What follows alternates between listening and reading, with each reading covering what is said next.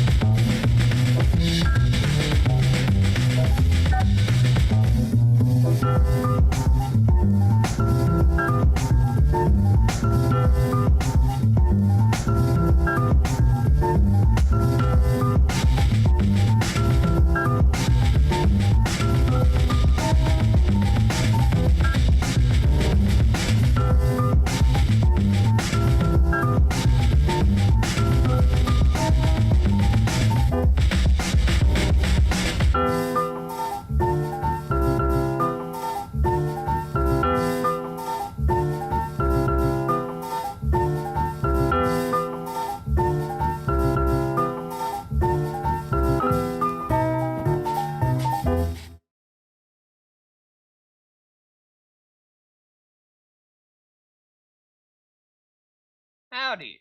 Oh, so, sorry about that. I fucked that up.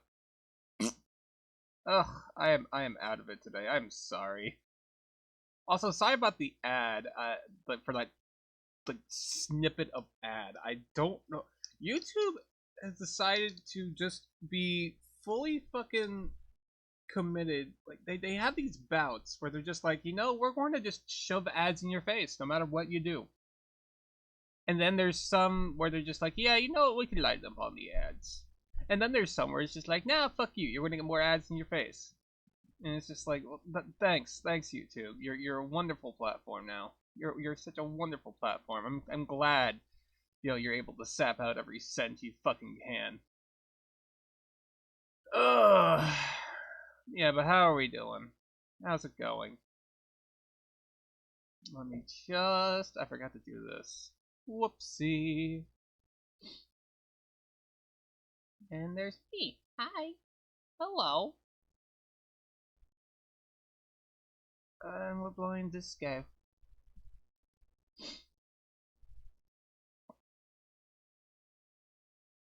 I'm gonna have to cut that out when I put this to YouTube. I still didn't put the last episode on YouTube with the last episode, last VOD. Jesus, I'm really out of it. I'm sorry.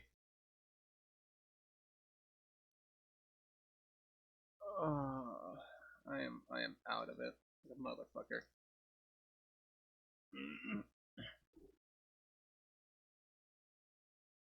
I was almost like going to cancel. I was like, nah, like I'm not that bad, right? Like I'm not that terribly bad. Here's disco, hot disco, disco. There we go. Yeah.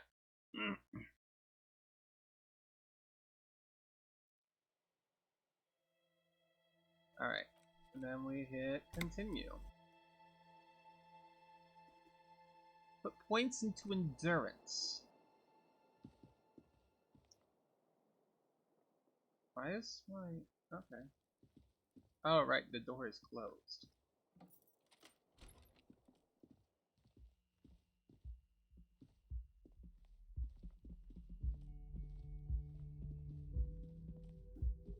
Actually, is Kim downstairs? Kim's probably downstairs, right? What do you mean I'm running low on disk space? I had an entire fucking terabyte. No, why are you giving me that pop-up now, motherfucker? Everything is just kind of like... Who the fuck are you? Hi, Kim. The woman in an RCM patrol officer's uniform winces as she notices you. I would really prefer not to talk to you right now. Okay. A patrol officer is the lowest rank in the RCM, below lieutenant and sergeant.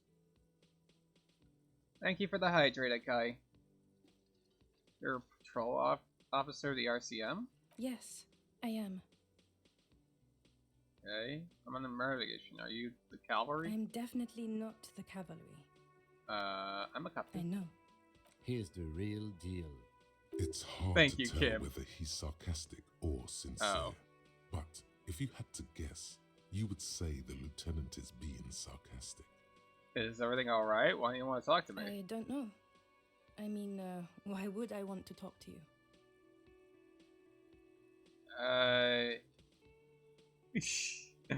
Have I wronged you? I've done that to a lot of people. It's cool to see another cop. I thought Kim and I were the only ones. God, I don't know why. I'm just trying to do my best. Let's just do this by the book, okay? Why? I bring the word of the end to come. Oh, I love this game. Have I wronged you? No, you haven't wronged me. It's okay. Oh, okay. Something changes in her. It's pity. Pity comes over her. Okay, fine. Let's talk. What did you want?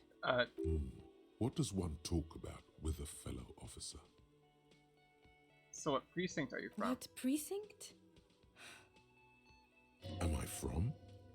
God, he doesn't know. Fucking deranged lunatic. The sunglass wearing man pushes through his teeth. You're getting an intellectually I feel like I saw him unsatisfying before. vibe from this conversation. Maybe you're doing something wrong. You're the police, right? Cool, so am I. I don't know what to say. Don't say anything, Judith. Wait, is he police? Me? No. I'm just a man with sunglasses. I like wearing sunglasses inside. Sunglasses and a fucking wig. Okay, What are you, the police, doing here? I'm just looking out for... you? No one. I'm just a man with sunglasses. And you are? A police woman. Yes, a policewoman who just wants to do her job. That's all. He says quietly and looks away. Something about the man with sunglasses and you, the energy between you two is making her uncomfortable. Okay, goodbye. Do you know anything Yes. about this? No? Okay. You look like shit. Your ruffled face reflects in the man's sunglasses. And I don't mean that as a metaphor. You look like shit, asshole. I don't look like shit. I know, it's intentional. Last couple days have been rough. Look, it doesn't... Looks don't matter. It's what's on the inside that does. I'm never gonna get this case solved. Last couple days have been rough. Oh, don't be so modest. We're looking at several months worth of damage here. Kind of a miracle you're still up and at it, to be honest. Oh, come on, Jean. It looks like it's been a rough week on him. It's not just this week. What you want? There's something about this guy that matches with a face in your head. A similar but different face.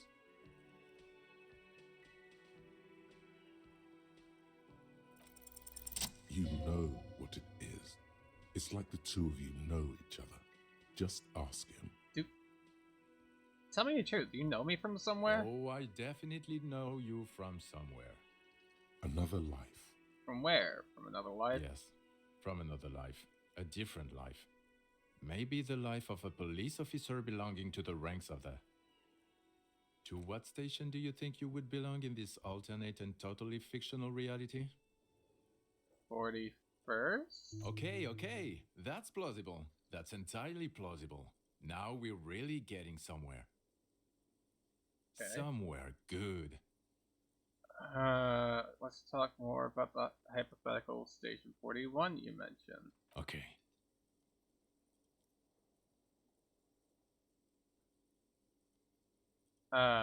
Okay, the voice lines are not... Okay, oh, the hypothetical 4-1.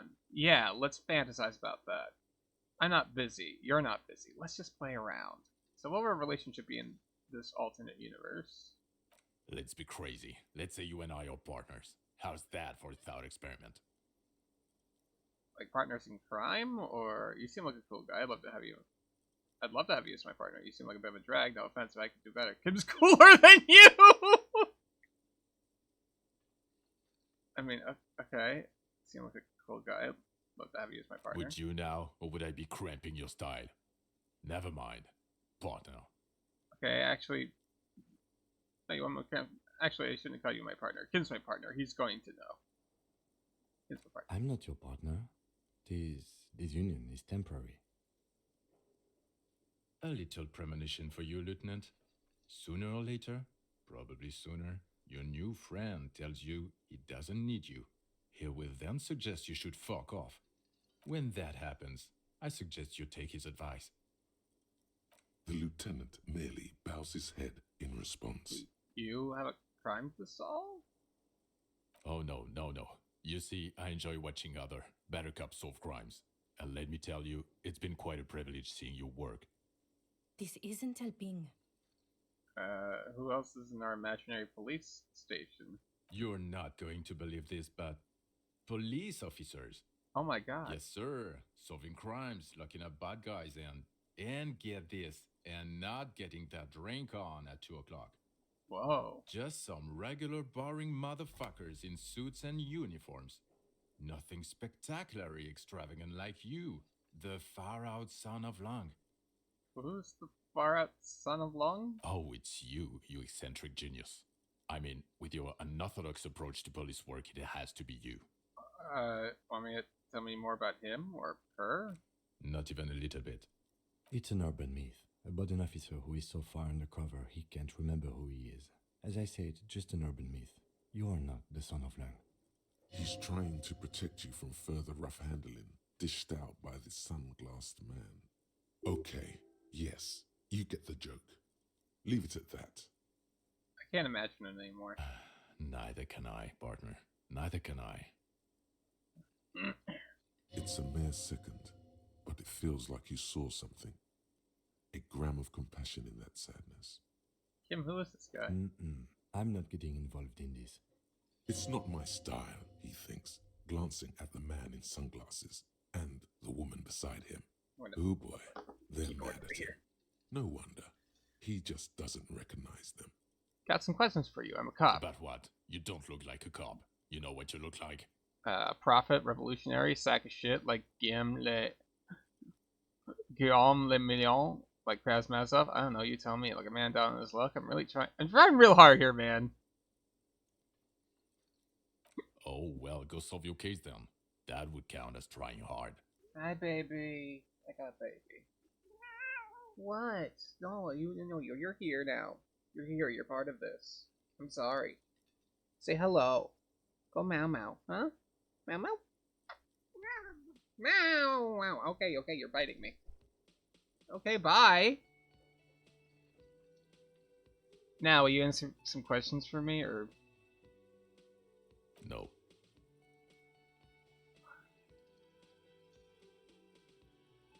Why not? Because it's not my job. Why don't you go and fucking do yours and solve this damn hanging? You don't want to answer questions, maybe you want to hear me say things? Actually, I don't want to hear you say things. Come on, Jean. Okay, say things. I want to hear you say things. Hear that? He wants you to say things. Say one. Suddenly, out of nowhere, case-related things start popping up in your head. Okay, I'm doing this investigation. I'm hanging. So, Fantasang. do you know who hanged him?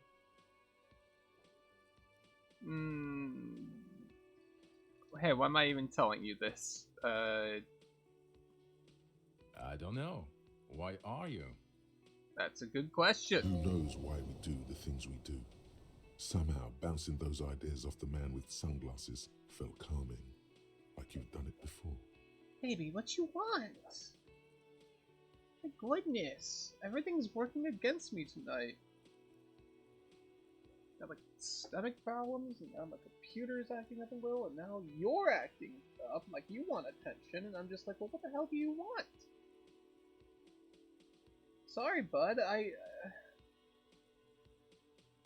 I think I know what he wants. I think I know what he wants. Like, I didn't eat anything for dinner, and like he's a spoiled baby, and so he might just be like, yo, human, what the fuck? Why aren't you eating meat?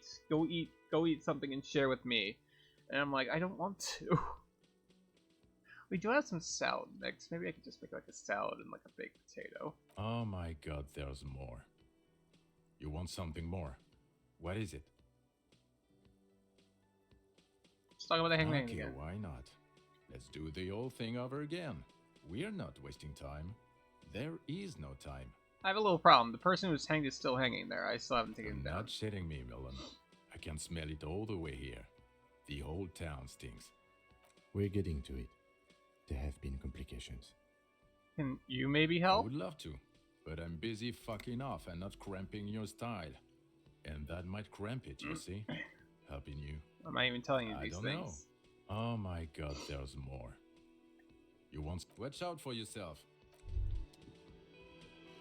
Okay, the man with the sunglasses and his hypothetical Station 41. Weird, right? I know, it's super There's weird. something missing here.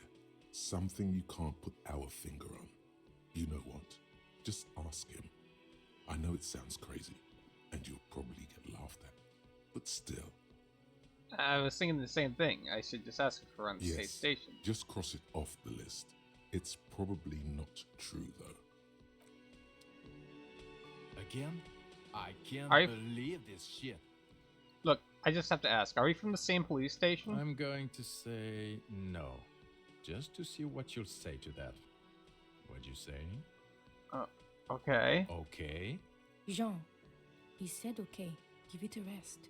Okay, I was clearly wrong. He is a firefighter, male nurse, animal control agent, something of that. Well, if he kind. was my old Not a partner, cop. Go on with your cop work. Don't let me stop. but if he's our old partner, then it would be kind of implied that we're part of the same district, right? Can I help you? Alright, we gotta go investigate the borscht. We gotta investigate the borscht. The man ponders his cooking utensils and gives you a little nod, acknowledging your presence. Leo said you're friends with Manana, is that true? The mention of manana, get gets his attention. He smiles and delivers a whole slew of unfamiliar words and lively gestures. Then he falls silent again. They're friends. What's in that borscht you're making there? The man says a couple of sentences in that strange language of his and then seems to wait for you to speak. I'm pretty sure he asked you a question. He doesn't know your language. You can just say something cool in return. Yes, nod, no, shake your head. Mercury rising, run your fingers through your hair. Sorry, I don't understand you.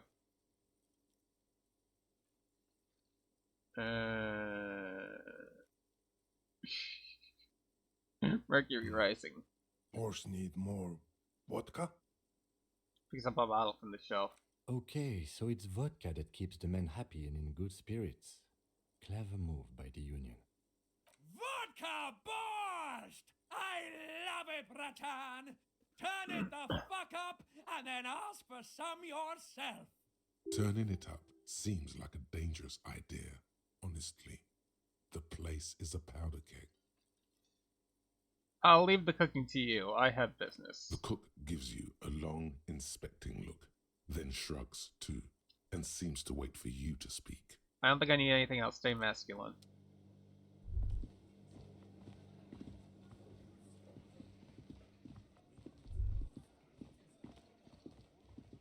Okay.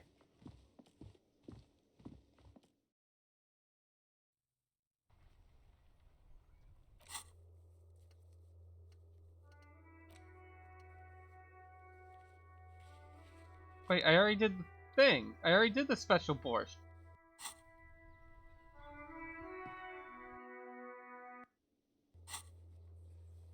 Special, the borscht the strikers are eating, the cook in the whirling bags is making it. You can find him in the kitchen, look into it. I already did that, though. Right? I just did that. Am I supposed to have some of the borscht? I'm supposed to have some of the borscht. The man ponders his cooking utensils. The man says, I'm pretty sure he doesn't know your language. Yes. Horse need more. Okay, so it's vodka. Vodka borscht! Turning it up seems like a dangerous idea, honestly. The place is a powder keg.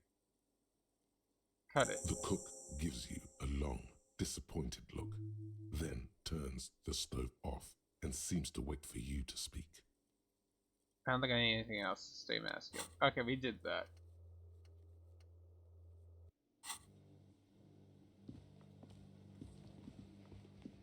Now today is Wednesday, so we could also... Monica's titties are big. So very...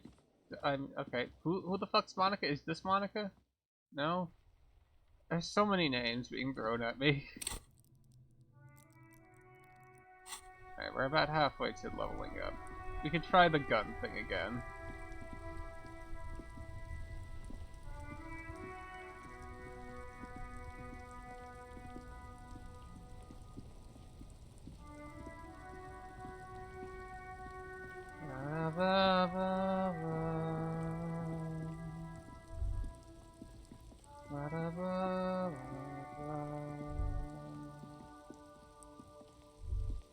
Men.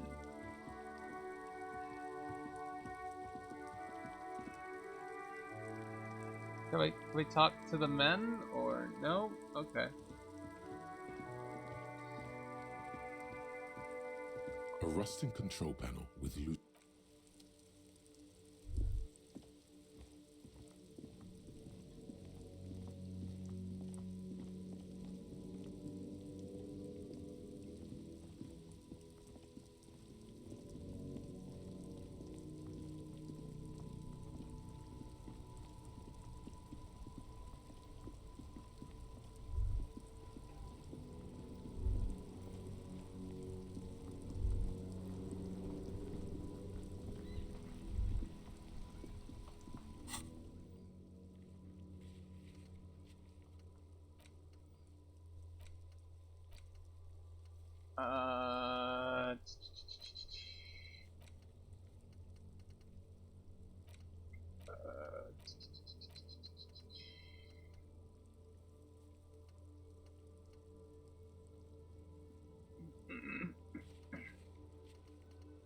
All right, we gotta call the station in again.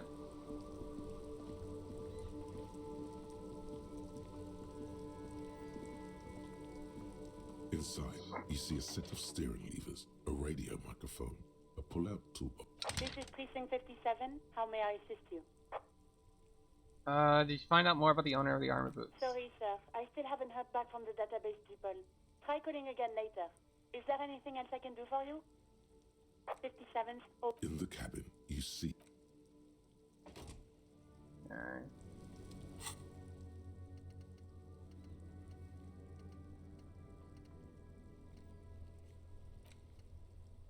Alright, we gotta go talk to Everard again.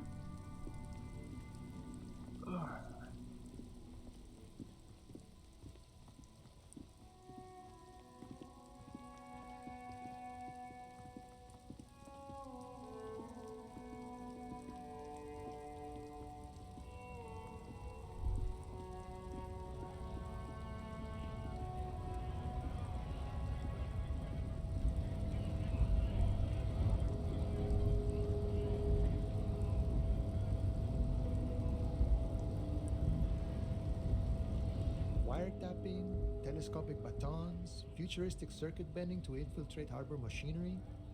Maybe you could even knock that Kowalskian crane over using some remote controls. At least life visit. Turns out he's going to have a colonial mug collection. Yeah, the janitor who gave me the key to his apartment said the guy's a bit of an asshole. Yes, his mug collection certainly represented antiquated social values.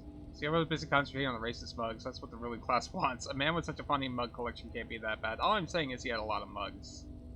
Like I said before, I don't know much about this weasel, but the bossman said he's a real piece of work. Good talking to you, amigo.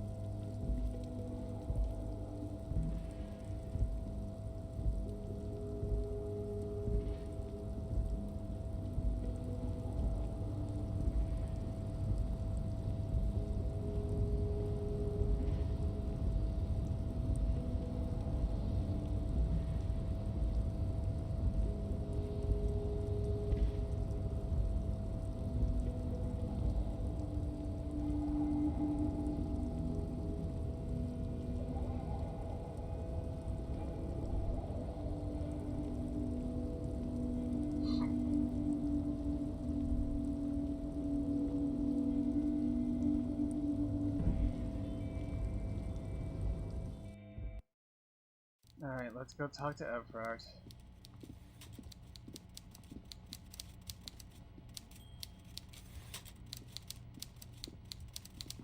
Mr. Dubois, a pleasure as always.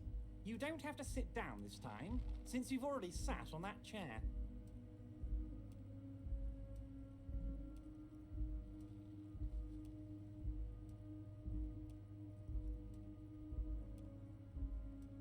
I opened the door, you asked me, can we discuss the murder now? I'm very glad to hear that, Harry. One question. You didn't actually happen to stumble in and see what's inside the apartment, did you? There is no way to sway this man in any direction. He is unsuggestible and unswayable. Just tell the truth. I may have gone inside and see a collection of racist mugs. Just as I thought. Culturally antiquated mug collection. What a weasel. Pissing on Everard's Rainbow Coalition. Now let's get down to brass tacks. It's time for men like me and you to figure out who's killed who and why. Real police work is gonna start happening now. I promise you, Harry, this is gonna be good. I've heard about it. The mug collection I mentioned was in the apartment. I found this weird mug in the trash with the Eggman's clothes.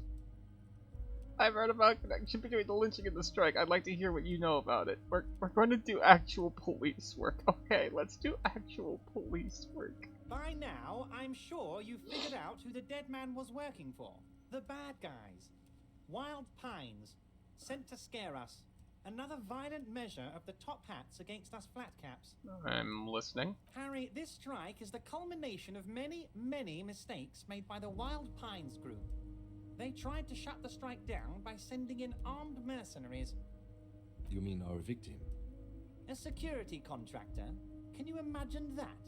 Workers standing in peaceful protest, united in the spirit of fellowship, and they send hired killers to mow us down with machine gun fire? He performs a motion as if spraying bullets from a machine gun. I'm talking beasts, hardened killers from proxy wars in Yisut, Semenine, Saramaritsa, you name it, they've done it. Raping, killing, burning villages, killing little children for the Senorita Pineapple Company, Harry. That's a little too close to truthful. Everything they did there, they brought over here. They want to turn Revachol into a third world slum. Honestly, the only thing they didn't do is kill the village elephant. Go on. Hold on, you have a village elephant? Go on. Now, I haven't personally witnessed the brutalities out there. I have the luxury of staying in my container, you see. If I need to go somewhere, they just move my container. They move the container? Yes, I'm an old man, Harry. My legs aren't what they used to be. They lift my office with that big crane. It's actually very fun. You should try it. Oh, But okay. enough about me and my fun container. The killers the company hired, I think there were 3 of them, all hardened commando types. One of them got downright suicidal, getting drunk, violent, a little rapey. Even their own negotiator couldn't control him. That's your boy, the one who likes hanging out and trees. Okay. By negotiator, you mean Joyce? Harry, what you need to realize is, we dock workers are not pushovers. We got grit, Harry. This whole neighborhood does. Push us hard enough and we push back. And when we do, we push to kill. The whole neighborhood isn't on it? Who exactly did the pushing? There's a militant wing inside the Union.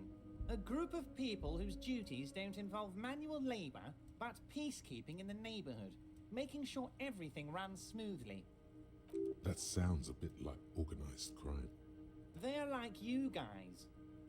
Idealistic people who want to make sure bad things don't happen. And if they already have, well, punishment must follow. Again, that sounds like organized crime. So these idealists killed our victim? One day Titus Hardy, leader of this peacekeeping faction, comes up to me and says, "Boss, socialist democratic fervor drove us to take it upon ourselves to kill this beast that was burdening the land." He probably worded it differently, but that was the idea. Sure sounded to me like they killed him. I gave them 2 weeks paid leave and told them to lay low to avoid retaliation.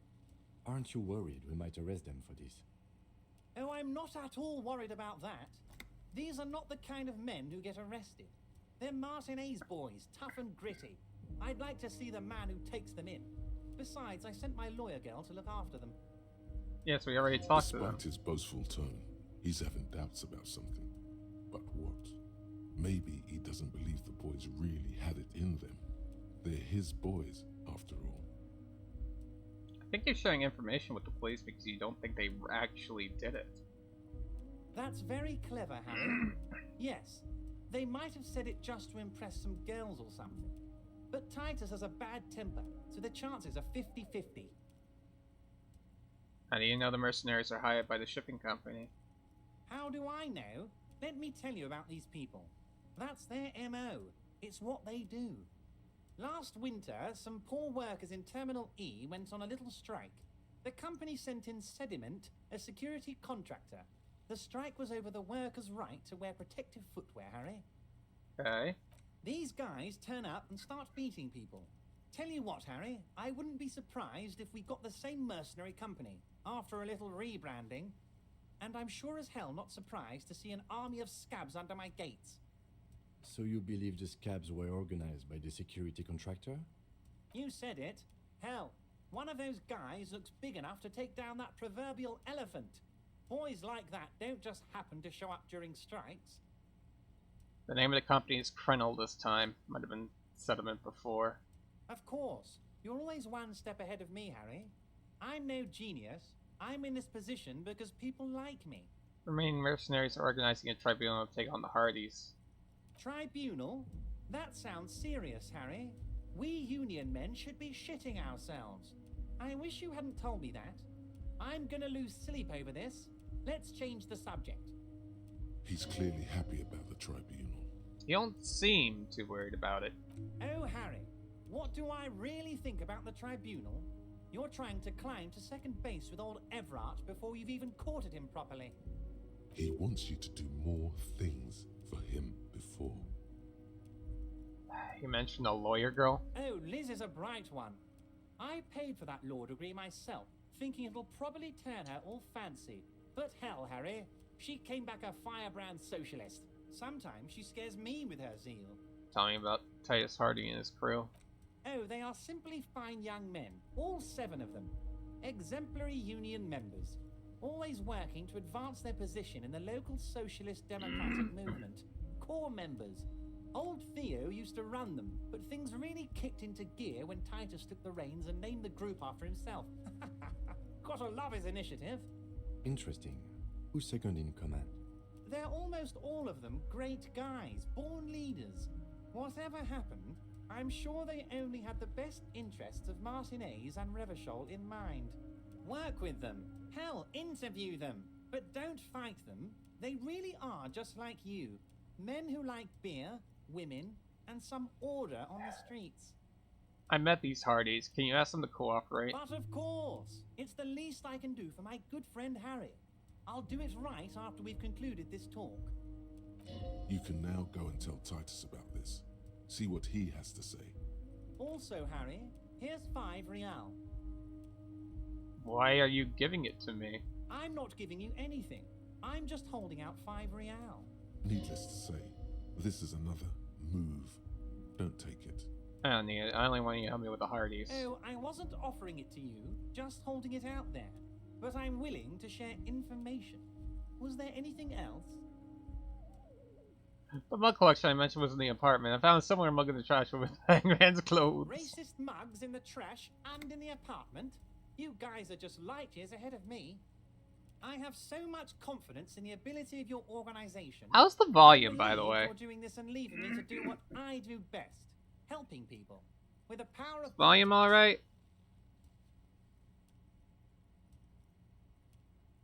Yes, yes.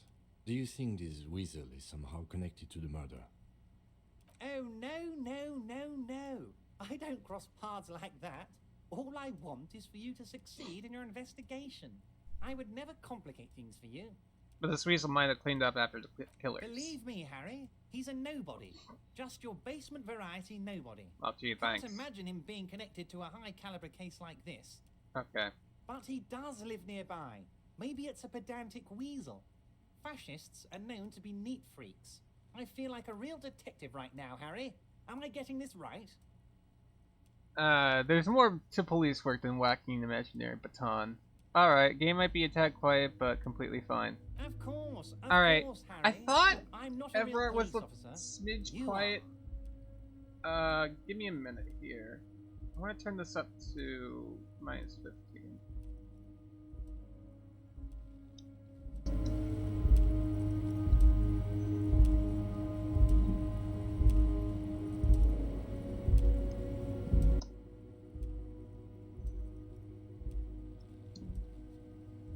There we go. Alright, is that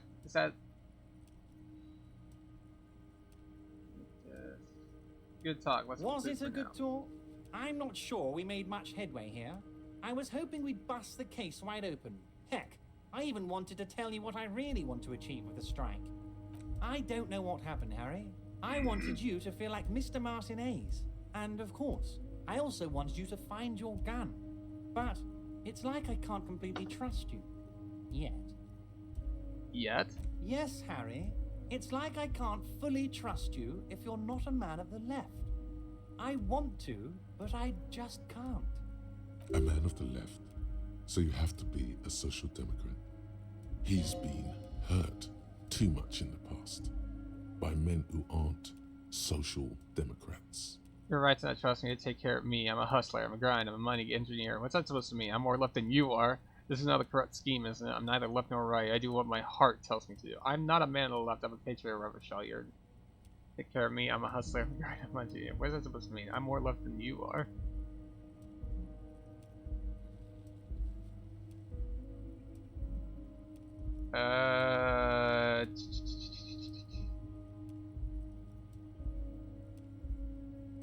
What does your heart tell you about your lost gun, Harry? Does it tell you to forget about it? Or do you think it wants to be found? I think it's lonely and cold. I think it wants to be found, and I have a proposal for you. And what would this entail? Once again, I require nothing unethical or illegal of you. You just need to get 2 little signatures on this piece of paper, and then mail it to my accountant in La Delta. Where are the signatures for? I'm glad you asked, Harry. The Union is going to build a modern youth centre in Martinez. Oh! It will be righteous. We're gonna get those teenagers off drugs and on roller skates. Oh, okay. That's actually kind of nice. There's a nameless little street on the coast with some old houses around it. Most people have already signed. I just need 2 more signatures to get this mission off the ground, Harry. What'll happen to the current occupants? They are just gonna have to deal with the construction noise for 6 months, and then they'll be living like kings. Right next to a fancy new youth centre, designed by the best architects from Stella Marie. Okay. Is he absolutely sure the tenants won't be thrown out in the street? Are you 100% sure no one's going to end up homeless? Am I? Harry, these people, Martinez is the most important thing in my life. I would never let anything bad happen to them. Okay. We're gonna build a youth centre there. Okay. The value of their properties goes up and kids have a place to play in. I'm looking out for these people, not pulling the rug from under them, Harry. I'm looking out for all of Martinez, not just the harbour. Alright. Okay. Where is this place exactly? On the coast, Harry, across the canal. There's a cul-de-sac there, a little village they're calling it. A gloomy place. You'll find it. I trust your detective skills, Harry. Kim, what do you think of this? It depends. I don't think what we just got from Mr. Clare was very useful. But, he thinks, it's your call. As I said, it weighs on me heavily. But once we get really talking, well, I'm gonna hand you the keys to Martinez, and maybe even help you figure out who's behind this killing. He's saying as little as possible, as vaguely as he can, deliberately omitting things. Fine, if I happen to be there, I can ask them. You bring joy to my heart, Harry. Such a pleasure to be working with you. Here. You need to get signatures from Isabel Sadie and Lillian Carter. The cul-de-sac is right past the pawn shop and across the canal. I heard there was some trouble with the water lock, but it should be fixed now. Once you have the signatures, mail this to 13022 La Rocca in La Delta. Then we can talk about your gun. Okay.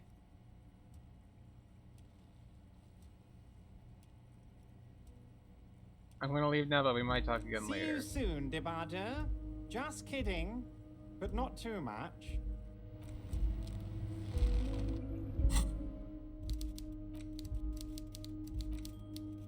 You take the legal documents out of the envelope, a 12 to 40 month construction period, and the zoning plan in the addendum. Look at the zoning the plan. youth center cuts into the ocean like the bow of some great modern ship. Apparently, it's going to cover most, if not all, of the street and the square between the existing houses. It's 3 stories tall. Jesus. It's going to be awfully close to the already existing buildings, almost wall to wall, practically integrating them into the youth center. This is either an ominous or cool architectural choice. Hard to say. My money is on cool. Looks like a cubic pyrite. Kim, what do you think of this? I'm no property lawyer, but it looks fine. I like the print size. They're not selling or leasing anything. It's not the perfect solution, but... How else are you going to build something? It's always inconvenient to build things, and citizens inevitably have disagreements over such construction projects. but there's no other way. Try to find a loophole in the deal. There is no loophole. The simple truth is the current residents are going to lose their street access, and for the next 12 to 40 months, their 40 lives will be months. dominated by constant construction noise right next door. What are the ramifications of this? Once the construction starts, it'll probably take a few months, a year maybe, for even the most stubborn occupants to get tired of living like this. After that, they'll sell their property for cheap and move out. These people are going to have to move away. Can we do something about it? I should have seen it. Evrard probably has eyes on us, but... Evrard has eyes on us! He's right the fuck there! Or you could forge their signatures yourself. By the time he finds out, we'll already be gone.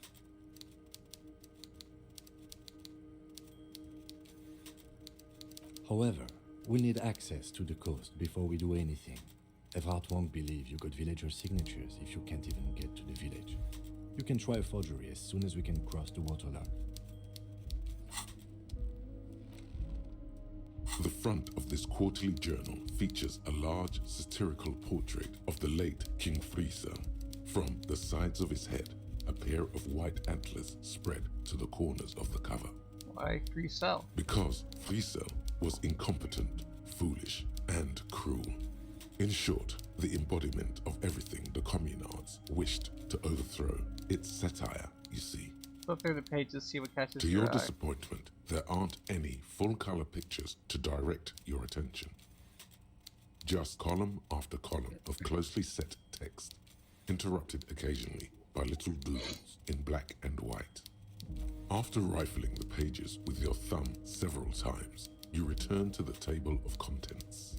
The magazine is divided into several sections: international developments, Kunst und Kultur, and local concerns.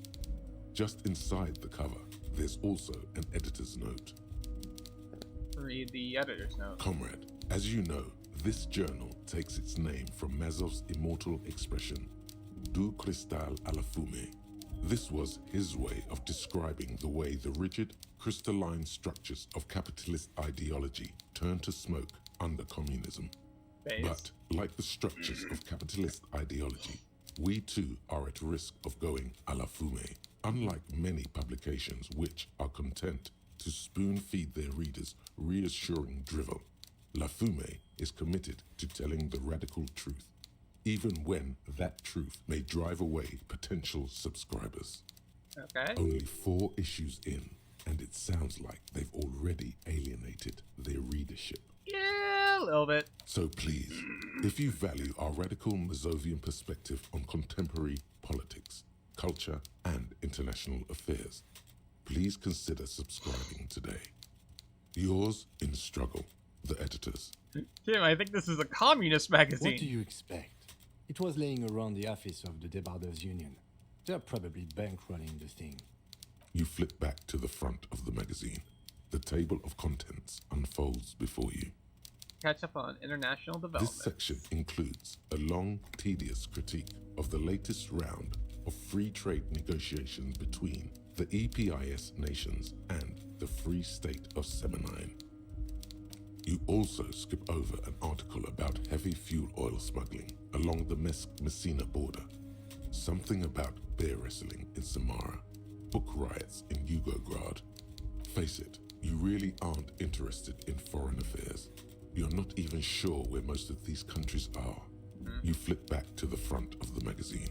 The table of contents unfolds before you. What is Kunst und Kultur? It takes a moment, but gradually it dawns on you that Kunst und Kultur must mean arts and culture.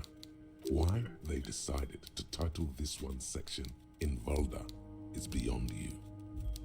It evokes a sense of recognition and fellowship among those privileged enough to understand. As you leaf through this section, you come across several reviews of recent radio plays, as well as a brief artist spotlight featuring a local artist identified only as CS. The main feature, though, is a long essay titled Tip Top Tournée, a critical Mazovian perspective. The Tip Top Tournée is an inter-Isolari racing series, mostly known for its high speeds, ludicrous sponsorship deals, and high death toll. In Revachol, it's held quadrennially on the prestigious Zero Carousel racing circuit. Read the profile, CS. This so-called artist spotlight is really just a brief Q&A, made all the briefer by the subject's evident hostility to her interviewer. Alright, let's see what these communists have to say about Tip Top. You think you're settling in for a relaxing recap of the most recent season, maybe sprinkled with some nice anecdotes about a few of the more colorful drivers. Instead, you find yourself skimming a 10,000-word feature about all the politically problematic aspects of Tip Top Tournée. What's wrong with Tip Top? Where to even start? For one, there's the crass commercialism of its sponsorships, and then there's the practically criminal emphasis on deadly motor crashes. Yeah, okay, I feel that. So, all of it, basically. Who wrote this stuff? Oddly enough, this article has 2 bylines. Nasteb Encolada Bernal and Exilus Buka. There's no way those are real names. Why aren't they real names? Have you ever met anyone named Exilus? Come on, they're plainly pseudonyms. What's so bad about sponsorships? Under capitalism, the article says, every pursuit has its price. Every pleasure, even one as elemental as the joy of racing others around a track, is reduced to an advertising opportunity. Thus, the so-called tournée becomes a competition between increasingly meaningless brand signifiers. Your discount laundry detergent racing against a pack of Astra cigarettes, or even a Fritta. I feel that. If you've ever seen, like footage of NASCAR, it's like all ads, man. Like the cars have ads, like there's ads around the track, there's ads like, you know, in the fucking sky. Like it's all ads, man. And like, sucks. And that precisely is what's problematic about it.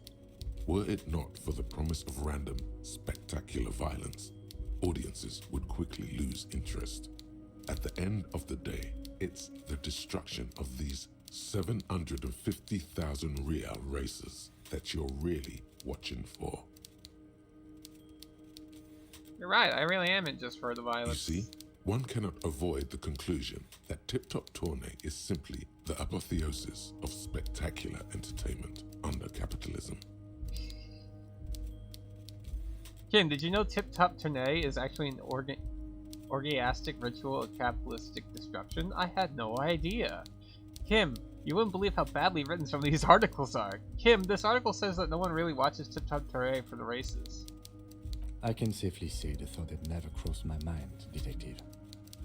I wonder what else is really just a metaphor for life under capitalism.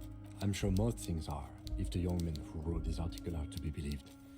If I had to wager, I'd say they've never even seen the inside of a motor, much less a motor race. I take whatever they write with a large grain of salt. You flip back to the front of the magazine.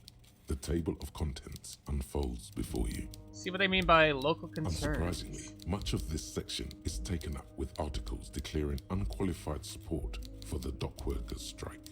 You skim the headlines. Paint the harbor red and white. Martinez tames the wild pines. A city in revolt.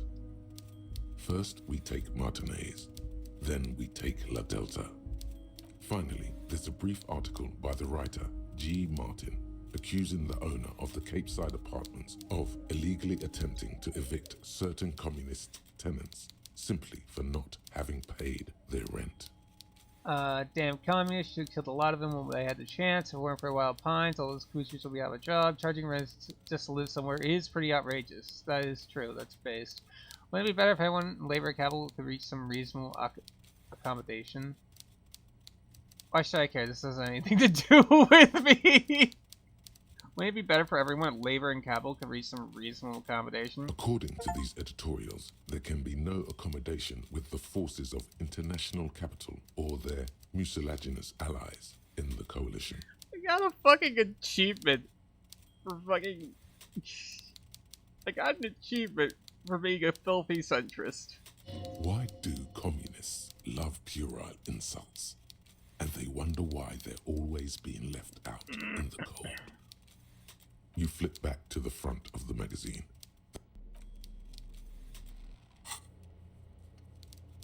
Get 2 signatures. Oh shit, we can level up. Oh dear God.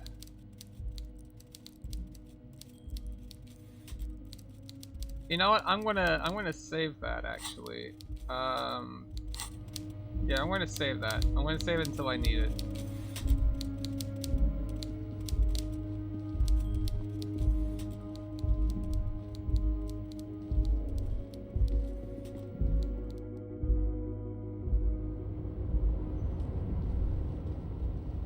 You don't need to talk to Leo.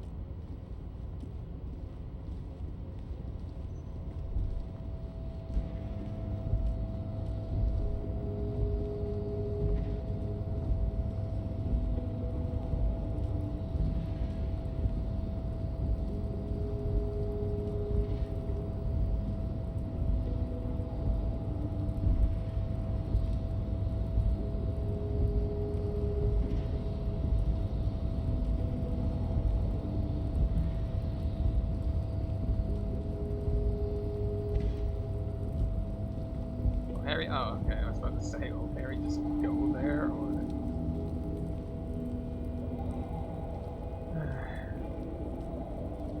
So how are y'all doing? I've been better.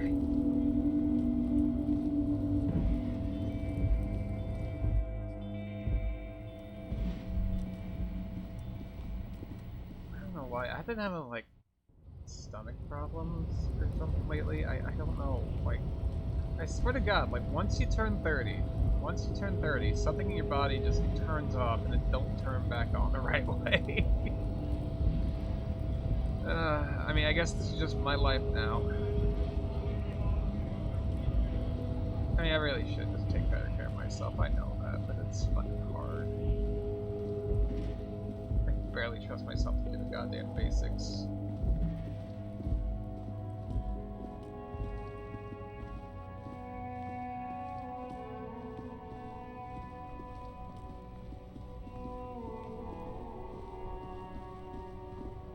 You know how it is.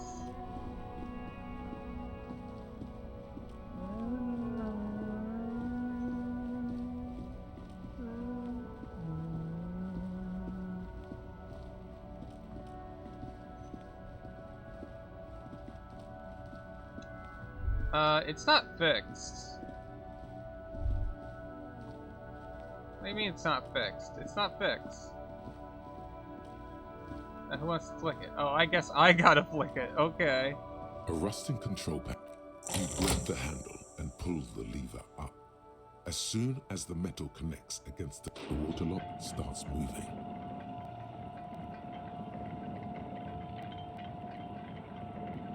Oh. Cool.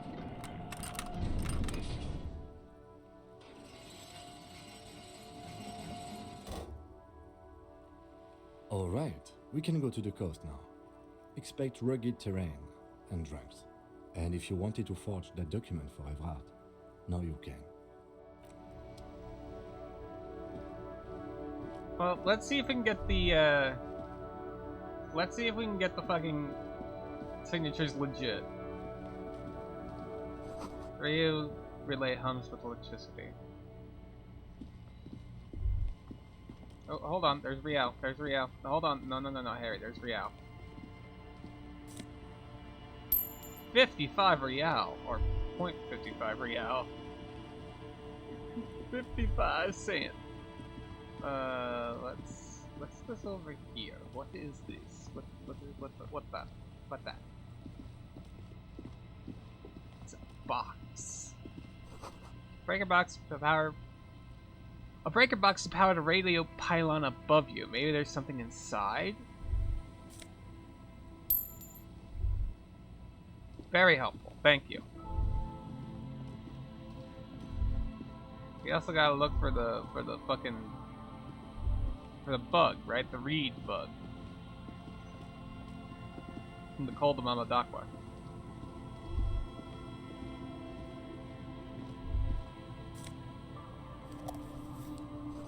Traffic beyond the gate, more abandoned motor lorries.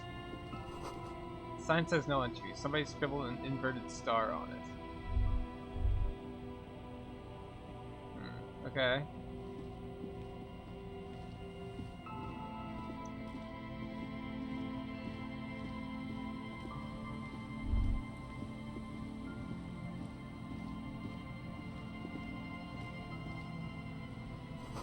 Someone has broken down the fence and the barbed wire.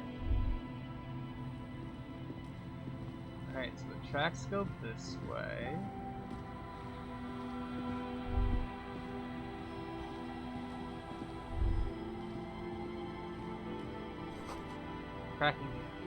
Creaking ahead and a broken axle grinding.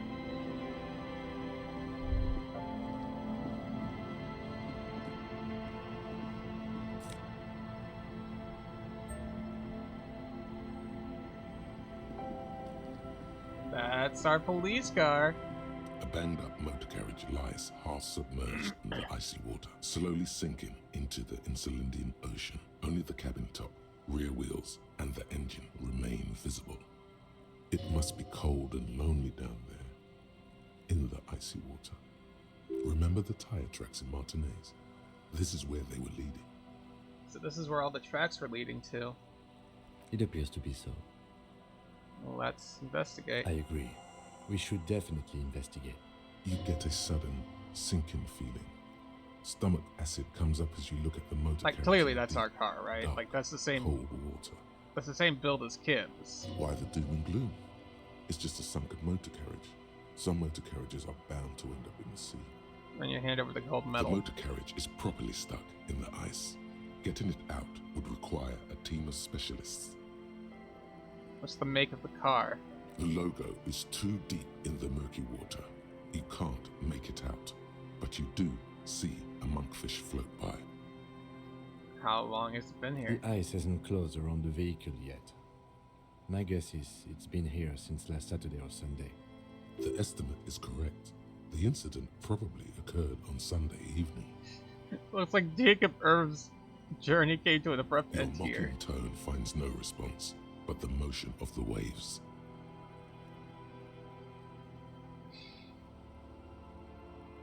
Enough boating. Yes. This is serious. Quite. What should we Let's do? wait for the low tide and see what's inside. Great idea. Then we can get the things inside. The joyrider must have left something good inside. Guns, papers, maybe a cool jacket. A joyrider jacket. A joyrider jacket. You feel a strange connection to this joyrider. Maybe he's from some kind of joyriders district and likes blue and white racing livery, like a cop would. How long will it take for the low tide to I come don't in? know. An hour or two? Sit on the swing, tops? wait for the tide to recede.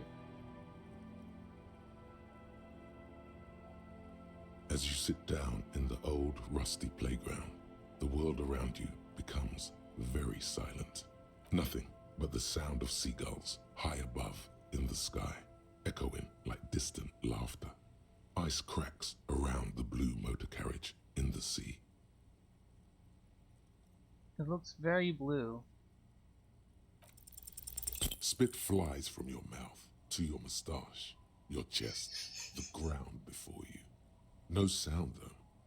Raining heavily here, Chief. Mind keeping it down a bit? The lieutenant must think it's rather funny. He smiles and quickly turns away. Haha, very funny, so I can't whistle.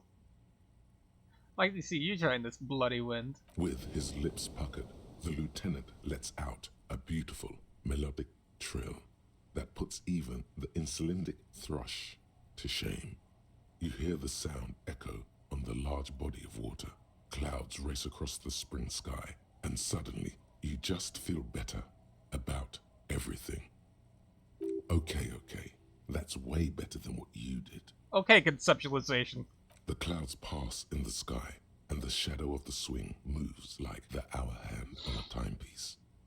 30 minutes have passed. Looks like this might take a while. Time to present a good topic for discussion.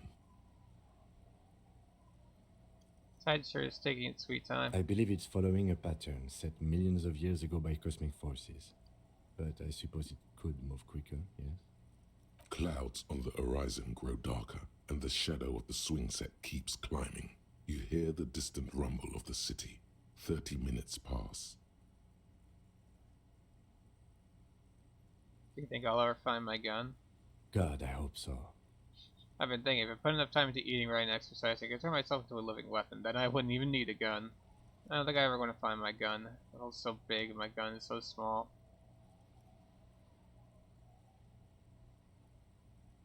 Your voice echoes on the water, strange and out of place in the environment. 30 more minutes pass. Can you make out the mark now?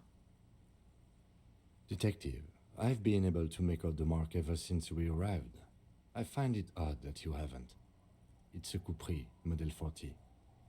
It is a simple and rugged machine, favored by working men, government offices, firefighters, animal control people. You know, those kinds of people. Is that a number on the side? Yes, 41. What do you think it stands for? It's as if he knows what it stands for, but wants you to say it. It's pedagogical. Does he know something about that speed racer? Oh, God, no. I'm sorry, Harry. I'm so sorry. 41. Precinct 41. A massive pit opens up in your stomach, and the most terrible feeling comes over you. I mean, yeah, come on, man. It very obviously it was our car. No. Just nope. Say no to this, Harry. Oh my God, it's mine. I drove my car into the sea? No, no. Yes, your car is in the sea. Face it, so we can start dealing with this. I'm afraid so, yes. It looks like you started in front of the whirling, jumped over the canal, and then drove your vehicle in the sea right here.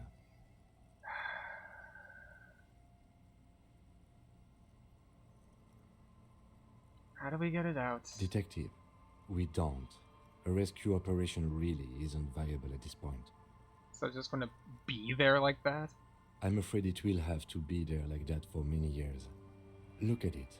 Parts of it might be salvageable, but overall, this machine is a write-off.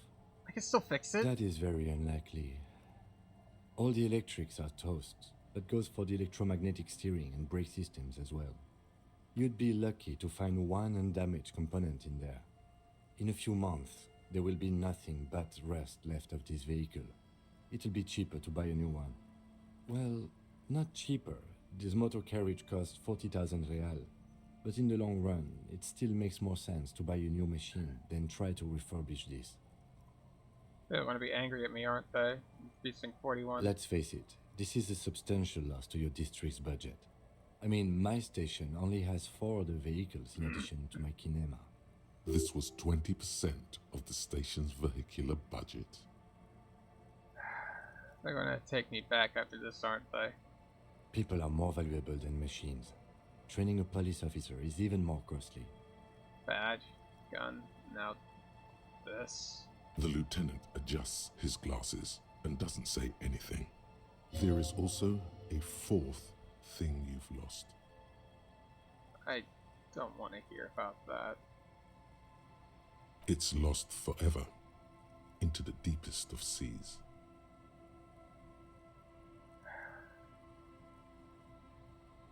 Well, at least I can see what's in there now.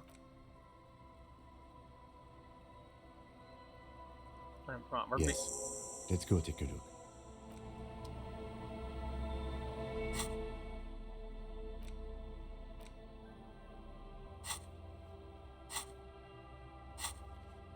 Okay.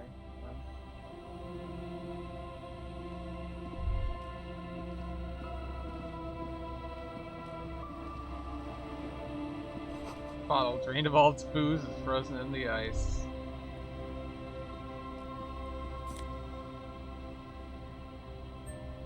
Got our badge. Jacket.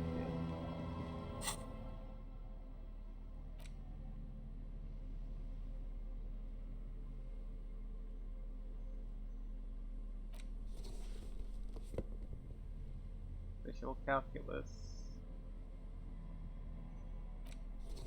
Oh, fuck. Okay.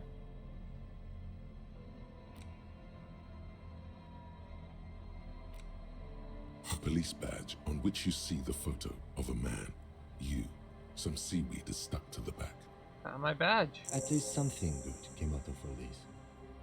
Study the badge. Encased between two durable plastic sheets is a bluish card with lines of information and a watermark in the shape of the street grid of Revachol West. You see a photo, a name, a rank, a document number, the date of issue, and, in the lower right corner, your precinct. Look at the The photo. man keeps winking at you with his green-grey eyes. The photo is old, no doubt about that. But the badge is new. You used an old photo for a new badge. Good choice. A newer photo would look different. How old? 8, maybe 10 years. The guy in the picture is rather good looking. He's got a nice haircut and is distinctly lacking in massive sideburns. He's winking? Why? What do you think? His face is already contorted by the expression, although it looks less grotesque on him than it does on you now. Oh. The badge in your hand shines as you rotate it, catching light. You see lines of information on it, and a shining watermark. Name, Harriet Dubois. Harrier. That's long for Harry. So you are Harry. Evrard was half right.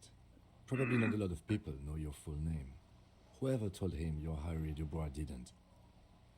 Strange, it doesn't say Raphael Ambrosius Cousteau. What kind of name is Harriet? I don't want to be Harriet Dubois. Harriet Dubois it is then. What kind of name is Harriet? It's a wartime name. Revolutionary. The kind mothers give their sons during troubled times. Like Undying or Boxer or Ironhide. A name like armor. Don't want to be Harriet Dubois. Harriet Dubois it is then. Let's accept it. Pleased to make your acquaintance, Harrier Dubois. He's not going to call you Harrier. He'll keep calling you officer when he's angry with you, and detective when he's not. The badge in your hands shines as you rotate it, catching light. You see lines of information. Rank LTN to JFR. Lieutenant W. Freighter. What is a Lieutenant Double Yfrito? The lieutenant is a rank above sergeant and below captain. It's the highest rank in the RCM that still does field work. I am a lieutenant. And Double Yfrito? The title of Yfraitor is added to your rank when you decline a promotion to a higher rank. In your case, captain. You have declined twice, thus you're double Yfraitor. Declined? There are many reasons one would do this. The rank above you in your precinct's décomptage might be taken, or sometimes promoted officers do not want to replace their superiors out of respect. And sometimes they just prefer the type of police work available to their current rank, in your case, lieutenant. Heavy-duty case-solving machine. What's a décomptage? Décomptage is the hierarchical system employed by the Revachol citizens' militia. It means counting down to twos. The countdown is modeled after the dual leadership system employed by the left during the revolution, which in turn was developed by last-century experimental psychologists in the University of Königstein. The lowest rank is junior officer, usually teenagers. Then there are the patrol officers, then sergeants, lieutenants, then a captain. That's basically it, except for a few kings. What kinks? Kings like satellite officers and the additionally a freighter rank I already explained. The long and short of it is, you're his superior. Satellite officer? You are given the title of satellite officer if your partner is quickly promoted through the ranks and you rise with him. You don't seem to be a satellite. You've been putting up with all my bullshit because I'm your superior? No, I've been putting up with you because despite an unconventional approach, you are doing good police work. It matters more than driving your motor carriage into the sea. And now we've even found your badge. He trusts you, for now. Try not to spoil it. Thought my rank was strong. Yes, apparently you've had a rather successful career in the past, and This leads me to believe maybe your current situation is only temporary. I guess we hope. Good. Back to the Such a document. small yet precious thing. Expensive paper caught between thick plastic, like a fly in amber. It reads, Serial RAB 126205 Jam 41. That's just the serial number. Revachol, Jamrock, Precinct 41, with some numbers thrown in there for good measure. the numbers are not there for good measure. They have an administrative purpose, one that's unfortunately been erased from your memory. Date of issue 7th of November 50. 4 months ago. I'm guessing that's when you were promoted to the rank of Lieutenant W. Freighter. A new badge usually comes with a new rank.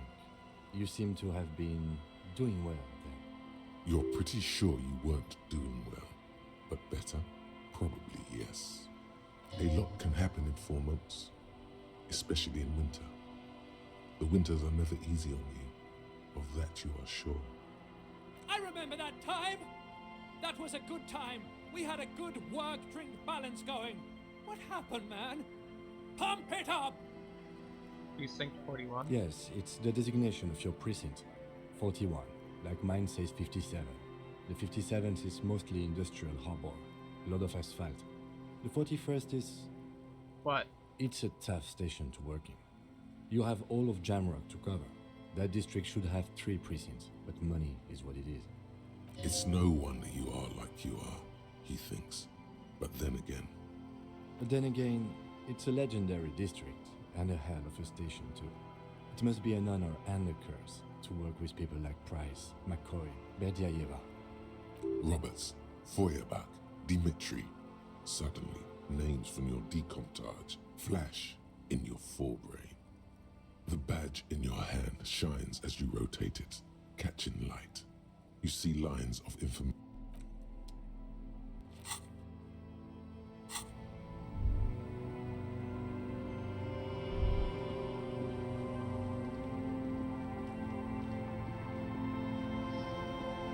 Jesus.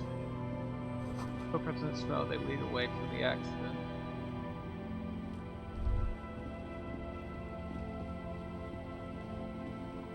Boats tucked away underneath a tarpaulin covered.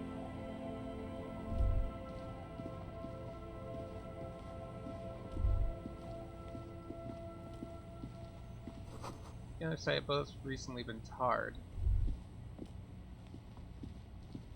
Well, we're Harry Dubois. Great news. The boat is big enough for a grown man like you to fit underneath it in a supine position. Okay, what would I be doing under there? Sleeping. Was it not decided that you're a hobo cop? More hobo than cop? Or was that fine irony that your visual cortex somehow misunderstood? I like how the characters are still moving. Oh no, he's pretty much a bum now. Great news, I found somewhere new to sleep. Huh? It's a great news, I found that we're just under this boat. It'll be free. Pretty much finished the case under the boat there. It's dry, weatherproof, and free of charge. Sarcastic self-pity is not what we need at this moment, officer. There. I understand the situation looks grim, but we must continue with our investigation. Think of it as a salvation. You have a home somewhere. All cops do. When this is done, you can return. Thanks, Logic. See dust-covered linens, dried tulips on a bed.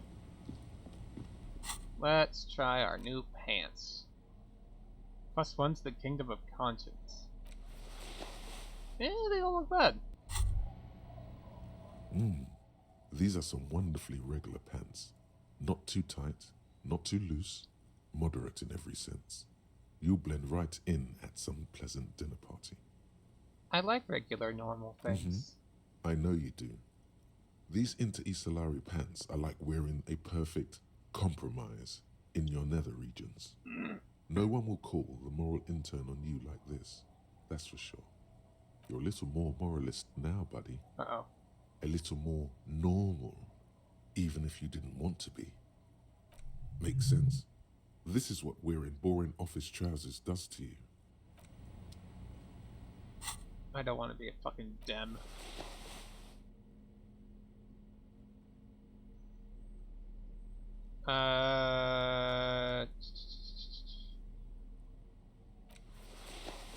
Bucket jeans.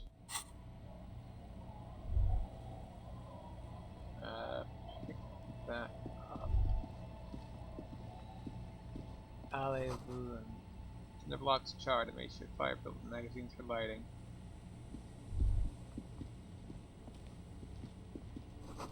It's too thick and thorny to pass through.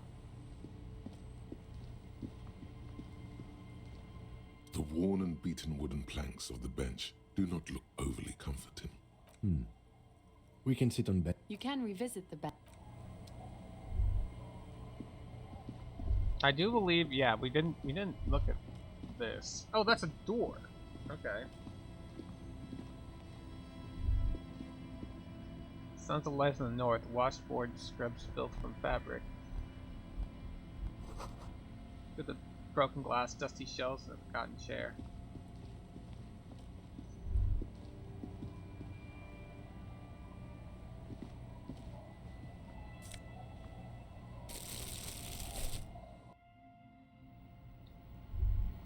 I will take that.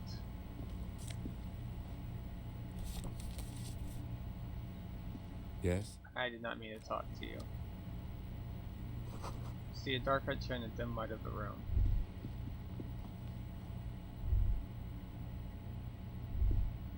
It's only a red chair. Just a red chair in an empty shack, with what looked like a dusty bow tie on the shelf. Nothing to see here, right? Kim, where are we? In someone's abandoned shack. On the coast. In Martinez. In Ravachol. He's afraid you've forgotten suddenly. It's about the red chair. Nothing. It's just a piece of furniture. Red paint is peeling off it. Looks like blood, no? Alright, let's move.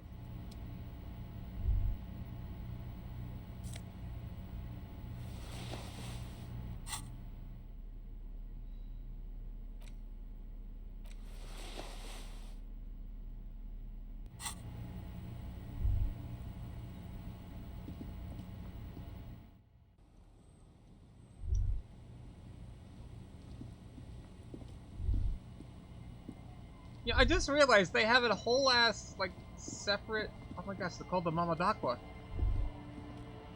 I just realized right now, they have a whole separate fucking... VA for the garish necktie.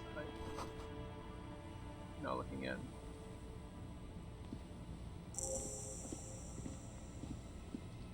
Quick travel. Quick travel! Wedding stone, well worn and covered in rust.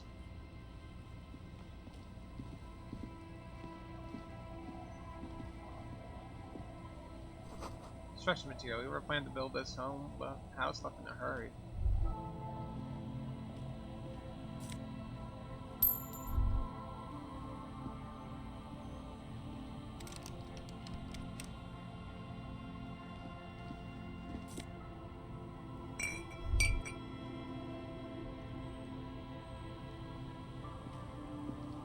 Let's talk to these guys.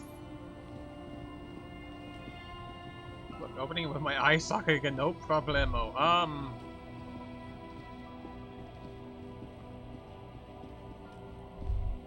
Good to see you, friend. Do I have deals set up for you, buddy boy? Does he actually know you? Or is he just shopkeep friendly? What are you talking about? So what do you want? I got smokes. They're cheap. Very cheap. I got Pilsner. Great deal. You won't get a better deal on that piss. Spirits I can let go for 300 real. I also have speed. And by speed, I mean amphetamine. Right, business mentioned set up here. Oh. The system's been good to old Rosemary here, and I'm milking her like a bitch goat in the backyard. What do you mean? You see, friend, man makes his own luck. And I made mine real good. Got my hands on 3 bottles of liquor exquise. Sold 2 to the fellows around here and immediately invested the profit. Bought cigarettes, bought beer, even bought a bit of speed. And look at me now. I got everyone on my hook. Okay. The hook. Where is it? I can't see it. Looks like you're on your own hook too. Of course, of course, of course. It is what it is, you know. What it's always been. People, buddy boy. It's the people. Why does the bottle of spirits cost 300 real? See, friend, it's real valuable. Worth every real, if you catch my drift. Got it from a bit of a business venture.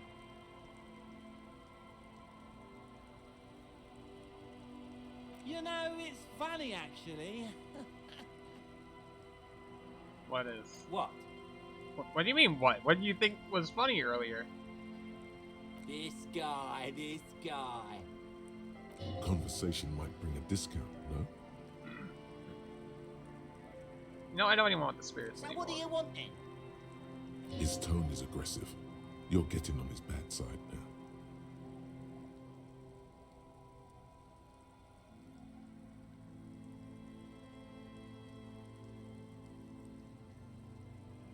Amphetamine? Aye, by amphetamine, I mean speed. I don't think you heard. I think you didn't hear me when I said I'm a police officer. Sure did, buddy boy. That's why I said amphetamine. I mean speed. I mean amphetamine. I got both. Thought by speed you meant amphetamine. Aye, that's what I said. Right, got it. Good, my man. Now what can I offer you? I'm off. In the civilized world, it's a custom to tip the Hey, Tequila! Good to see you. How's business? How's the whole reality situation treating you? Shake his hand. So what's happening? Tequila? Yeah, Tequila Sunset. How are the, Oh high-concept, reality-based adventures proceeding? Oh no. Is it Doom Spiral? He says it like it's obviously your name. Like you call someone Billy Brunel or leader of the 4th Street Gang. Good. These people know your true name. Looks like it has preceded you, Mr. Sunset. More on that later. Reality, it makes not too hot. I'm on a 50-year losing streak. Reality, it makes me aggressively sad. Don't know. People tell me I'm a cop. I'm getting used to that. I have re-entered reality to conquer it. It's bended to my will. I am the law. Well, nice meeting you, but I gotta go. I'm getting used to that. It's good to hear that you're on top of things. Talking about used to, did you know that I used to be a real mover and shaker? Sadly, things aren't going that well in Idiot Doom Spiral Land. Haven't found those keys yet, haven't won that great piece of ass back. No word from my business buddies. That's a mood. This guy's your buddy. You feel it immediately. You belong to an organization, a fraternity of drunks. Idiot Doom Spiral, huh? This is bound to be a good, high-concept conversation. At last. What do you guys do around here? Could you and your pal sign this document? Tequila Sunset, that's my nom de guerre. We are saving the world. Please don't go. Don't go. Okay, we're drinking. We're drinking alcohol. That's what we're doing. I tried to save the world once, a long time ago, with enterprise, creativity, and willpower. But that didn't work out. So now, it's a pirate's life for me. Tequila Sunset, that's my nom de guerre. It definitely is. Do you know me? Oh, do I? Of course. Don't you remember? No, you sure don't. Nope. Aha. Do you want to know how Tequila Sunset came to be? Tequila Sunset. Something ominous there. For some reason, the name Tequila fills me with foreboding. Maybe I shouldn't learn what it means. Go ahead. Let me take a sip to moisten up my cords. Tequila Sunset rolled into Martinez last Friday. And by Tequila Sunset, I mean you. The man, the myth. Did we meet on Friday? Hey, let's not jump ahead of ourselves. This is your story. Stop interrupting. Okay. You got here on Friday to solve a case, hoping to be the early bird who gets the worm. And by the worm, I mean the buzz. Because as far as I know, All you did was get piss drunk. Word on the street is you went around the local hostel telling people that you're a police officer, and that it would be really fucked up if you shot yourself in the head right in front of them. That's pretty high concept, if you ask me. It is. Thanks, conceptualization. The lieutenant's brow is furrowed. He's listening as casually as he can. Yeah, not the first time this pops up. Yeah, sure, there's a thing. What of it? Please continue. It was a late Saturday night when we, the Union of Moribund Alcoholics, were getting our drink on. Nothing remarkable about this. We get our drink on 24/7. Makes everything warm and glowy. I trust you know the feeling. One moment we hear the sound of a motor carriage revving up somewhere on the plaza, followed by a series of dings and bangs. Naturally, loud noises pique the interest of anybody owning a pair of ears. That's just the reality we're in.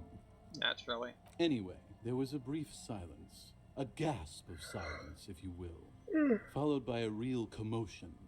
We heard the carriage careening towards the coast at top speed. Sounded like someone jumped the canal. We grabbed our brewskis and rushed to the jetty. Never underestimate the speed of an alcoholic. What we saw was a sight to behold. A beat-up police carriage containing you. Right there on the beach, you revved the engine and screamed at the top of your lungs, "The time hath come!" So, naturally, being the curious cat I am, I asked what time hath come, to which you replied, "The time hath come for tequila sunset, the end of all things." Oh god, what happened next? Say nothing, it's more dignified that way. Every word I said was true. Tequila sunset will break the looms of reality. What happened next? Your reality contracted. You jammed the pedal, plowed right off the jetty, and through the ice. We ran towards the ice, whilst you crawled your way out, miraculously unhurt, covered in seaweed and shit, like some kind of sea monster. When we finally got there, you were sitting on the beach crying. You said that your badge and uniform were in the car. It was too late to get in there, though. The carriage had sunk too deep. Recognizing a brother in need, we offered our condolences and invited you to party with us, which you naturally agreed to. We asked about the whole tequila sunset thing, and you told us it was your name now and insisted that we all call you that from then on. So is tequila sunset an event or a name? I'm not sure. I think you were the event. Tequila sunset. You know, as opposed to a tequila sunrise, which is long gone. My real name is Harry. No, that's just what your mother called you. Your real name is Tequila Sunset. Just embrace it, brother. How long did we party for? Hours. It was an all-night drink-a-thon. Then, at some point, I think it was Sunday morning, you got belligerent and wanted to talk about Revacholian women. Uh-oh. How they're beautiful and also whores and so on. How one of them fucked you real bad. After a short while, you crossed the event horizon, looked sullen, got up, and left without saying anything. Wow, that's quite a story. Yeah, I bet Tequila's a fucking legend around the precinct. You must be proud to work with him. If you only knew. Did I tell you anything specific about the person that fucked me? Did I mention about losing anything else? Did I say anything about my colleagues? Did I say anything about the case, politics, read on what kind of cop I was? Did I tell you anything specific about this person that fucked me? You were pretty vague about it, but you kept saying you got fucked real hard, and that we've all been fucked too. Please, don't open that door. Understood. No one's fucked me. I do the fucking around here. Fuck off, Rosemary. Abigail. Oh, don't call her Abigail. It seemed pretty painful, to be honest with you. If I had to guess, I'd say you're still working through some shit. Did I mention losing anything else? Beside your gun and your badge? You said something about your hope or heart or something. To be honest, the details are a little hazy. In retrospect, I guess you lost your motor carriage too? That's a big one. Did they say anything about my colleagues? You told us that they were a bunch of fucking losers whose main interest was cramping your style. Yeah, that sounds like me. It's more like you were cramping theirs. Oh, fuck off, I believe. No specifics, though. It was more about you that night. You were the star of the show. Did they say anything about the case? Yeah, you said it was no biggie and that you'd solve it in no time. And that you didn't need anyone to do it. You're doing it solo now. A lot of cops go solo and hermit once they reach that level of alcoholism. It's not meant as a joke. He's sorry for the hermit cop. Did we talk about politics? Yeah, you said that you'd really behaved unreasonably and failed to uphold your responsibilities as a representative of the coalition. Did you get to read what kind of cop I was? You kept apologizing for being such a bad cop and for the damage you've inflicted on everyone around you. You also kept pausing to knock the heel of your hand against your temples, saying, "Stupid, stupid, stupid." I don't need to hear anymore. It's a hard thing for a man to confront his past. That's why I avoid mine at all costs. You seem like you're characterized by your storytelling ability. Want to tell me another one sometime? Whoop-de-doo. So now I'm a fucking storyteller. Right. Why not? Better than a beach bum. Wow, you became Idiot Doom Spiral? It depends, really.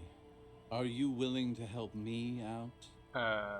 You might get scammed here.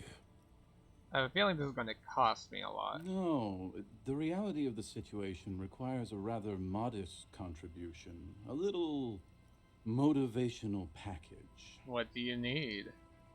Booze. Did you already forget our party? The thing I relayed to you earlier. So, have you got anything for good old Idiot Doom Spiral? A bottle for a story. Seems fair to me. I don't have any on me right now. Then I will see you again once you've procured some. Par exemple, my good friend Rosemary here sells all kinds of stuff. All kinds, sir. Beer and wine. You too, Tequila Sunset.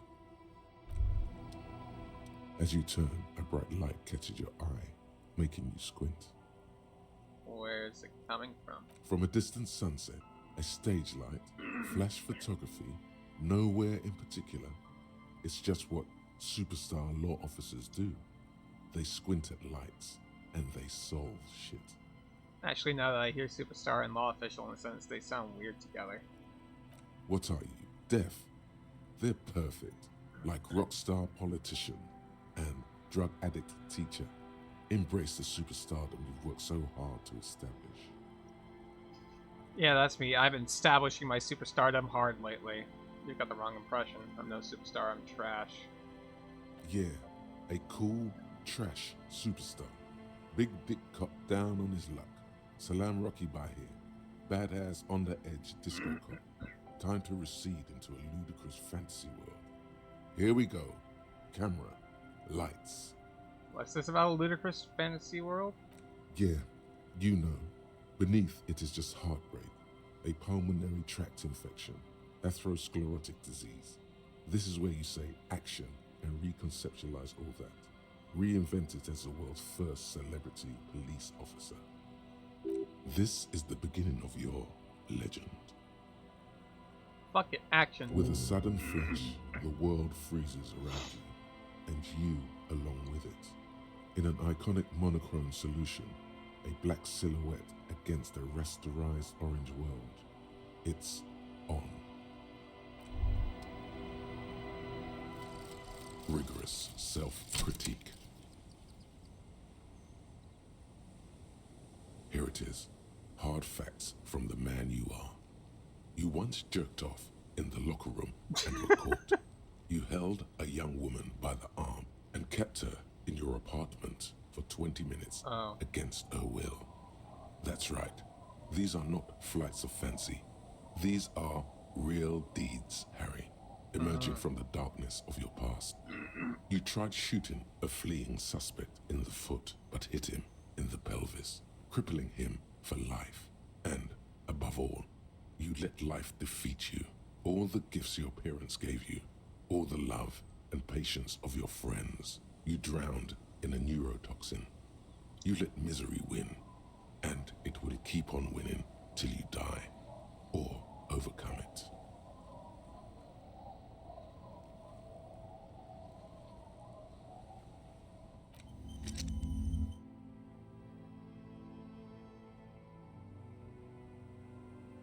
Kind of superstar. Let's make this absolutely fair. No one's saying you're an actual superstar in the groupies and cocaine, but with the dice strikes a lioness pose with a night come away. You're not Gollum, a Minion, or Davy Dewis. No, you're a metaphorical superstar. You bring that rock and roll authenticity and passion to a line of work people don't expect or want to see it.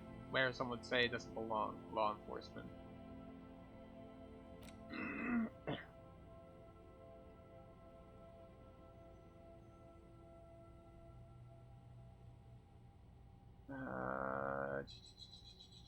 The one you truly must complete. Fuck it, we ball.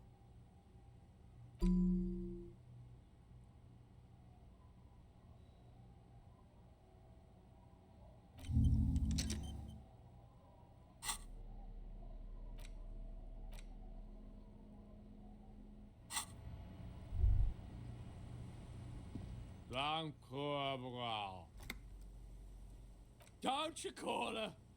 Yeah! Don't call Abigail! Who's Abigail? Uh-huh. Abigail. Don't you fucking call Abigail. Abigail is his wife or girlfriend. Chances are she's gone. Calling her wouldn't make it any better or worse. You're not going to get anything out of this guy. He's too drunk. Who are you? What's your name? Don't call Abigail! Where am I? What is this place? The man hiccups, then mumbles something unintelligible. Why shouldn't I call Abigail? He snorts and beckons you to lean in closer. Lean in. Don't call Abigail. Don't call Abigail. Tell me about your friends. Don't you fucking call her. Hear me? Abigail? Hey, I'm on an important official investigation today, man. You answer my There's questions. no use in yelling at drunks. He's barely holding it together. The drunk man starts coughing a really disgusting, hacking cough. Don't call. There was little chance he'd be a reliable witness anyway.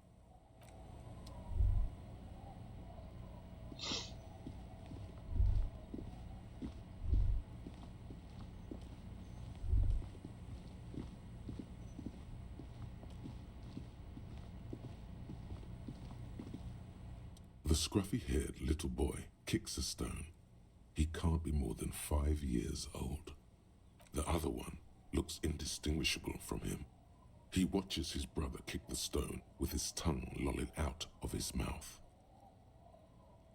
Where's your mom? The kids don't reply, absorbed in their little game. You guys look identical. The stone-kicking one becomes frantic all of a sudden, as if that's something to be scared of. The obvious fact that you just stated. He looks just like me. Yeah, I said that. The boy doesn't answer. His brother throws another rock. Both of their hair is covered in some kind of dirt. The rock kicker was just being shy, but now he's enthusiastic again. You're bad with kids.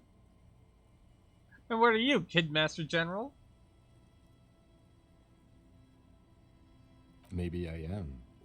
Now, how about some actual police work? We are not getting anything here. Bye, kids. Take care.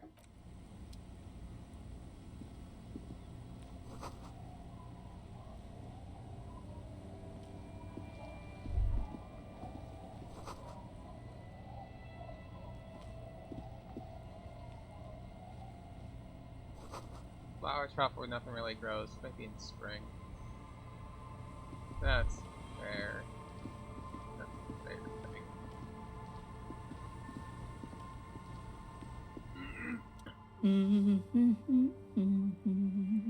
You're not not sure about the melody, but it might be South Samaran, possibly Sigayan, also known as the Apricot Suzerainty. Welcome to the fishing village. Please lean in closer. I have cataracts. You can't. I'll just lean forward. Oh, welcome, police officer. We don't cause any trouble around here. And we don't want any trouble either. We are not here to cause any trouble, madame. What he said, we're cops. We don't cause trouble, we take care of trouble. We're Hellraisers, click, click, bang, bang. Oh, of course. Last time we saw you around here was 12 years ago. You also came to take care of trouble then. Wish you did. But still, in Martinez, you're considered an ill omen. I've been here before? No, not you personally. I meant the RCM. Some of the men got into a fight. One of them killed another, locked himself in that woodshed over there. Oh. He was brooding, needed some help opening the door. You got it open for him and took him to think about what he'd done in a more secluded place, somewhere more quiet. She says it as if he was on some kind of spiritual retreat. Kind of ill omen what were you talking about? Oh, the usual. Dark tidings. Black hound. That's you, all right. A black hound licking your own heels. I am an ill omen, alright. You're not. No one around here considers us an ill omen. People would have told us. Maybe they are afraid. Why? Because you're an ill omen. But you're still welcome here. As long as men with guns aren't chasing you. And maybe even then. Because that's the kind of fishing village we've built. I'm sorry there's not a lot of room to park the motor carriage. And not a lot of houses. Or a lot of people. My kids are long gone, searching for treasure. So are others. Ah, look at me ramble on. What brings you to us? What's in this fishing village? Just us. It's barely a village anymore. We almost don't exist. What do you mean? This is pretty much a non-place. A gap. A blank spot on the map. Just a cluster of nameless shacks on a nameless street. The place is so pornographically poor, it's not even funny. There's gotta be something here, tell me. Who else lives in this village? Is there a way to make a little money around here? Alright, there's another topic. Like, who else lives here? Well, there's Lillian and her kids. A few new folks live in the house to the east. But they are away right now. Okay. And then there's the drunks. Not a pretty sight, but there's little we can do about it. Home is home, even for them. Yeah, I met a couple drunks here. I'm sure you did. Nature keeps them in rotation. A new face pops up every now and an old one disappears and is forgotten. This is who we are. Gotta be something here, tell me. Over there, you can find more of the same. Shacks and trees growing wild. That's the Pox. The Pox? What's that? An old military hospital and its surroundings. Or it used to be, during the time of the suzerain. After the war, it was turned into a goodwill hospital for shell-shock veterans and folks looking for some quiet in the old sanatorium gardens. Now the area is crisscrossed with nameless streets and makeshift cinder block houses, shacks as far as the eye can see. What happened to the hospital? The goodwill ran out. The staff left and the place was shut down. It's long gone by now. This place is pornographically poor. The lack of wealth is the one thing we've got in abundance. Ain't that the truth? It's a cold, cynical smile. Riddles. Fits with the general ambiance here. Aye. Sometimes it's as though I'm also gotten lost inside this nameless nothing. I'm lost too. Oh, It seems to be a common theme these days. I think I'm in the process of finding myself again. Isn't that what people always think when they are lost? Something I can do for you to find your way, officer? Is there a way to make a little money around here? Here? For you? No, officer. The only money we have here is some coins the drunks tried hiding from their women and then forgot about. There's another topic I like to address. She nods, rinsing another piece of cloth. Where can someone stay around here? Stay? Most people here are trying to leave. That said, if lodgings is what you're looking for, I've got a free room in the shack. How much is it? I won't charge you for it. Take it as a gesture of goodwill from the village to the RCM. You're just giving it to me? No one is using it, and God knows it's not much anyway. You can stay there. Not sure if it's appropriate for the RCN to accept free accommodations. Oh, don't. It's your choice. No skin off my teeth. Why isn't anyone using the room? My kids grew up and left like they do. The house is long empty now. I live in the small side attachment. It's easier and cheaper to keep warm. One more time, I could just have the room? Aye. The room is pretty bare bones, but it's got a bed and roof over it. That's more than some folks have around here. When Varson communist revolutionary Ignas Nielsen was in hiding, he stayed in a hut on the Boreal Plateau for 10 months. It would help me stay in touch with the proletariat.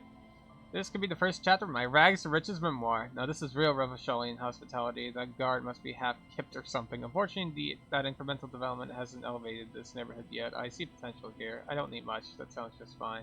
An uncomplicated man. I take it that means you're interested.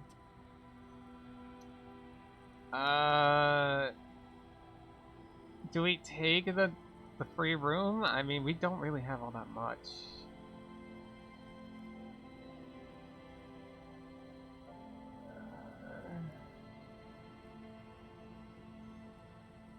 It's getting harder.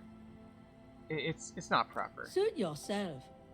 But should you ever need shelter, remember old Isabel and her shack by the sea. That's further down the coast. Not much. There's the abandoned church, the DeLorean Church of Humanity. It's been there since before my time, even. Why is it abandoned? Some things just don't fly, officer. Look around. Who'd go to church here? They built it 300 years ago. Must have been nicer then. So, they don't hold services there anymore? The Ecclesiastes? No, we've tried, but things just keep happening. Crime, accidents, other things. The place never stays open. It's a pity. It used to be such a nice church. She's not telling you all she knows. Keep her talking. I get the feeling you're leaving stuff out. What else is going on? Well, there's that music. Music from across the sea. Huh. It started a few days ago, and now it's blasting even through the nights. And now, suspicious-looking people are sneaking around the church. I don't like that. Interesting. You could look into this ruckus if you have the time. Perhaps the mysterious music is somehow connected to the case. A Rusalka or a half-demonic Apsara singing. What else is down coast? Before you get to the church, there's some ruins, an apartment complex, or some kind of electrical plant. Run-down bunch of houses, empty. Apartments or an electrical plant? I don't know exactly. A pre-war place. It used to be something. Before the war. I wasn't here then, you know. Was born in Samara. Anything else of note? Of note? The old fish market up on the boardwalk. But it's closed. Who would want to come to a fish market here? No one. That's why it's closed. It was once a bustling place, back when I was young, and so was everyone else. Now, what catch we do bring in goes straight into a lorry for the Delta or somewhere else. I said there's gotta be more along the coast. What? You're one of those real estate people with big plans? If you want a development opportunity, you can check out the abandoned building over at Land's End. Used to be a supply depot, we think, sending goods and ammo across the bay. It's jammed shut though. We tried to get in, see if there was anything to sell or scavenge, but it's impossible. And now you know everything there is to know about this coast. Tell me about yourself. Who exactly are you here? Me? No one. Just an old washerwoman. Mother called me Isabel, if that's what you're asking. And my married name is Sadie. Now it's your turn, Mr. Lieutenant W. Theatre Harriet Dubois. My name is Raphael Ambrosius Cousteau. You can call me Tequila Sunset. Quite a handle you got there. So many titles. One of them double.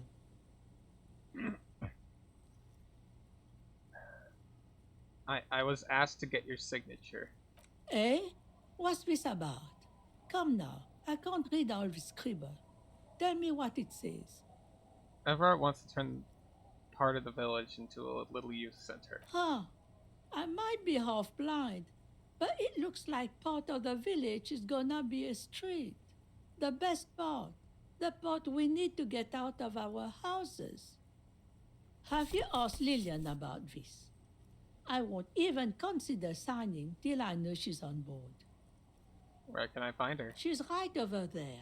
The dark-haired woman, leaning over the railing. I'll go ask her first then. Yes, you do that. Can't let fat Mr. Clare down now, can you? She is not impressed by a cop running errands for a local bigwig. Not at all. Neither am I.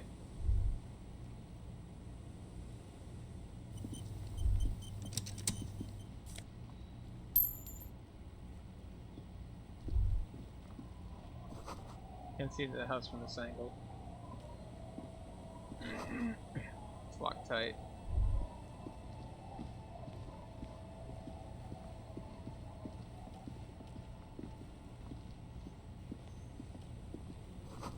What are these doing in the fish? Oh.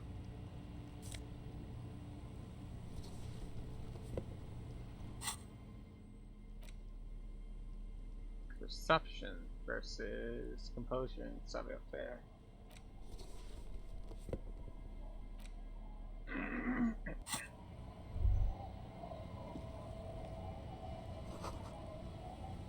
A morgue.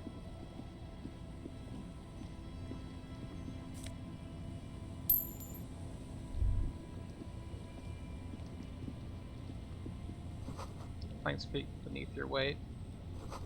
Ladder leads to a school of fish swimming in the kelp.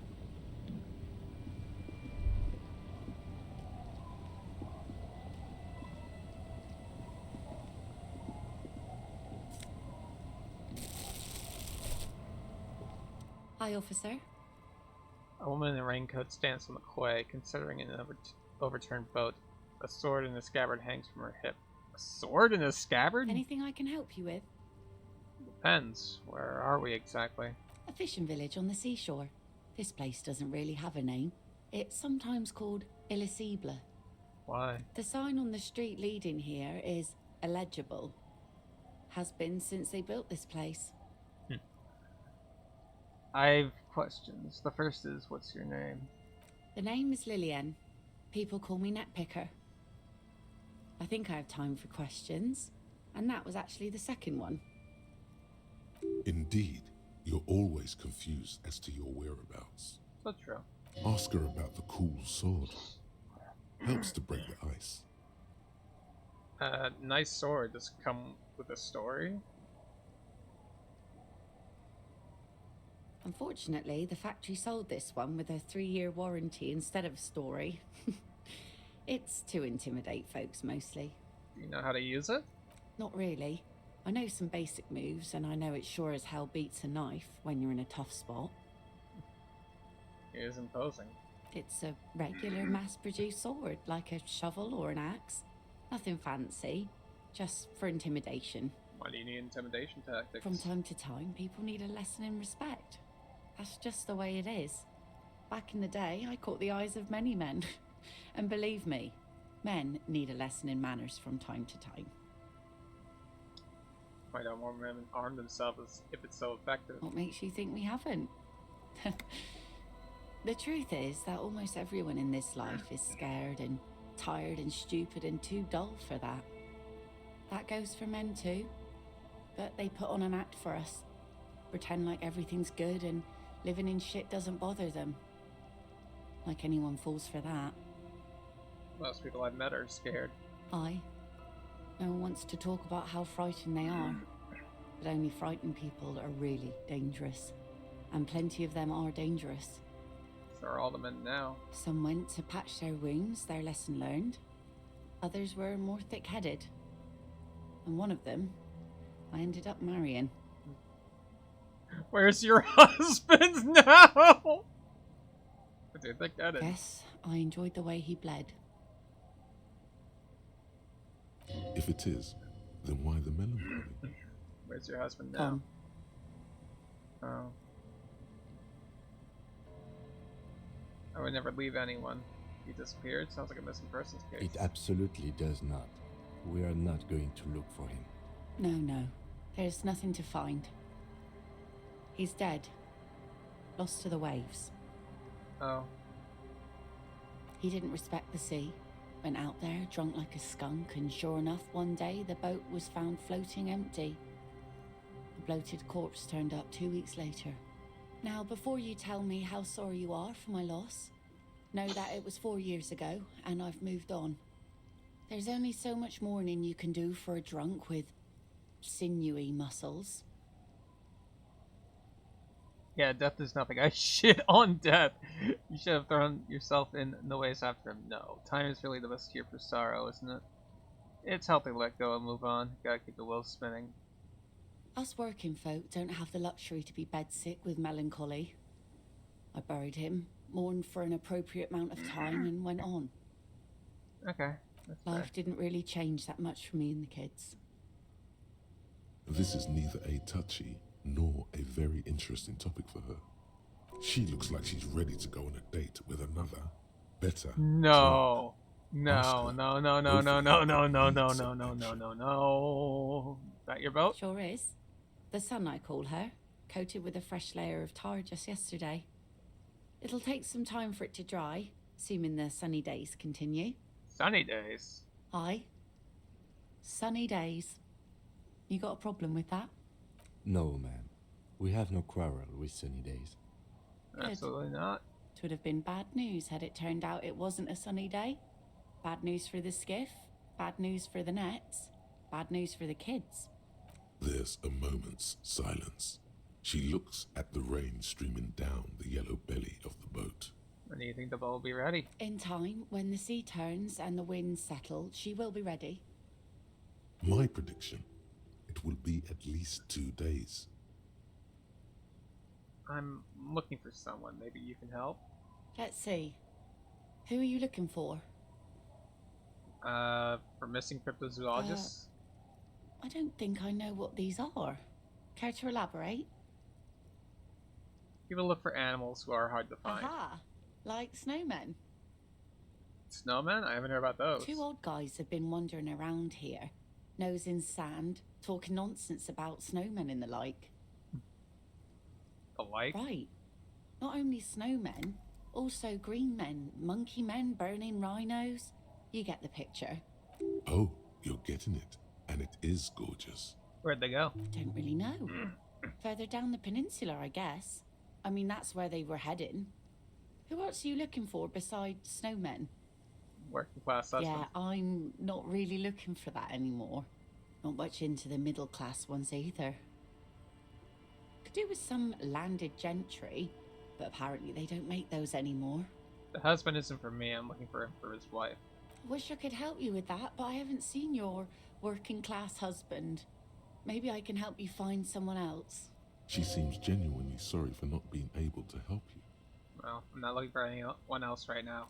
Well, how can I assist you then, officer? What do you do around here? Like I said, fish mostly. Sail the waves, take care of the kids, pick nets. Right now I'm tarring a little skiff. What else? I sell the fish to people in the Delta to serve at their fancy restaurants. Authentic insular Indian cuisine. Is that enough to make a living? Sometimes I also walk to the beach to see what the sea has given up. The sea is full of surprises. Keep it professional, man. Don't make it sound like you're hitting on her. This is what is called a conversation. You don't have to be guarded right now.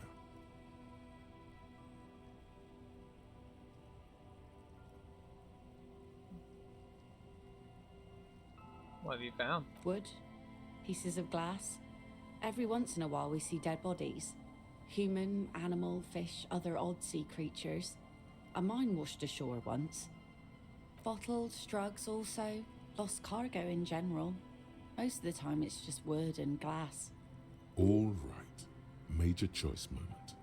You only get to ask one thing. It would be weird to say them all. Choose wisely.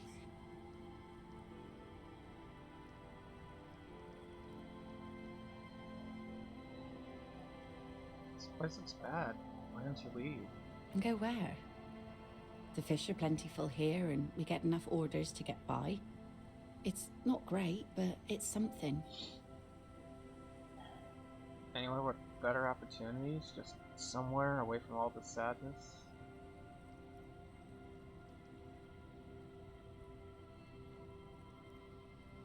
I understand what you're saying. It could be worse elsewhere. People imagine picking up and finding something better is an easy solution. But how is that supposed to work when all your time and energy goes to staying alive? You have almost nothing to set aside to actually fight your way out. That is so true, Breasty. Hordes of wild, homeless people roaming the lands. Nomads scattered across an endless plain. In a dystopian world where tear is the only valid currency and people eat each other to stay alive.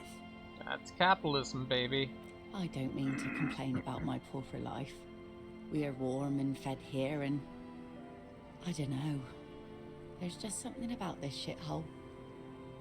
I feel that. I was asked to get your signature. Were you? This says by signing, I agree to living with construction noise. What exactly is the Union building? Everard's planning to turn some of the village into a youth center. What a nice idea. Wouldn't have thought that... She sounds incredulous about the niceness of the idea. But what exactly? That Everard and the Union have nice plans for anything. I thought they only cared about themselves. Well, I guess Union members have children too. And those members have a vote when electing the head of the local chapter. Here, use my pen. One thing that don't sign the papers. Oh.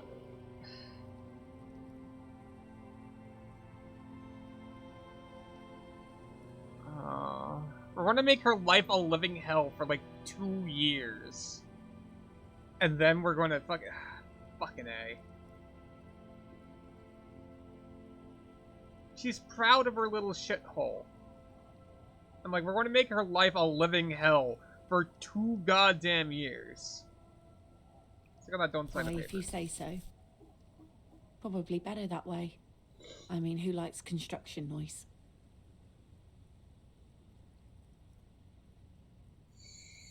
No. Oh? Well, how can I assist you then, officer?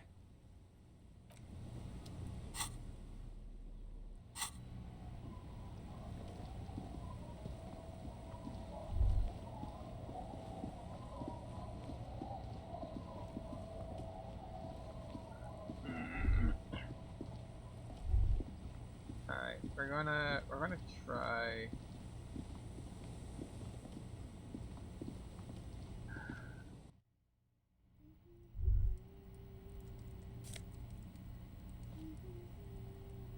We just steal a ruffed grouse taxidermy.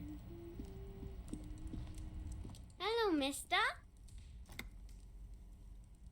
She clutches a small stuffed animal. Occasionally, she twirls it around. I heard... Are you Lillian's daughter?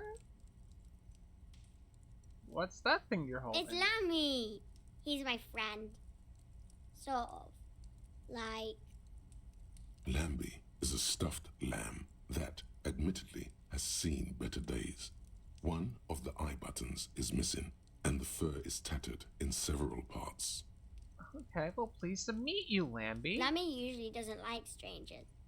But you're also fuzzy, like Lammy. Are the twins outside your brothers? Yes.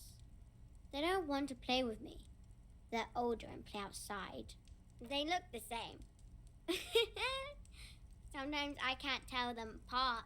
They look identical, right? I said the same thing. They look identical. Are you Lillian's daughter? Yes, I am. Little Lily. You know my mom? Yes, we met earlier. That's nice. My mom is great. She's never angry or anything. I heard there was a girl here with armored gloves. Is that you? Oh, I had gloves. Very big ones. Heavy, too. Where did you get these gloves? Found them when Lemmy and I were playing hide and seek. In an empty house. Where no one lives. I think someone hid them there. She doesn't want you to think she stole them. And where are the gloves now? I hid them. The twins were gonna take them. They're stupid. We're going to need those gloves. It's for important police business. Oh. They're in my sandcastle. Behind our house. Under the sand. You can break the castle. It's not very good. What's that? It's a grouse. You might be able to get on Garth's good side if you replace the broken scooter you almost certainly broke. Yes, but what's it for? I don't know. Can I have it? I know it's someone who really likes stuffed birds. Sure. Just go and get it. I don't like it anyway. It looks angry. Alright. You just need to grab it from the ceiling and go. Alright, goodbye. Bye! Well, she was nice.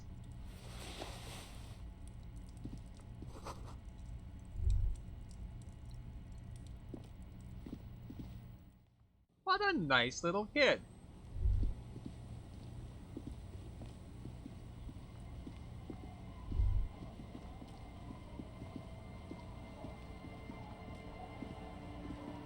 Weather has not been kind to Lily's little sandcastle.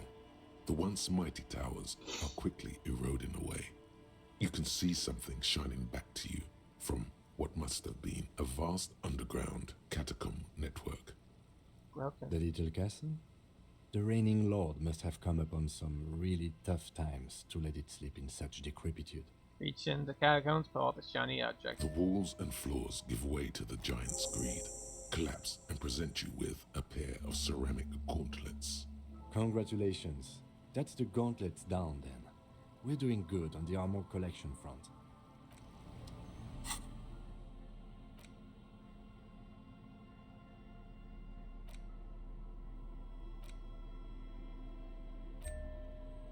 Oh my fucking god.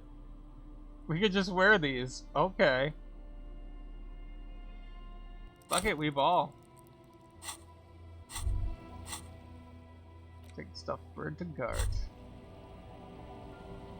As you fold your fingers into a fist, you realize you could knock anyone out with one punch.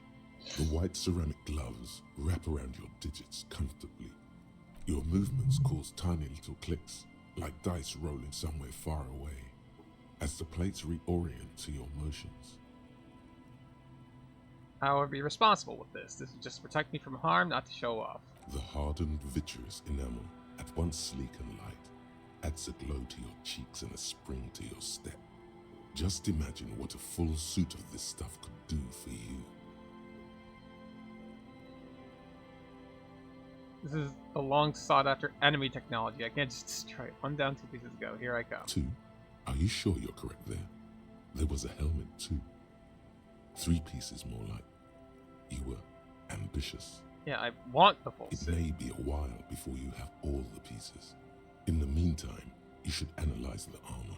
Figure out its vulnerabilities. Vulnerabilities? Remember, this is a highly specialized kinetic redistributor meant to stop bullets. Wear it. Observe its properties. See if there's a weakness in the design.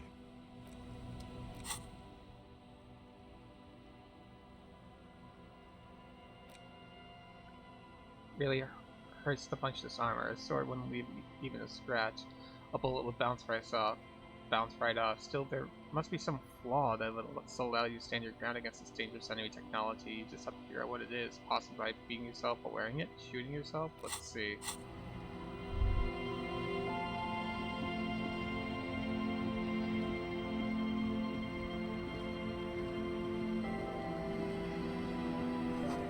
Rusting letters read Mazula.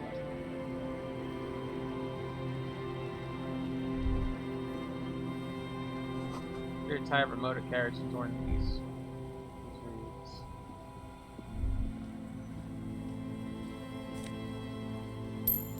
About 15.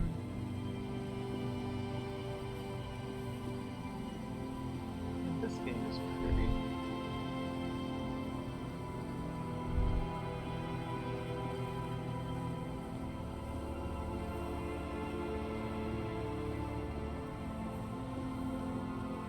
And Mikhail noticed the windows, especially with how there are no windows on the south side. This was to deal with. You officers, come to investigate the historic subtext of West Martinez? I'm Tran Heilostam. You must be Kim Kitsuragi, right? I was just telling my son about this building. Not a lot of people realize the historic significance here. Very rich in hypertext.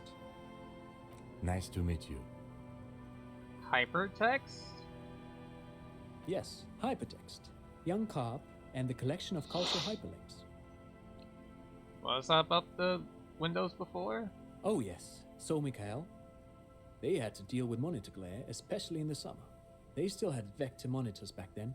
That was 49 years ago. So they didn't have windows on the south wall. You and Kim know each other? No, I can't say that we've met before, but I've heard of Kim, of course. Mikhail, say hi to the officers. He rests his hand on the boy's shoulder. The child stays sitting behind the hem of his father's coat, clutching to his worm-themed coloring book. Mikhail's a little tired today. We spent all night trying to run Orbis on his radio computer. Have you heard of it? It's a programming language used in Grad. Quite tricky, but he wanted to play this Grad-made adventure program. We've been getting really into Worms lately. The man speaks in the artificial cadence of a professor, or someone who's been on too many radio shows. But I assume you're not here for giant worms when there are so many real things to see. Just as I was telling Mikhail before, this is where the Coalition landed in '08. We could be standing on what is the most interesting landmark in Revachol West. This man is your half-brother. You feel it. But why? Well, get a load of this guy. He really enjoys his trivia. The Orbis programming language was named after its inventor, Victor Orbis, a cybernetician from Grad. They run Vox in the Occidental countries. What's so fascinating about an empty old building? Aha! But it's not just any empty old building. He raises his hand to his eyes, springtime sun warming his handsome face. All four of you turn to admire the mural before you. What not a lot of people know is, this used to be the R&D department of Felt Electrical. And Felt, which now sells ink cartridges mostly, was once a top dog in the turn-of-the-century cybernetics boom. Look at the building moving over It looks old and weathered, with seagulls picking apart its stone and metal carcass. Bushy undergrowth has taken hold of the collapsed rooftop. Some kind of bird has set up a nest on a broken windowsill. I don't think I've ever heard of this Felt Electrical. That's not surprising. Only a vestigial ink cartridge and ferrotape manufacturer remains. Okay. They started out as a midway electronics outfit in Königstein 2 centuries ago. After an aggressive move to Revachol, Feld became a global player in the emerging personal electronics market of the pre-revolutionary era. Still, Tricentennial was beating them in business machines. But Feld had an ace up their sleeve. Or should I say, they were developing an ace up their sleeve? I'm mixing my metaphors here.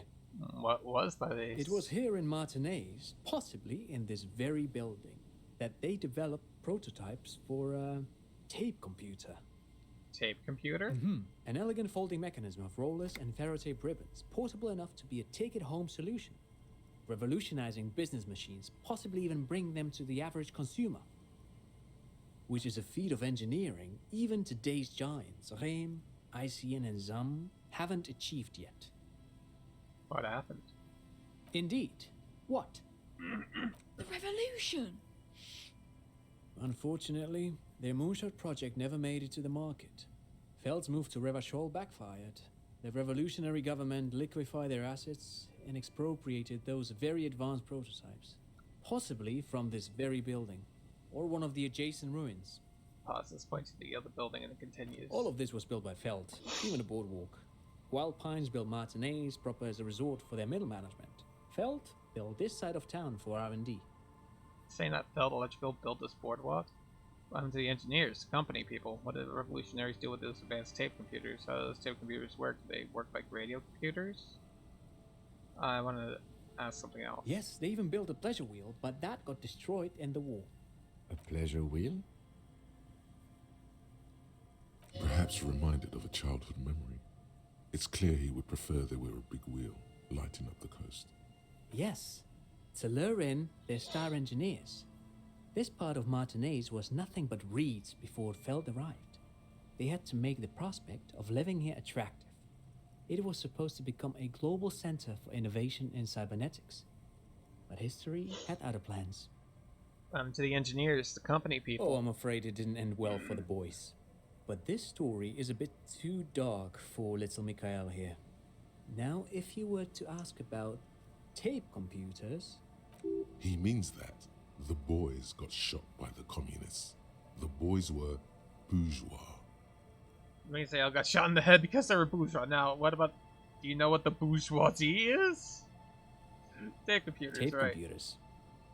What did the revolutionaries do with those advanced tape computers? They used them for military communications, but also to write and send out press releases. The most notorious example being Le Décret de Mars. What was that? What's the Mars Decree? I mean the radio transmission sent out to news agencies and world governments by the newly created Commune of Revachol on the 7th of March in the year 02. A short-lived legislative foundation for a short-lived utopia.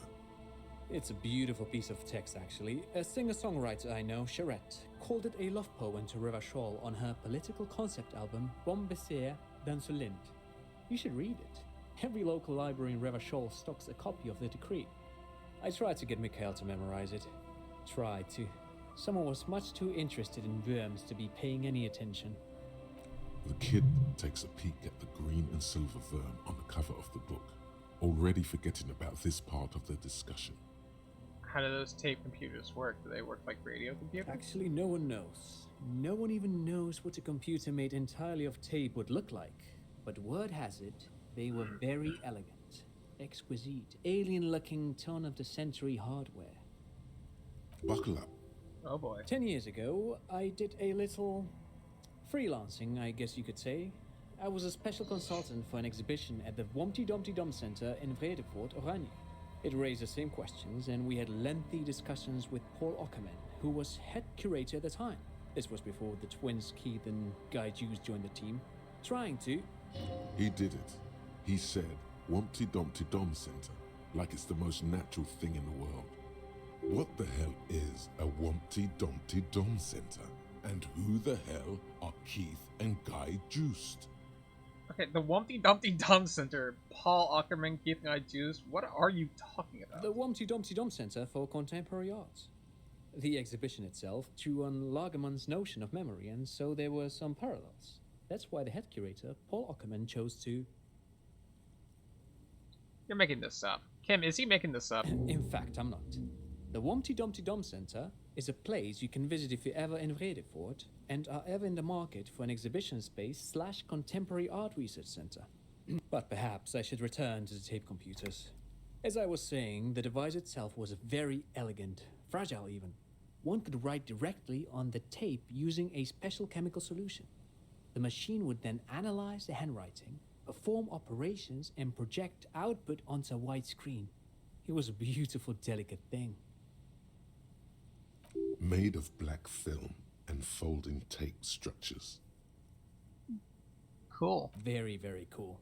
Though I understand the socio-economic causes of the revolution, it pains me to imagine the revolutionaries setting fire to this precious device. But so they did. The felt playback experiment vanished into the fires of '07. The felt playback experiment? Yes, the official name of the prototype. Some sources report it as the felt playback experience, but those are incorrect. Why did they destroy it? Who knows? Maybe it was an accident, or maybe they didn't want the technology to end up in the wrong hands. Either way, they're all gone now. All 3 versions of the prototype. Nothing but debris and ashes remain inside that building. I want to ask something else. But of course. What else? You look like you're someone who has money. Do you have any money? Thank you all for the information. No, thanks to you for having me and little Mikhail here to pick your brain. A very interesting conversation indeed. Pick your brain? If anything, this was rather one-sided. He did the talking. Whatever.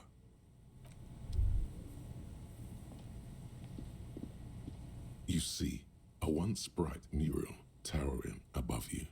The signage has peeled off over the years, but you can still make out Feld Electrical R&D. A slogan used to intertwine with the loops a long time ago. Now, only a shadow of peeled letters remains. It says, tomorrow is just a whisper away. Tomorrow's just a whisper away. Looks like tomorrow never came. That's true, Rusty. Another power box. It charges nothing now. It's empty.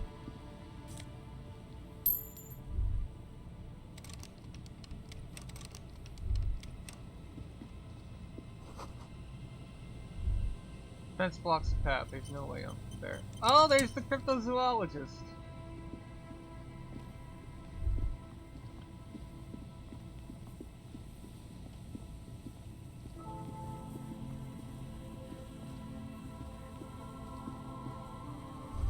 Wow, scrubbing these long, dusty windows. The remaining windows rattle from a strong gust of wind. They're covered in a thick layer of grime. They must have been like this for 40 years. Try to see inside. Lieutenant, can you make out what's inside? Dripping water falls from a high place. All you can see is the shadow of a collapsing staircase. There's rust and corrosion on the bars. They're foaming with it. And a small layer of white salt from the sea. Lieutenant, can you make out what's inside? No. I won't even try.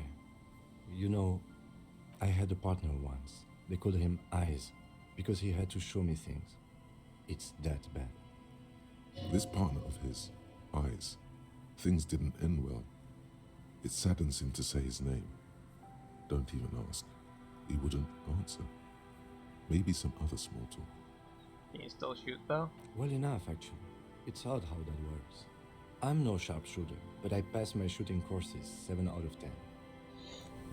That's a C. That's a C.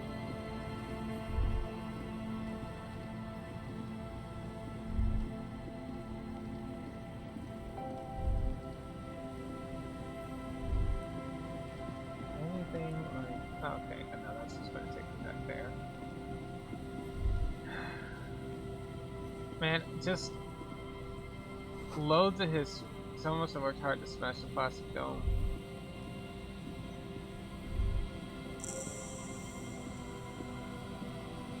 Church.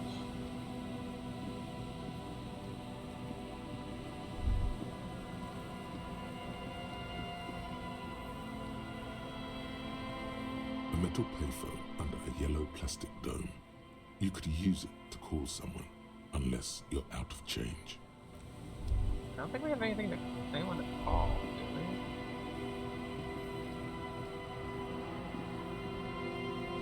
Dead phone, smash receiver, like someone hung up too hard.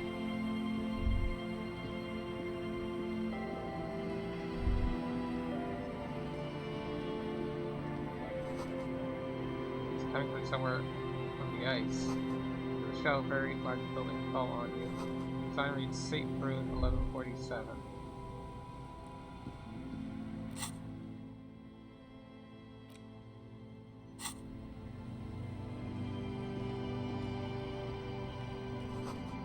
The CPUs in the shadows, but they seem to be missing.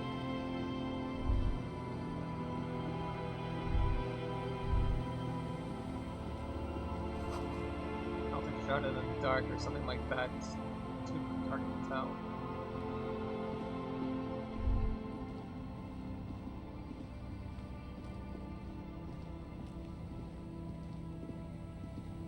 Heavy wooden doors, more than twice your height, stand shut in front of you.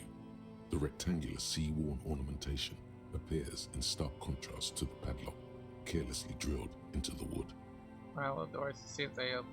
Nothing happens, only the sound of the padlock rattling against the door. I don't think that's going to work. Inspect the carpentry. The carving on the door is block-like and angular, like the church itself. Two large beams shoot downwards, sinking into the wood before they reach the threshold. Run your hand over a beam. The surface is smooth from the wind, but moist to the touch. Take a closer look at the padlock. This cheap-looking padlock is sturdily built. It shackles together a hasp and a staple screwed into the wooden door. The lock is adorned with a yellow sticker. It'll be easier to break the staple than the lock. Also, that sticker is interesting, somehow.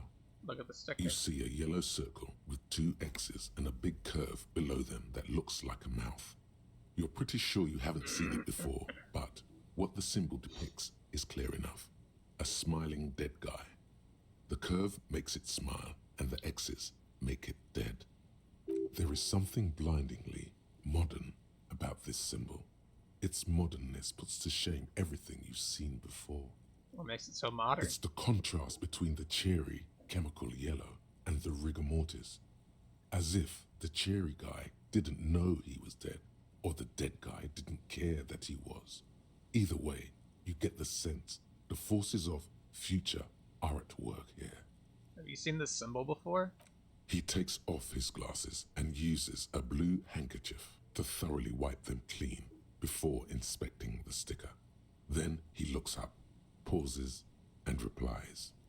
No. What does it look like to you? Looks like a dead man smiling. Suggests junior delinquency. What is junior delinquency? For Revachol ZOC, the moral intern defined junior delinquents as minors between the ages of 10 and 16 who have committed an act in violation of the law. These acts aren't called crimes as they would be for adults. Crimes committed by minors are called delinquent acts. This was part of your officer's exams. What is suggestive of junior delinquency here? I haven't seen that sticker before, and I'm not a youth. See, it's very modern, but does the cherry guy know he's dead, or does the dead guy not care that he is? Not know he's dead, or does the dead guy not care that he is? What is the source of the irony here? That level of conceptual thinking is not part of my skill set.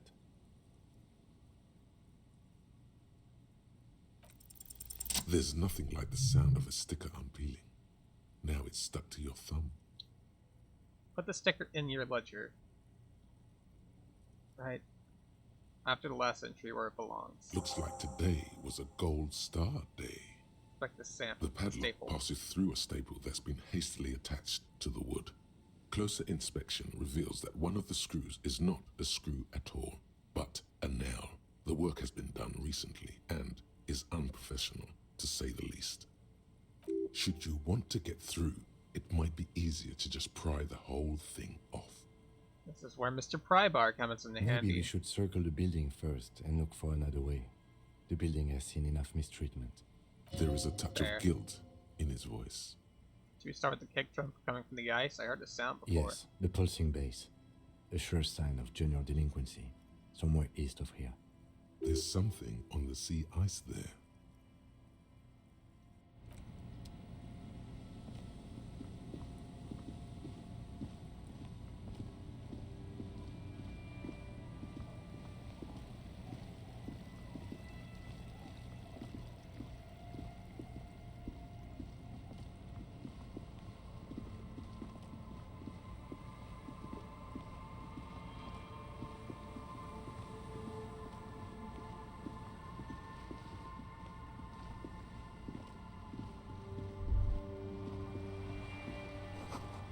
taking a lot of patience to do this.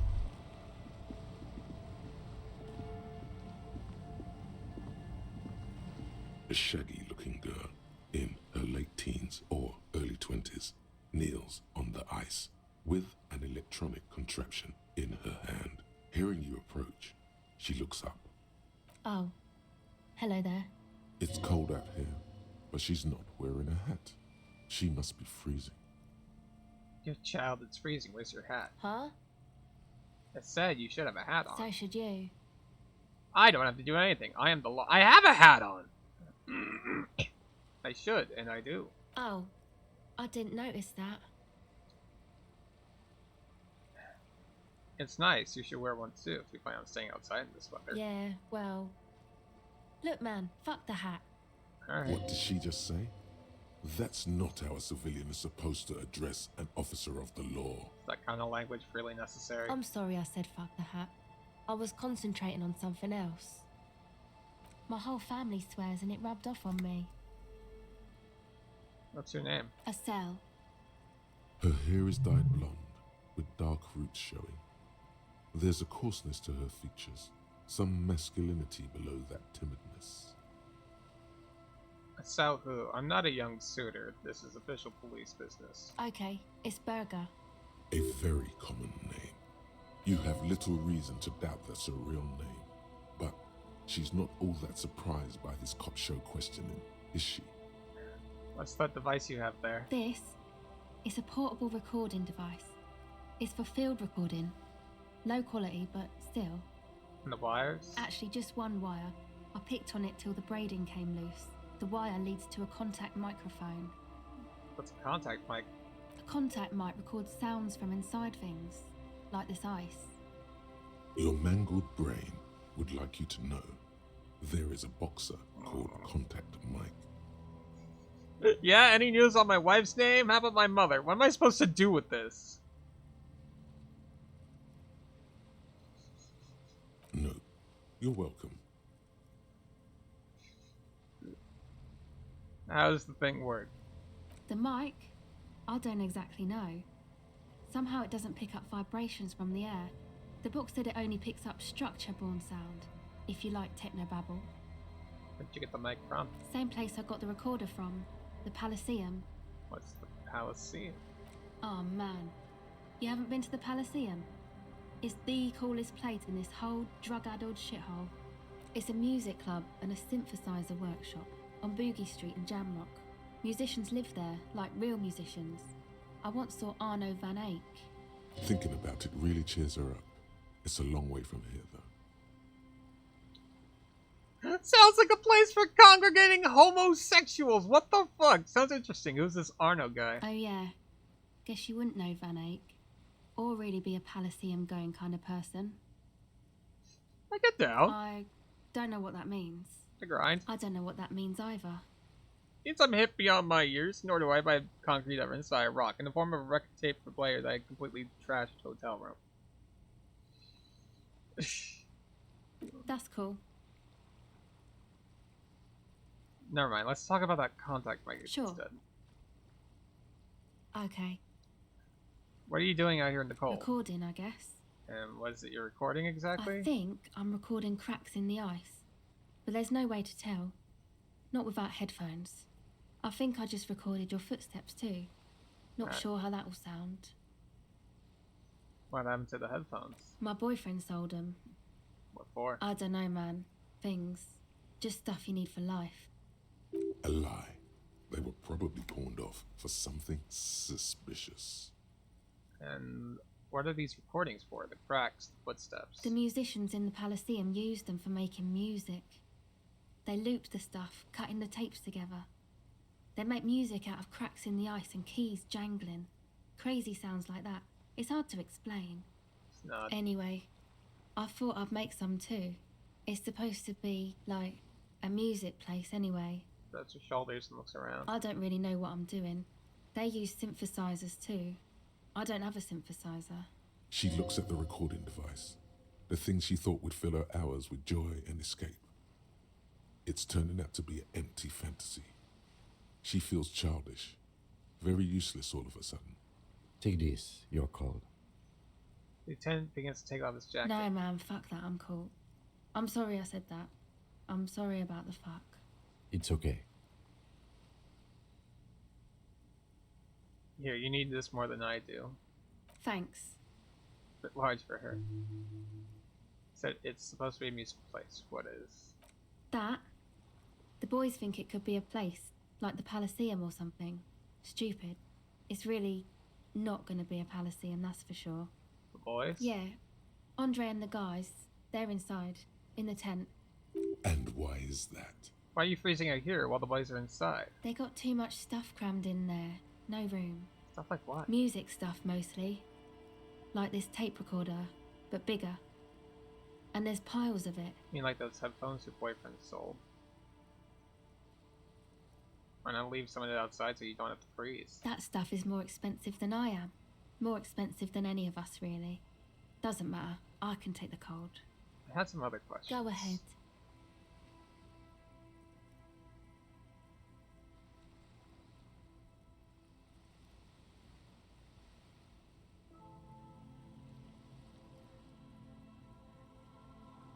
Tell me more about this music place you've been playing in a church. You seem surprised some couple being questioned. Why is that? Let's try the roll. The device is still warm from her touch and heavy as a brick from the batteries inside. The company logo, Omicron, adorns its yellow plastic cover. Inside, the tape is rolling. The girl looks at the device in your hands. So I have to sit here on ice feeling miserable at your age, or at any age in this weather, waiting for it to get dark. She looks you in the eye, her pupils wide, surrounded by a ridiculous amount of makeup. People who built this world intended it to be better for you, but they failed. It's easy to live in their failure with this by your side. The wind howls. She remains silent. It's real. Tell her. Not a childish fantasy. It could be a real weapon against what's coming for you now. What is? The dark. I know. I'll stick to it. Something changes between you two. She looks at you differently now. As an equal. A fellow human being. So thanks, I guess, for the psych session. Maybe I can return it. What's been eating you, officer? Said eating me? There's nothing eating me. Come on, I can tell. But, okay. Be a boyadero about it if you want to. I guess there is something that's gonna make my life What hell. is it?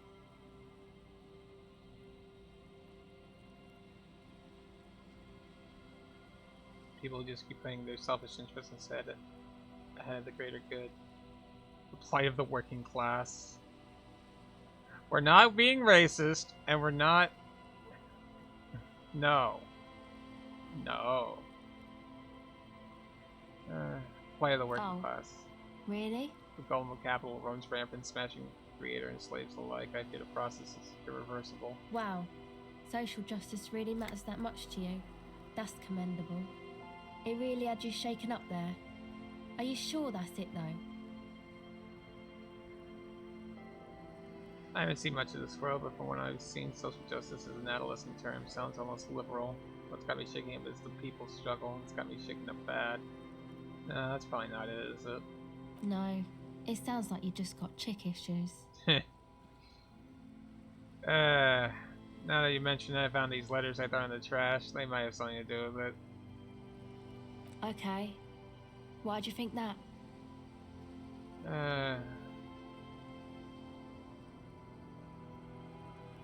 Never run in a woman's hand, and boy oh boy did reading it make me not feel good. There you have it then. Chick trouble.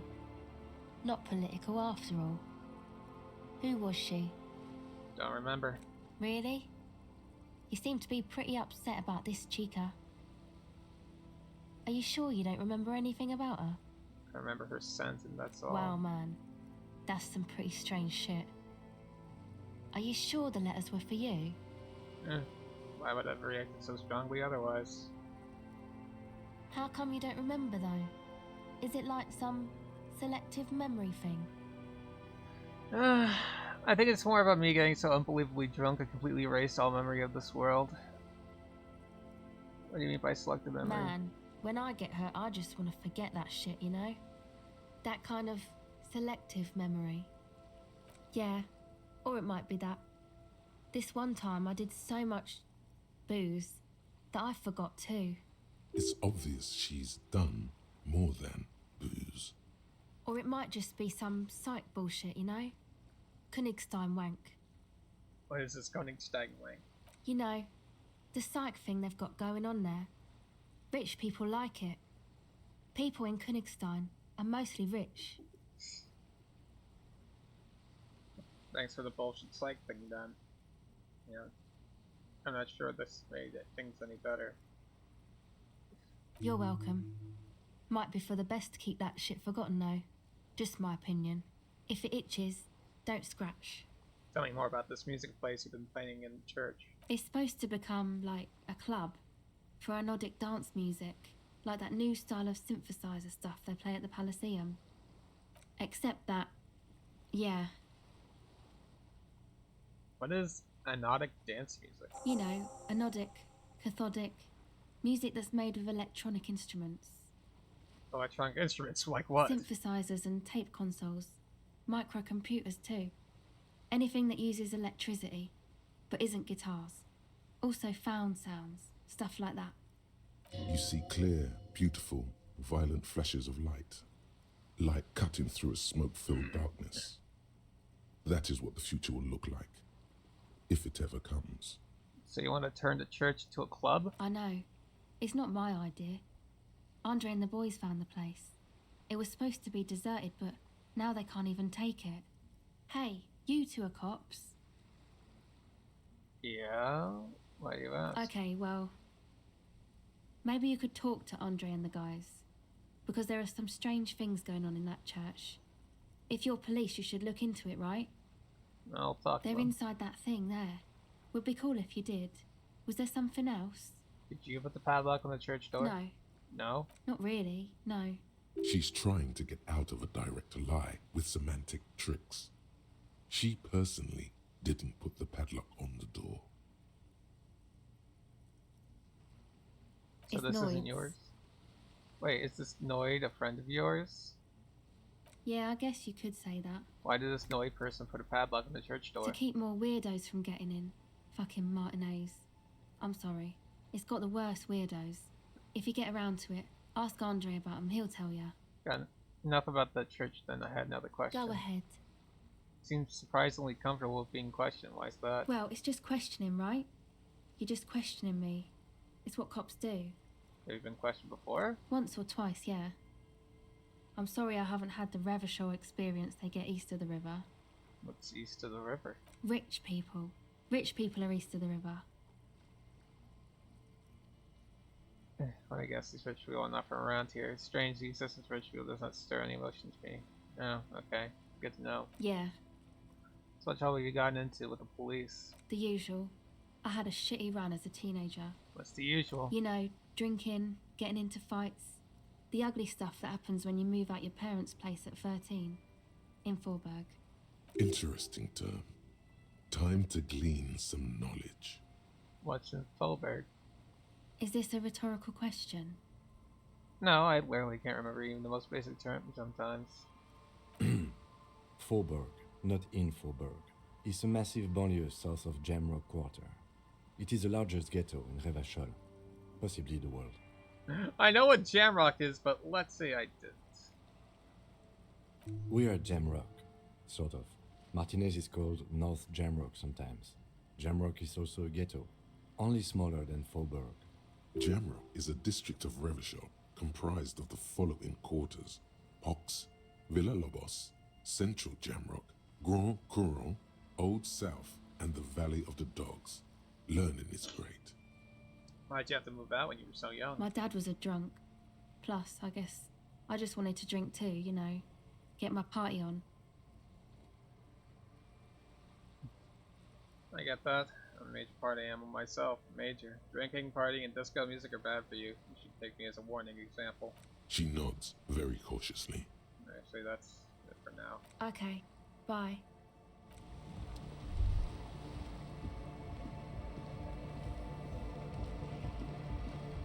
The tent is just tarpaulin fabric covering a pile of stuff. The flap is open. Inside, 3 young men, all in forward-looking apparel, reminiscent of the sticker on the padlock, are listening to some new form of music. It's like nothing you've ever heard. One of them looks at you. Come on, get in and close the flap behind you. The warm stuff's getting out. It's safe to assume this is their leader, or at least he thinks he is. Squeeze in. Sorry, we barely have room for one. You go ahead. I'm too old for this. I'm actually not, he thinks. I just dislike delinquents. I'm sure you will feel right at home. I'll keep watch.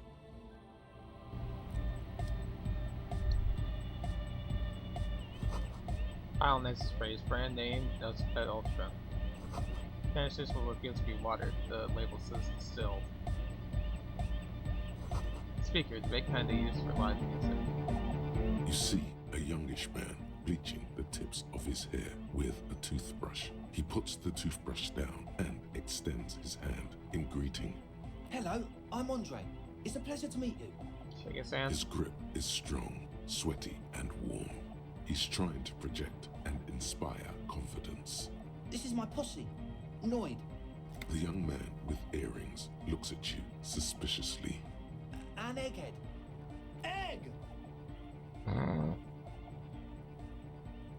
Together with a Settle Burger, who's out there right now, doing some seriously progressive sonic experimentation, we like to think of ourselves as music venue organisers. How many music venues have you organized? We have many in the pipeline, officer. Why are you here? You see, we've been all over Jamrock North, prospecting for real estate to establish a new venue in. Also for talent. Yeah, thank you, Egghead. And while there is no shortage of raw, unfettered talent spinning tapes in Jamrock, we've had rotten luck with the real estate part. Place is a shithole. I apologise for my friend Noid's potty mouth. I realise this is not how you speak to a police officer. He has authority issues. You don't need a plate. Is there something you wanted? Your friend Estelle said there was a problem with the church. Next time watch yourself. Lawman.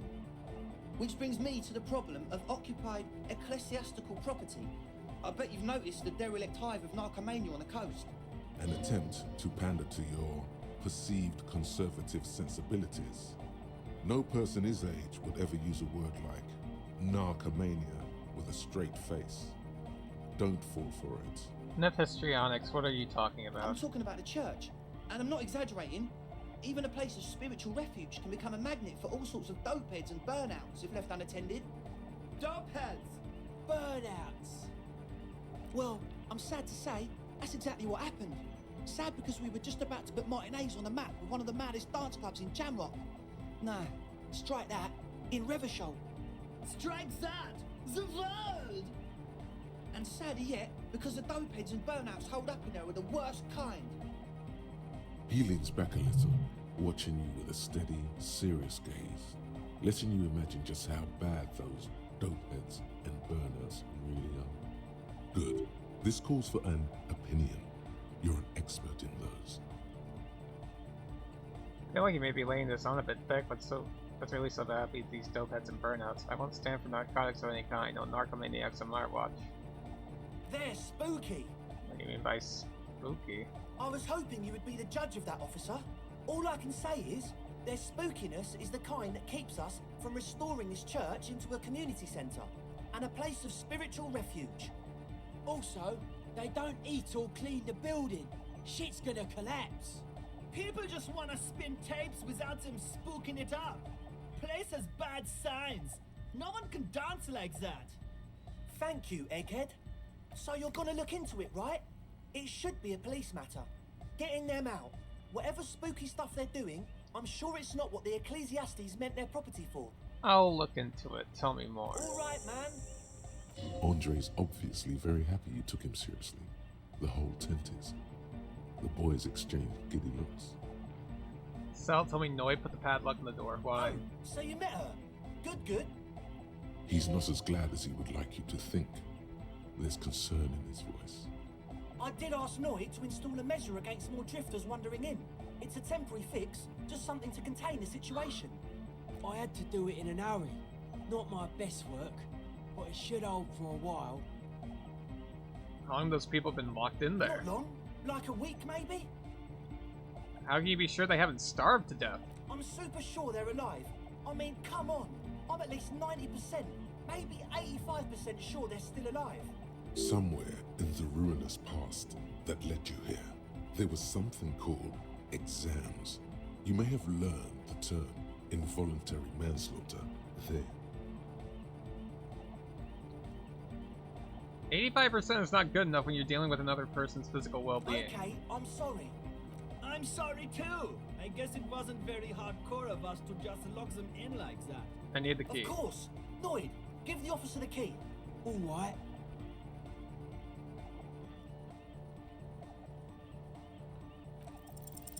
You sense the trajectory of the little piece of metal and plastic. The object makes a small ringing sound as it approaches. Just the tiniest chime to your left. Gotcha. Ka-ching! The key hits your palm. The speed freaks nod to you approvingly. Thanks, man. The speed freak nods to you. A respectful nod. You proved something here. Alright, other question. Sure, man. Tell us what you want to know. Let's do it. Who exactly are these people inside the church? Truth is, I don't really know. None of us do. I don't even know how many there are. All we've seen are glimpses. You haven't even seen them and you want the police involved? Well, there's also the machinery. This machinery is of the deeply mystical variety. When I first scouted the place, back in February, it was abandoned, empty. Took some time getting the crew together. So about 2 weeks ago, we came here hoping to set the stuff up. Suddenly, there are all these strange machines lying around in there. One of them has wires running into bowls of water. Wires into water. Never seen anything like it. Andre, tell him about the feeling. Oh, and it felt like there was something in there with us, watching us from the dark. No, the other one. Which other one? I'm not as in tune with my emotions as you are, Egg. Felt like silence. Awful silence. For this man, even regular silence is awful enough. But that was something greater. But you haven't physically seen anyone. Not exactly. We've just seen someone who we think is a woman go in and out of the church. A couple of times. And we felt someone or something eyeing us inside. But that's kinda it. What was that about something watching like, you aren't alone, you know? It wasn't quite human, if you know what I mean. Is it the cult of Amadakwa? Not human, as in a ghost. Do you know what he means? It was this dark shape climbing upside down along the ceiling, like some kind of crab man. A crab man? Yeah, you know, the way it was climbing up and around the ceiling, like a crab. It was stalking a cell, exhibiting ambush behavior. Odd. Crabs are usually marine creatures, and not known for climbing walls. Are you sure there was a crab man? Yeah, totally. I mean, I didn't personally see it. Estelle was alone that time, but I believe her. If she comes out running and says there's a crab in there, there's a crab in there. You should ask her about it, but be nice. Don't tell her you don't believe in the crab. The implications of this are too numerous to consider. Proceed with caution. Learn all you can before entering that dark building. Oh, please. There probably is no crab man. Don't let them draw you in with this nonsense. Can you tell me more about this You machinery? should talk to Noid about that. I just got a distinct burnout and dopehead sign from them. Probably jacked up to some snuff station too. Probably, very likely. How can you be sure there are burnouts and dope heads if you haven't even seen them? Well, honestly, I can't, but I am. This is a below feeble attempt at avoidance. Basically, he is attempting to weaponize idiocy. Wow, you can't, but you do. I should add weaponized idiocy to my own repertoire. I don't see a single thing wrong with that argument. I'm 70% sure they're substance users. Don't let the technology fool you. Alright, let's talk about something Sure. else. What? You mentioned some kind of Ecclesiastes on the church. What are these Ecclesiastes? Oh yeah, that's a meteor and name for the founding party. Thought it'd be cool to use it. If you don't know what the founding party is, there might be a way to mask it with minor demagoguery.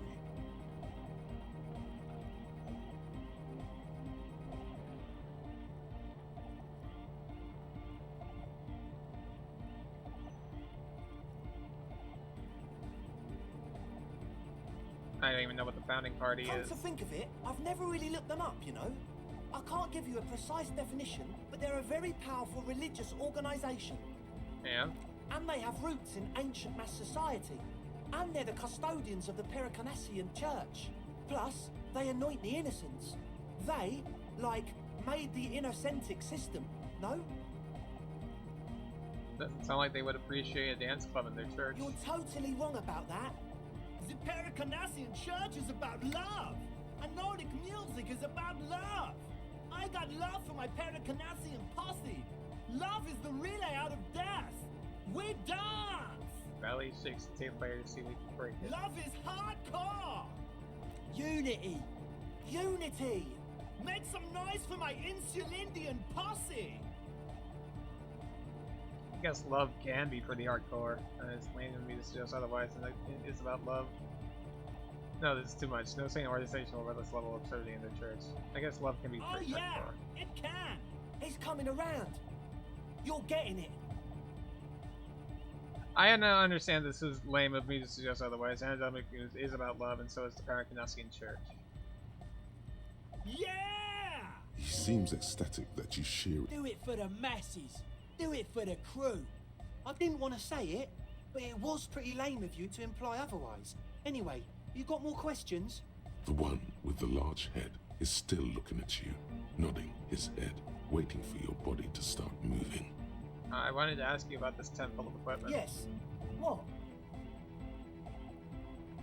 It's called the The Nosoped. what now? Nosoped Ultra. You have a lot of it lying around. Oh, the old Ultra. He's like an actor, looking to the souffleur for his line. I have a major sinus infection, stuffy nose. We all do. Shit's all blasted up. Winter. Can't even breathe. Sound fine to me. Yes, that's all Nosoped's doing. Without the Noser, I'd be drowning in shit right now. Nosoped is the shit. Good, now on to the next thing. Can I have some? I have some nose problems too. Sure. Here you go, officer. The Noser. Blast away. So you brought your own water. Yeah. Good to have, bitch to carry.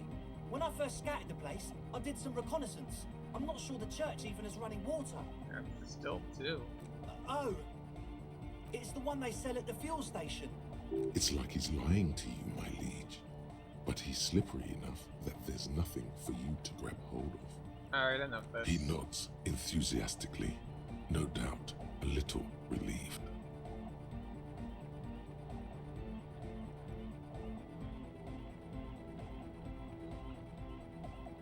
Should we try it? Fuck it, we ball. Okay, so the Speed Freaks want to start a club for dance music. That much checks out. Youths like music. You feel as though you might have liked music more when you were young, too. But you digress. What's the gist of it? The gist of it is, they want to turn the church into a club, but a suspicious element has overtaken the building. It's very important to understand what the gist of things is. Always consult the gist before making up your mind. This is going well. Plus, and it has to be considered, you can't invent the future of dance music in this smelly old tent. Imagine if you had the church. That settles it. Analysis complete. Their story checks out.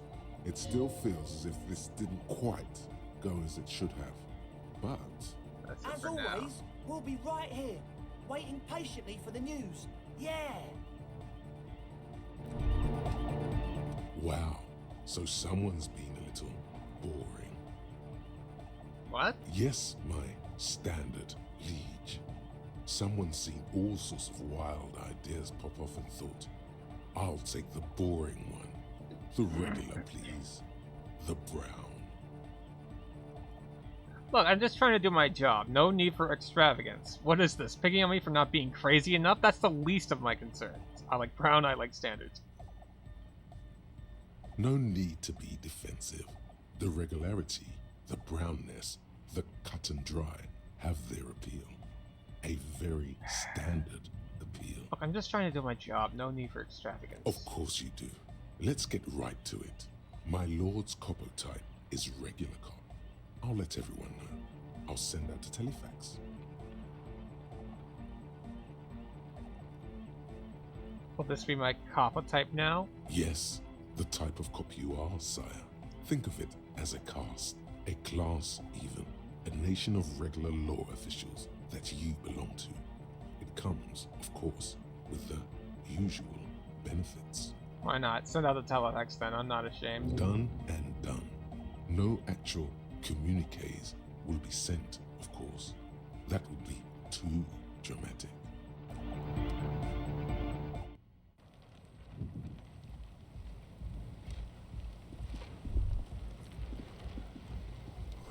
More tribalistic markings, explosives covered in little humanoids. Full screws in the eyes keep the tent erect. Back for some unending party. Someone's home away from home, just like yours. A pane of Eternite has been planted into the snow. 2 poles are holding it up. Barely holding it up. It could fall over any minute. A stronger gust of wind might be enough. What is this? It looks like a makeshift bridge. Could be convenient. Push it The over. pane falls into the icy snow with a soft thunk.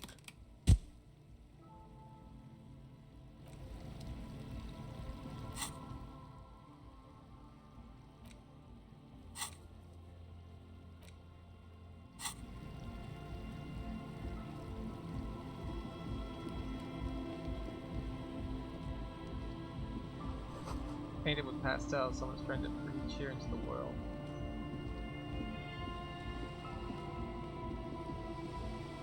The shaggy-haired girl kneels on the sea ice. She looks up as you approach. So you talked to my associates, right? Are you going to help us?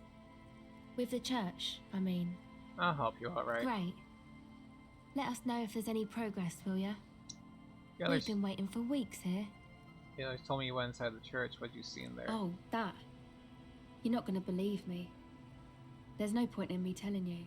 She's less prone to blurt it out, crab man, than the others. We'll see. Go ahead and tell me. Okay. I went in and I saw a woman next to one of those machines there.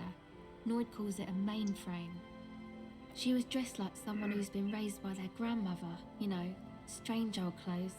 Had this absent expression, didn't say anything, just stood still. Go on. And then, you know, right behind her, a man crawled down the wall, upside down like a crab, down the church wall. I think the woman didn't even know he was there. He was completely silent. He stopped right before he got to the floor, then just hung there like that, looking at me, right at me. I fucking turned around and walked out. End of story. Like a crab, you say? What did this crab man look like? It was too dark. I couldn't tell exactly. Come on, she obviously could. She already went into detail. Come on, quit stalling on me. What did he look like? He looked like a banger, okay? He was all muscular and stuff. Had a mesh tank top. I know it sounds ridiculous, but that only made it scarier in a way. A crab and a banger? Yes, a banger. As in a mess gang member. I know what it sounds like, but that's what I saw. You're wrong, I do believe Why? you. What would you stand to gain? Nothing. Anyway, what else? I'd like to know more about your associates. My associates? I haven't got much to say about them. What do you mean? You must know something about them. Of course I do. I just don't tell people about my friends and who they are and so on. I don't provide information on them. To the cops. What about you? Tell me something about yourself. Me? I'm a silver bird. Okay, maybe I'll ask later about all this. Don't know what makes you think it'll be any different later, but... That's it for now.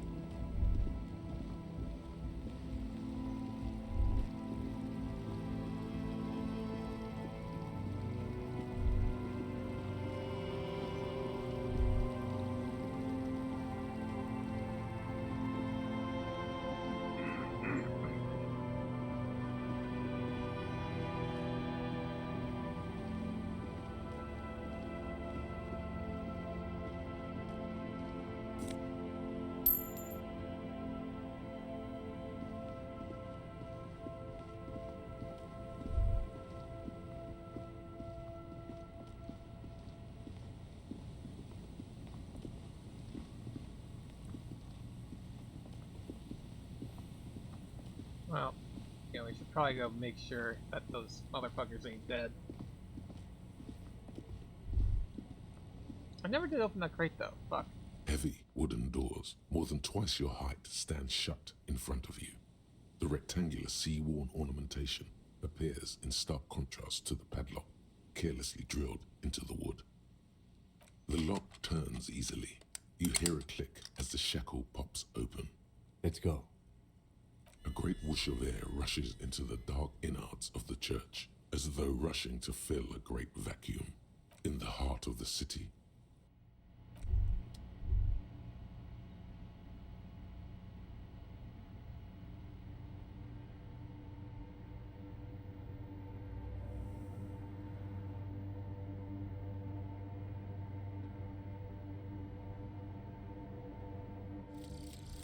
jamais vu, derealization.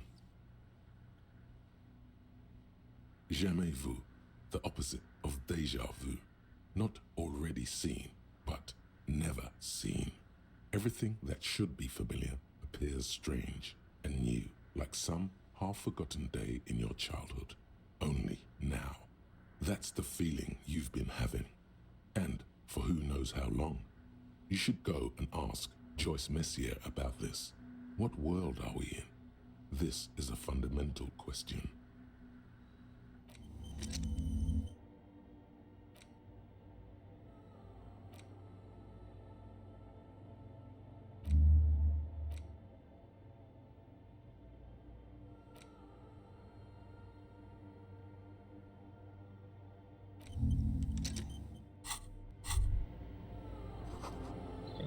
Stillness fills you as you look ahead. You should walk here, not run.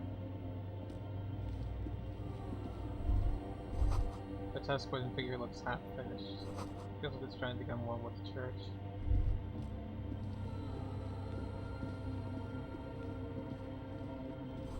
Or the fork lighting pattern you saw outside. Bark beetles? No, it looks intentional. Some long forgotten style.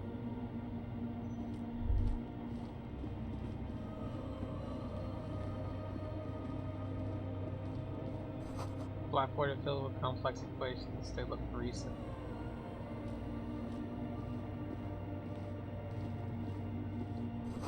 Bowls filled with water. A live wire runs directly into it.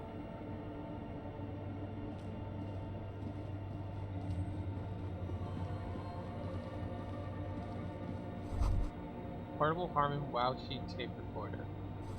It's possible it's recording something. Two decks of reel-to-reel tapes spinning on empty. Phone siphoning electric current from outside into this antenna.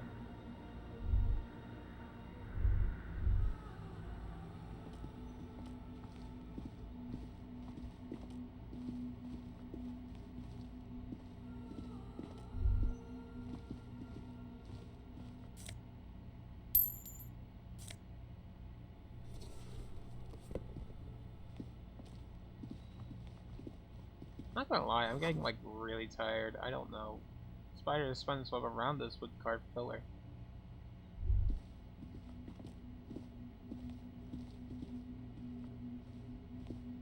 Kim? Kim? Dark painted glass, colorful.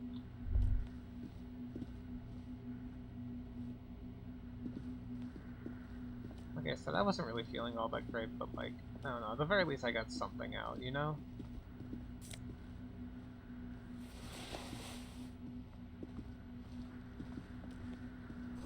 Frosted drawn flowers in the glass obscuring the view. Figure drawn in the frosting window depicting a deer.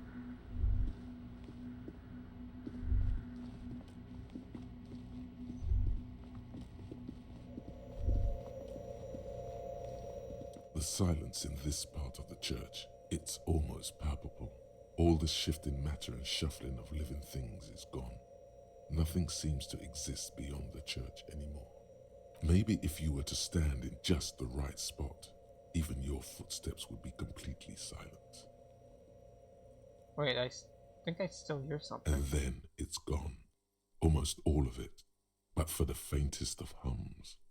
It seems the sound here is detached from its source somehow. if not blotted out outright. Truly unusual. You can hardly hear your own breathing. Yell as loud as you can, stomp your feet and clap your hands. Your voice is barely audible. Not a howl, but the softest of whimpers. Stomp your feet and clap your You hands. produce a few muffled thumps, after which the silence feels even more total, somehow. What's happening? The lieutenant points to his ears and shakes his head. Then he leans closer.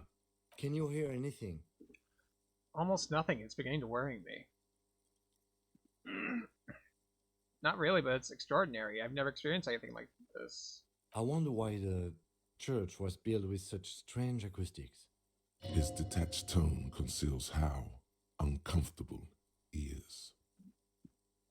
Whatever it is, it's definitely real. Something odd is happening around us. The lieutenant doesn't reply, but you can sense him tense up next to you.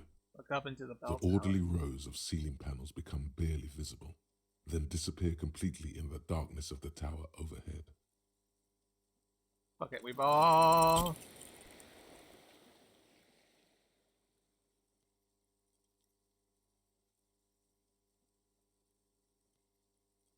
My God, this game is pretty.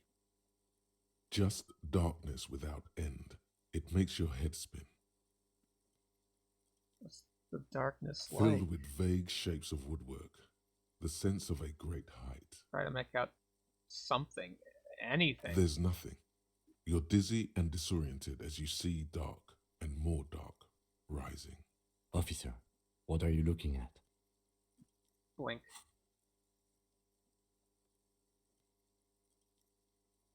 You see something hanging from the rafters, looking straight at you with dark eyes. Maybe it's possible to talk to it.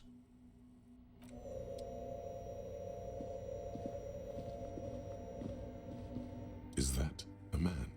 Looks more like part of the carpentry of the building came alive and is now studying you intently. Who's there? The man leaned forward a little, fixing you with a steady, unreadable gaze, then speaks. Habitual alcohol use has made you into a scared little pussy, Holmes. But don't worry, everything's gonna be alright. You come to the right place. Oh, okay. That accent is Villalobos, a peninsula in Mesk and a district in general. There's a sizable contingent of Villalobos-speaking Mesks in Rivershow. The right place for what? Here you can receive the mother's love.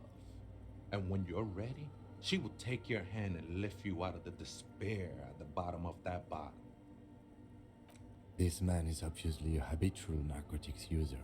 Do we really need to question him? I'm put off by this religious stuff, he thinks. And maybe the ceiling climbing, too. It's all very hard to square with the lieutenant's own view of reality. Hey, and what was that about the bottle again? You haven't even drank that much lately. Lay off it already. Sheesh. Yeah, I guess I have a bit of a problem. It's been getting out of hand lately, but I'm a policeman. I need to talk to you about police things. I don't know anything about alcohol use. Está crudo, way. I see deep inside you. Your body and your spirit are suffering greatly from overindulgence, and you don't even know it. Great, more patronizing, so original. Oh, I'm very in touch with my suffering. How do you know what I'm feeling? I'm actually going to be having some young people looking to establish a nightclub. I'm very in touch with my suffering. Not all of it. I was like you once. You don't know all the havoc El Vino is wrecking on your mind and your spirit. Necesita parar, homie. You know, actually, since we're here, you may want to pay attention to what the ceiling climber is saying. For some reason, I feel like you have a point there. Who do you think you are? Some crazy guy on the roof? What is this shit? You know, alcohol is central to my identity. If I wouldn't drink, I just wouldn't be me. This is stupid. I don't even know what this is. This is all well and good, but we need to talk about some unlicensed occupation of ecclesiastic property.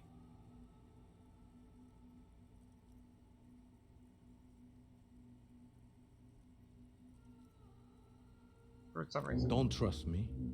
Trust the mother. I'm only the messenger, Holmes.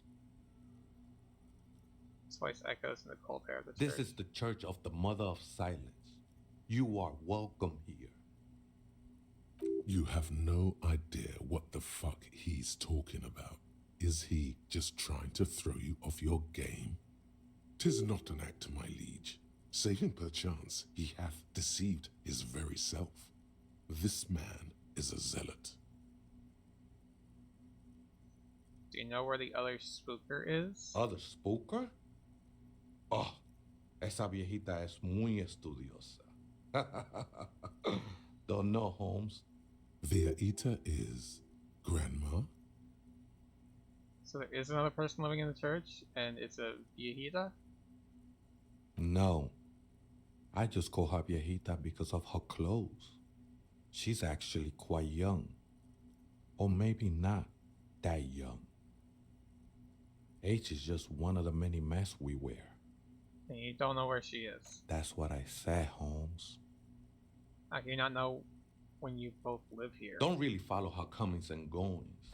Just see her typing on her computer now and then. We got different interests.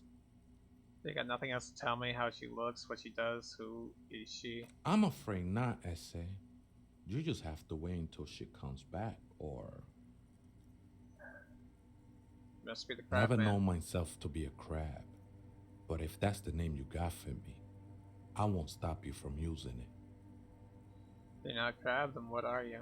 I always thought of myself more like a flame, flickering along the rafters and beams. It may be that I gotta work on my technique. That's not the only technique he's working on. Look at those carved sculptures. And is that a satchel of tools over there?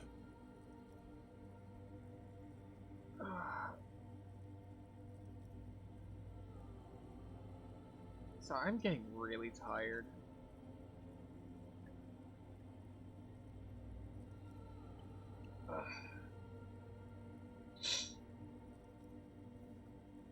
How long have we been going on for? 3.5 hours. I can keep going. Did you also carve all those? Did you also carve all those sculptures? Sure am. Whittling wood used to be something I just did to busy my hands. Now I use those same hands in service of something greater than my own restlessness.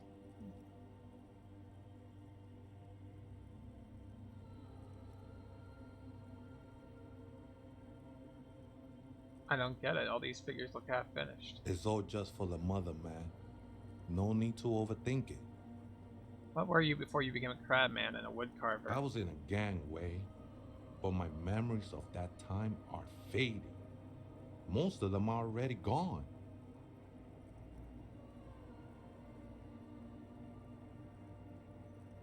So you used to be in a gang, but you don't really remember it? Sounds convenient. Convenience has got nothing to do with what goes on up there. There's a profound longing in that gaze, like he wants to be one with whatever is up there, shrouded in darkness. Do you remember your name, sir?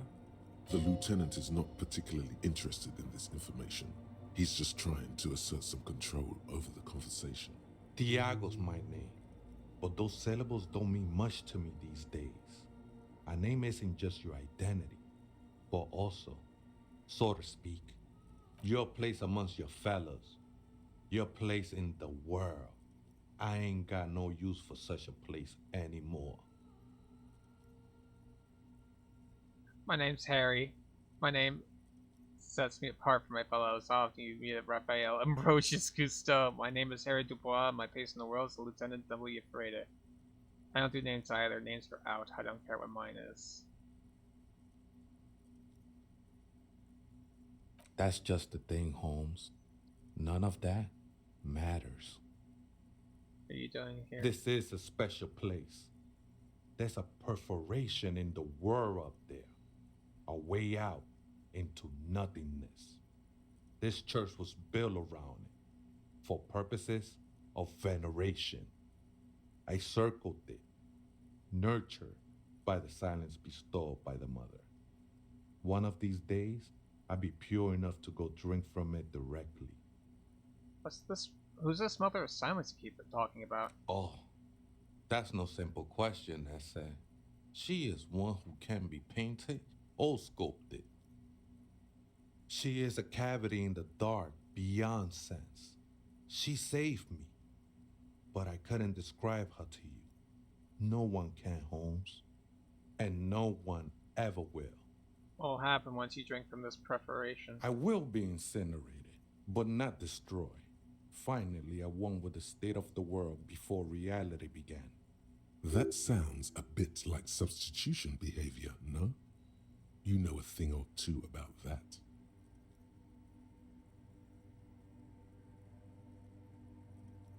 I still don't understand what you're doing in the church. I'm a seraph, Holmes. I sing the mother's glory. It certainly makes sense for you to sing if she's the mother of silence. I don't mean literal singing, Holmes. This is the mother of silence we're talking about. It's the singing of a burning heart. You may be thinking, but fire crackles. No, Holmes. That's the material that's burning. The flames themselves are without sound. How'd you find this place, this church? Hard to say. I think I did some construction work here, back when I still had material worries. Up there, I realized what the true purpose of the church was. Been spending a lot of time here ever since. The past is nothing to me now, eh? It didn't belong to me. You sure you didn't just switch one drug for another? It's not like that at all, man. It's just faith and joyful service. Too gleeful, those words. He is lying. Not to you, to his very own self. Faith is a kind of drug. I heard that before, Way. And I know I can't convince you on the spot. But think, when's the last time you woke up from silent communion with a hangover, regretting what you did last night? There are drugs darker than alcohol circling your system. I think love might have been my drug of choice. I think I'm still hungover from it. I guess you have a point. Now let's keep She talking. took you for a good spin, huh? Don't worry, bro.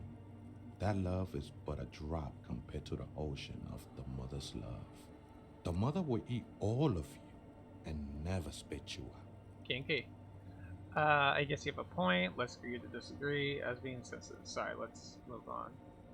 No worries, man. I know this shit takes time. These yours? I think they were. A long time ago. I had to shed them like skins to get closer to the center of the silence. You could have them. I don't need them anymore. Right. I had other questions. The sinewy figure lingers on the wooden beams, blending into the shadows. Been here a long time. You know why the church was abandoned? Police raid a while back. Did you witness it? Not really. Or at least I don't remember much of it anymore. The mother's love has done its job. That's what's so great about the mother. It lets you forget about everything. Some ravers want to turn this place into a The nightclub. ones in the tent outside, right? I see them. Guessing they're the ones who call me a crab. Probably scared of me. Do they have a reason to be scared? Nah, man. They look pretty funny. And I don't harm no one anymore. Anyway. So what do you think about the nightclub, that is? Why not? They wouldn't bother me none. I'm usually way up there, imbibing. Ain't no music on earth that can reach where I go. Might even be nice to have some company. He said that in spite of himself. He's more attached to the human than he'd like to think. Okay then, thanks.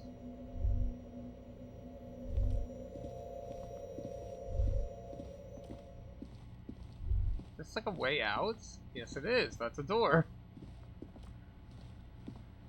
In white, silver, and apricot faience, the young mother of humanism stands above you. A crack runs across her body. She is impossibly tall, oval-faced and sad, a dark and radiant majesty. This is her innocence, Dolores Day. Cradled in her arms are a pair of glowing lungs, clearly visible from underneath her flowing dress. You should kneel. No. Cold wind seeps in from the crack in the glass.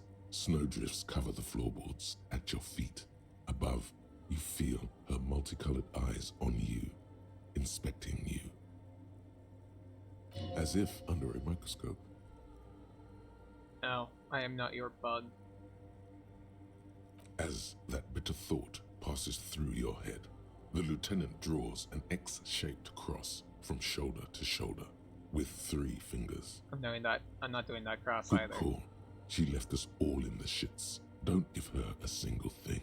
Just stand there in the apricot-colored light of the window, secretly grinding your teeth.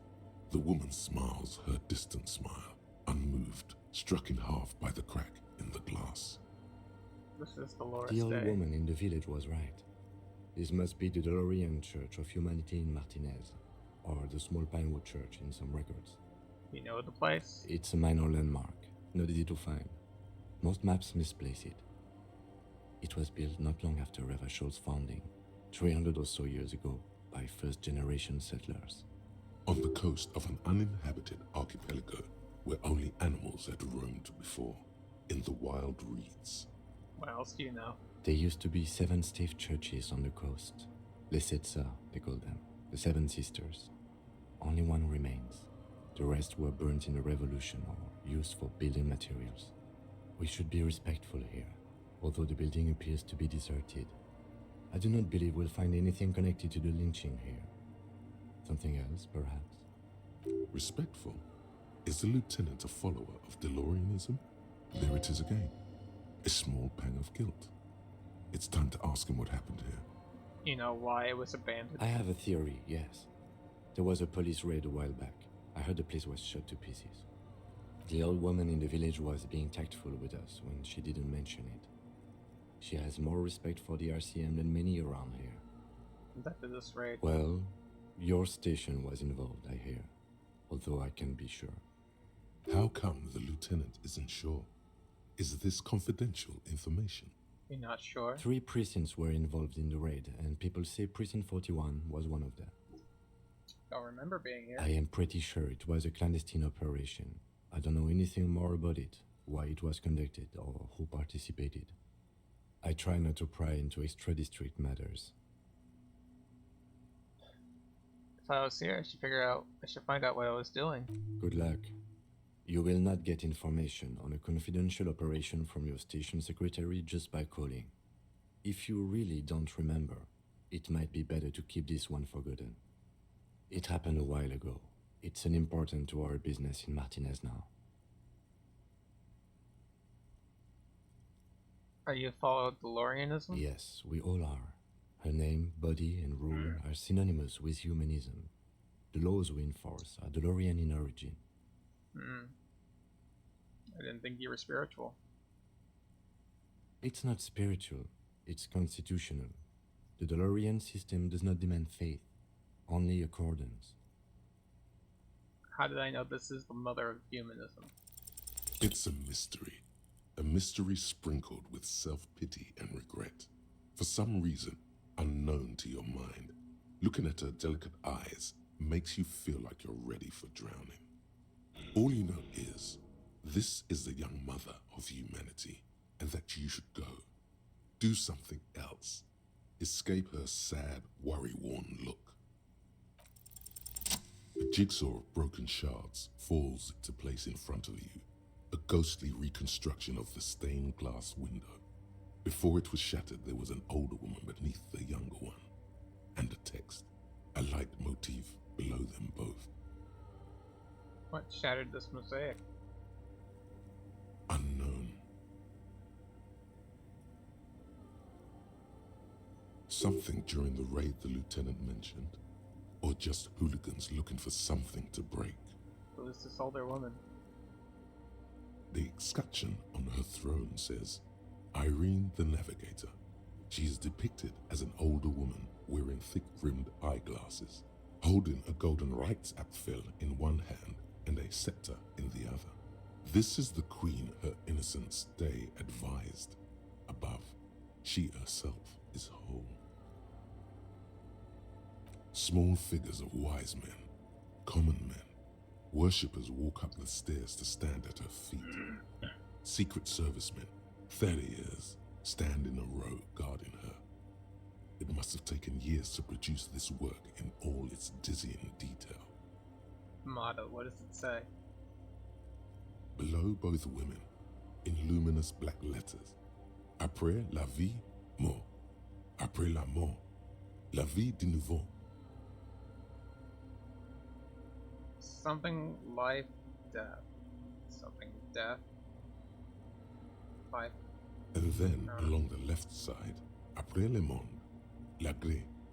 Après le gré, le monde de nouveau. After life, death.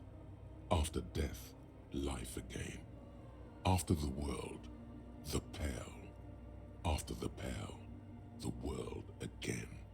This is the great leitmotif of humanism, a summary of the effect of the discovery of this isola, the insulindian, on human thinking. A tremendous sea change akin to finding life after death. Lieutenant, this used to say... Death, life again. After the world, the pale. After the pale, the world again. This exaltation is common in Dolorian sacralism. In the early years, it was even incorporated as the RCM slogan. No more, however. Why? It was deemed subservient to use a strongly moral intern-related motto. We already suspected of bootlicking. The sentence was also seen as too feminine. It was a macho thing. What's the RCM motto now? Justice, union, prudence, and force. I like this. Puts the fear of God back into facts. I like the other one better. Not very feminine. Cool. So do I. The mother of humanism towers above you, a wax painting on a cracked pane of glass. Nothing has changed in her expression.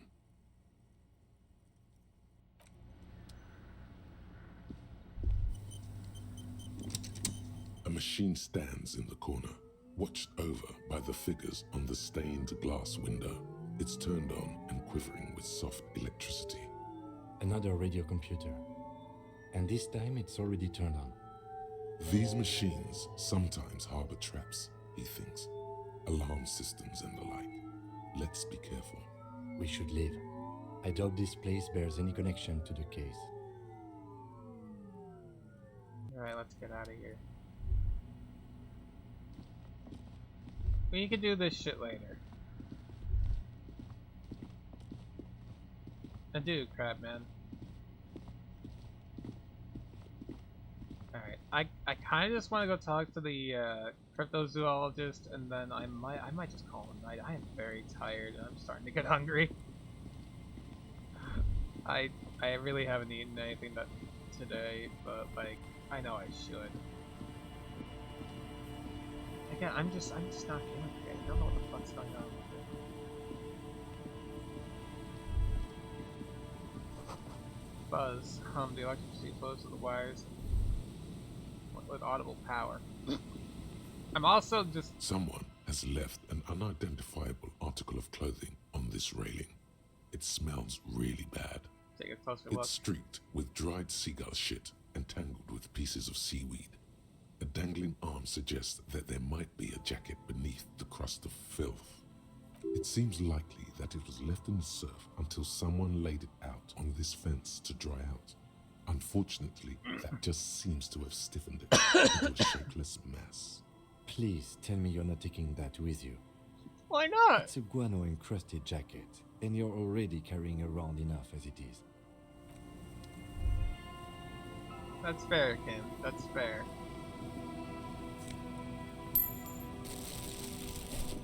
Whoa. Harry, why are we running?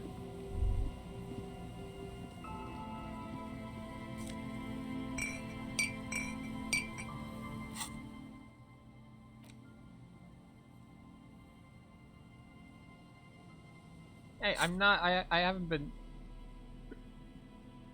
Empathy.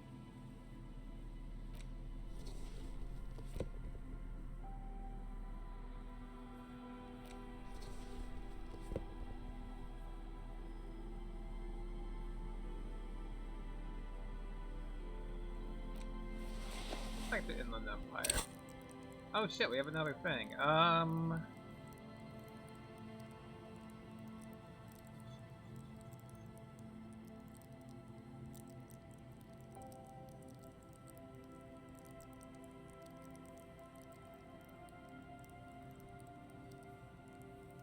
don't know what to put a point. I don't know what to put points into.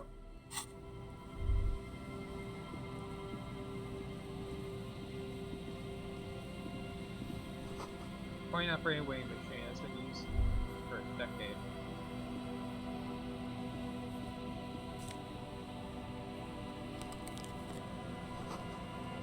Against recently painted type red, water dripping from it.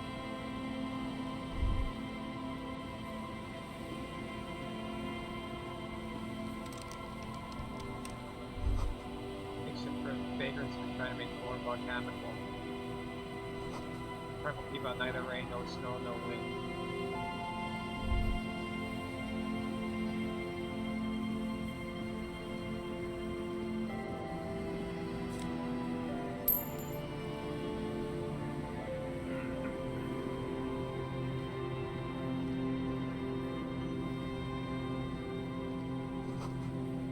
Big wine canister, it's open and empty. Is there anything I missed over there?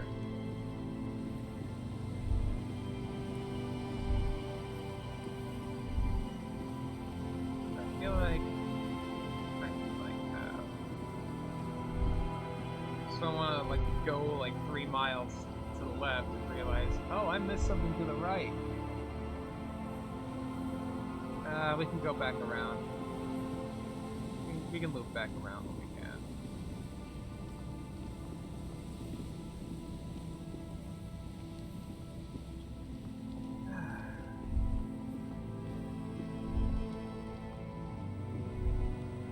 Oh.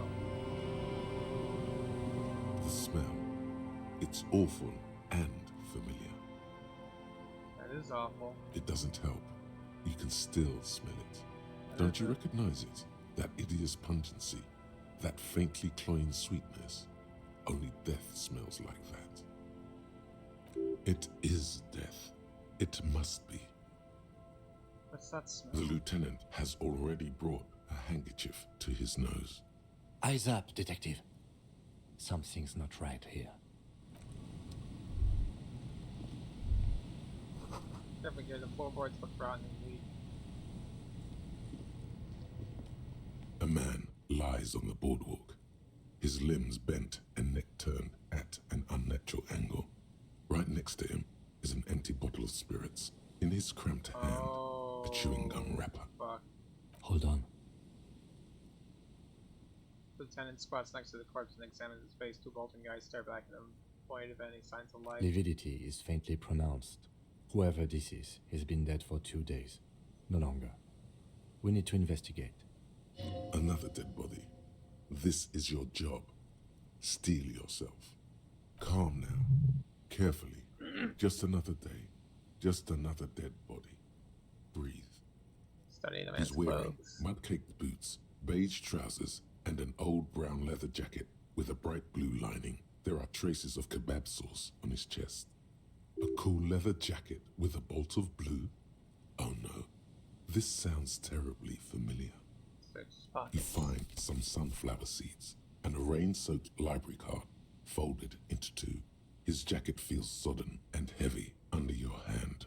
Good. We should take a look at that library card after this is done. Study the man himself. The man has fallen through a crack in the boardwalk and hit his head against the metal bench. Coagulated blood covers his black hair. One of his feet is still dangling through the hole. A bad fall. It might have been dark outside. This place is a minefield in the dark. Salmon in space. His expression is dull, like the sea behind him. Drops of water shining on his moustache. His eyes, empty and wide, look frightening in their frozen gaze. Height, 170 to 175 centimeters. Curly hair, stout build. Age, approximately 50 to 60 years. He was confused when he died. Confused and alone, most likely.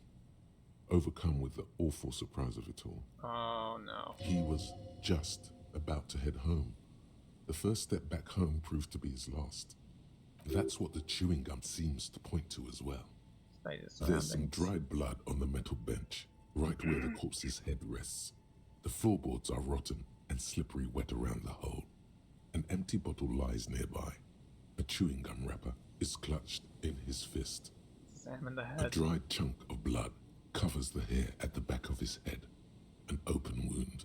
It's sticky and cold to your touch. This is what killed him. This is where he came out of himself, drop by drop, when he was unconscious. It took 3, maybe 4 minutes. I don't see any other major wounds, do you? It's hard to say. Seems like the head wound was fatal. It's exactly the shape of the bench. Step on the floorboard. They screech under your feet ominously. It's hard to say whether the dead man's weight was the cause of the boardwalk to break. It definitely looks fragile. He could have easily disappeared into the sea through that hole, and you would have never found him. Examine the A bottle. 0.75-liter Tallulah vodka with its cap missing. There's hardly anything left inside. Tear all around us. I'd prefer if you didn't collect them this time. It's not proper. Yeah. True. It feels disrespectful. Examine the chewing gum wrapper. Grabowski spearmint chewing gum. Green leaves on the cover. The man's mouth is half agape from the terror of the fall. The blackness of death. Stench. You think you see white chewing gum too? He ate the whole pack, right? It's to cover the smell of alcohol before going home. The worst thing is, I've seen it before. Almost the same scenario. Even the chewing gum. It's always the same. In a ditch off a road below the 881, he thinks. A young father. Then he shakes his head to make the memory stop. The entire boardwalk creaks in the wind as you take a step back. Who is this man? Looks like one of the locals. He'd have to know this spot to come here. You don't just walk over here. Look south the way you came. But that's just a lazy assumption. What do you think? A dead working-class man with a bottle in his hand? Don't deceive yourself. You know who this is. We know who this is. It's a working class woman's missing husband, dead on the boardwalk. The woman you met at the book stand? Why do you think it's her husband? Leather jacket. The bright blue lining? Well, he's definitely someone's husband. What do you think happened here? Death by misadventure. He slipped and fell through the boardwalk. A truly unfortunate accident. If it wouldn't have been for that bench, he'd be alive.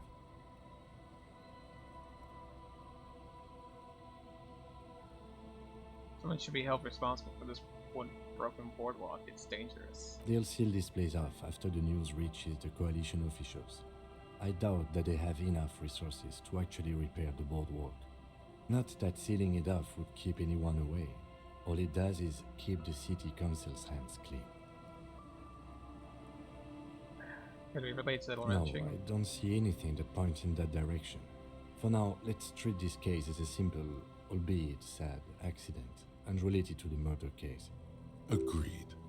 If this somehow converges later, why not? But keep it simple for now. Think he was drunk? Oh yes. What about alcohol poisoning and liver failure? Some symptoms of acute alcohol poisoning could have definitely played a role here. Severe confusion, respiratory depression, unpredictable behavior. But I think that death arrived through head trauma, not liver failure. What about the kebab? What about it? The deceased ate some kebab. It's probably from a nearby place, maybe in the box. Sometimes a kebab is just a kebab. Right. It does seem to be a pretty straightforward misadventure, although there's still a question of identifying the body.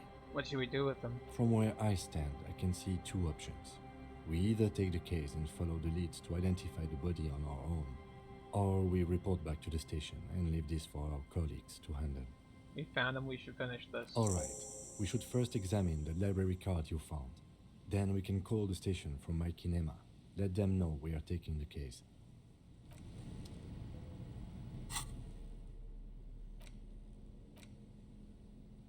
The library card is folded into two and still slightly wet to the touch. The front side reads, Central Jamrock Public Library Card. issued to Billy Méjean, expires July 53. Billy is a unisex name. Could be the deceased or his family member. Inside. Whoever owns this card is an avid reader. You find a list of books written in blue pencil. Radio thriller. Stand a little less between me and the sun. The last one in the list is The Glinting Curve by M. Theobald. A library stamp indicates that the book has been returned. Most of these titles seem to be in the sci-fi genre. Some thrillers too. Look at the back side. If lost, please return the card to the library. Dial 005 02 55211 or visit us at Moreau Street, 78, Jamrock. Business hours 900 to 1800. Good. We should give them a call from my kinema. See if we can learn anything about Billy Méjean.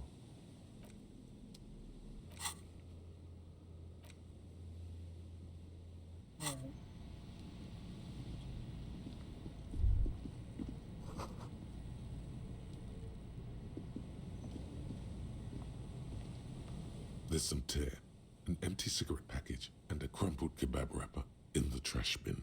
Examine the 2 tear. empty bottles of Tallulah vodka and a can of black potent porter is all you find. A tragedy. He shakes his head with genuine sadness. Examine the cigarettes. Whoever tossed it here was a heavy smoker. The brand name reads Red Astra. Red Astra is the black market version of Astra cigarettes, known for their high tar content. Kebab You see wrapper. traces of mayonnaise and ketchup on it, as well as a tomato wedge. The wrapper reads Shish Kebab Revachol. It's no older than a day or two. No mold yet.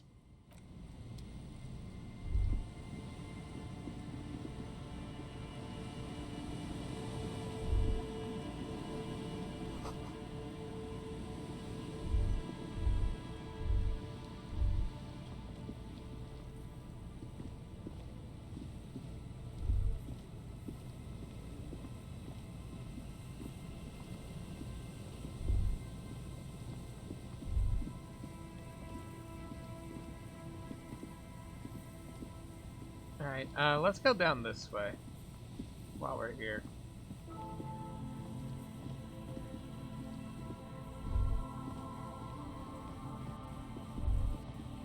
Actually, there's still a lot we haven't seen. Fuck, this game is big.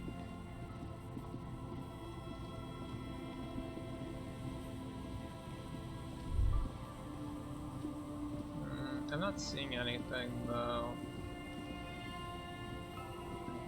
Came from this direction, yeah.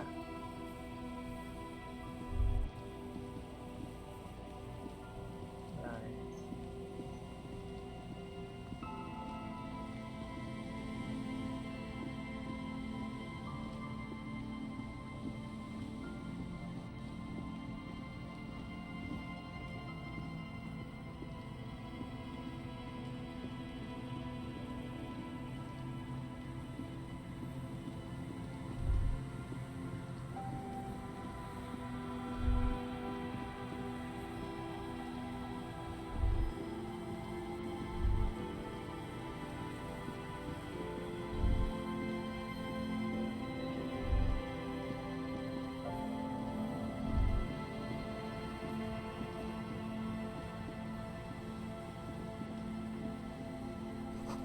Trusty gears used to turn the whole machine.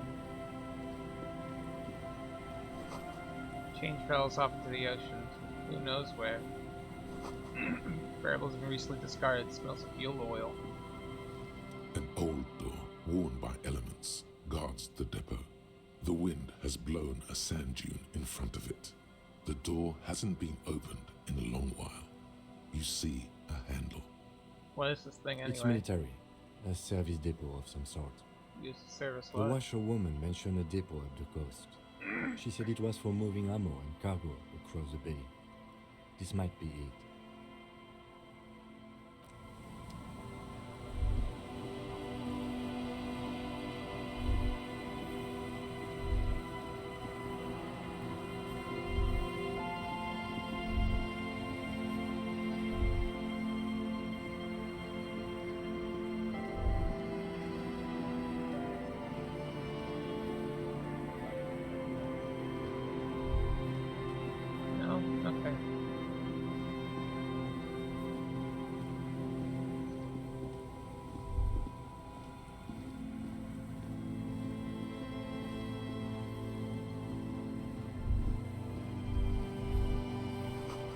once made a campfire here a long time ago.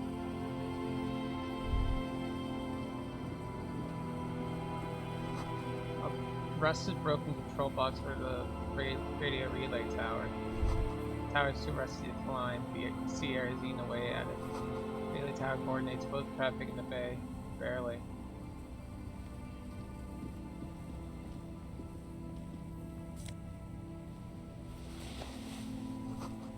Tiny inlets there, off in the far distance, where the post trail toward.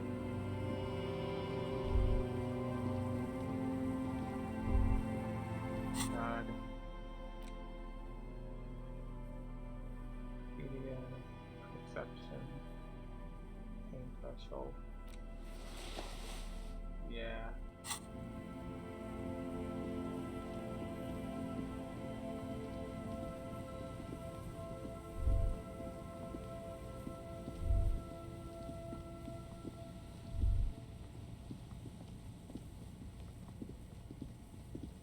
That leads somewhere? No. Warrock rises to your south, casts long shadow over you.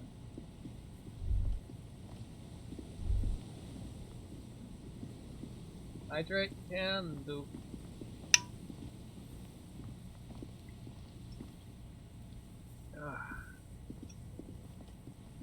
I'm debating if I want to just take a break and get something to eat, or if I just want to wait until I'm done. I mean, it's already 12 fucking 30. I'm just gonna fucking circadian rhythm if I eat something, right?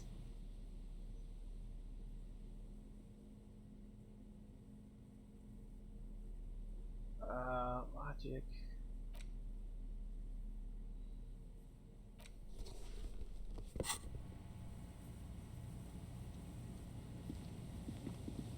I don't know.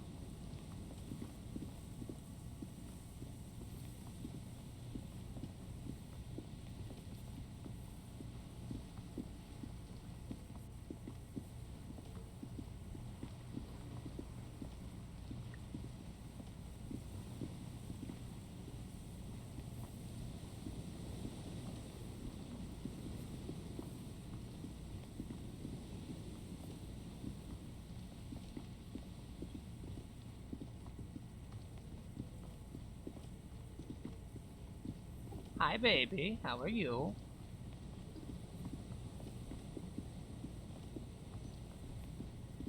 Actually, I don't have to go up there. We can just go down this way. Hi. I love you.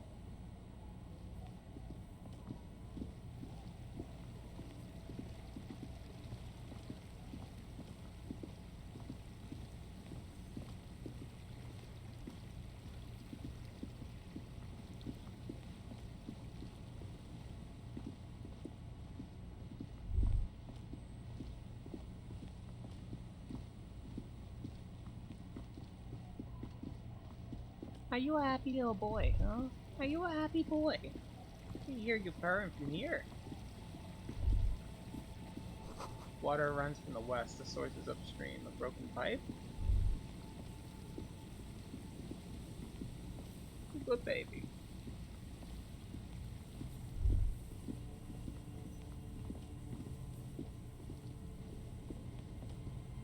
Good baby.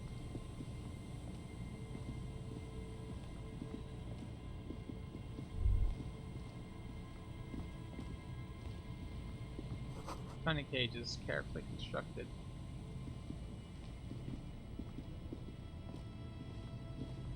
Here we go. Nice and easy. No way out, little guys.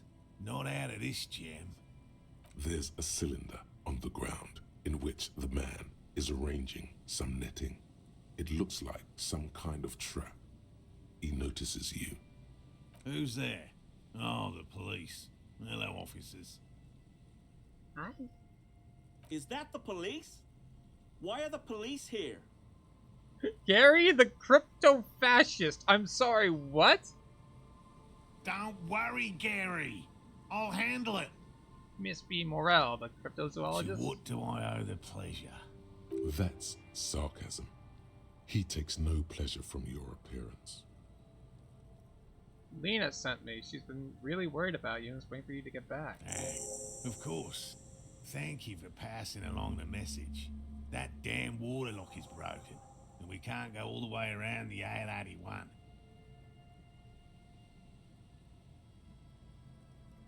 The water lock's been fixed. It was fine when I crossed it. Oh, good.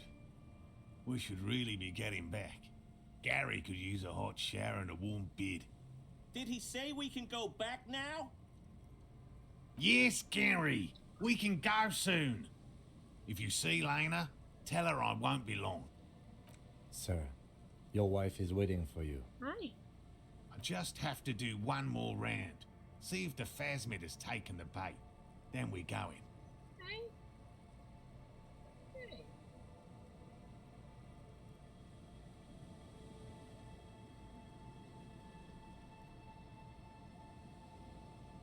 For all his passion, this man is diligent and patient.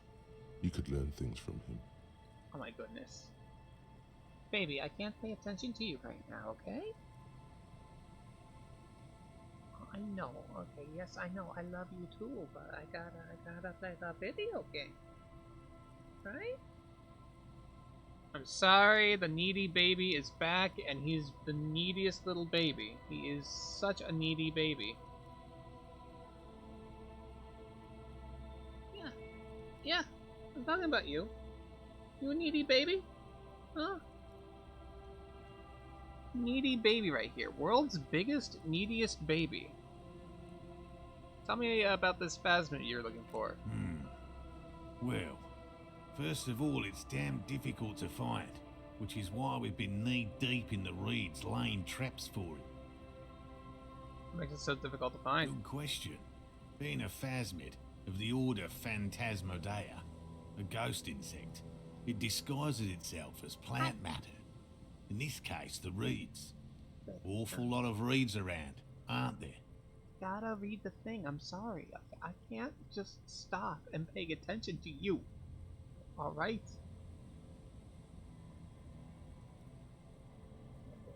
Yes, I know, alright? You are the sun, and my world orbits around you. I know, okay? I wish y'all could see. I wish y'all could see what this little bastard does. All right, like just.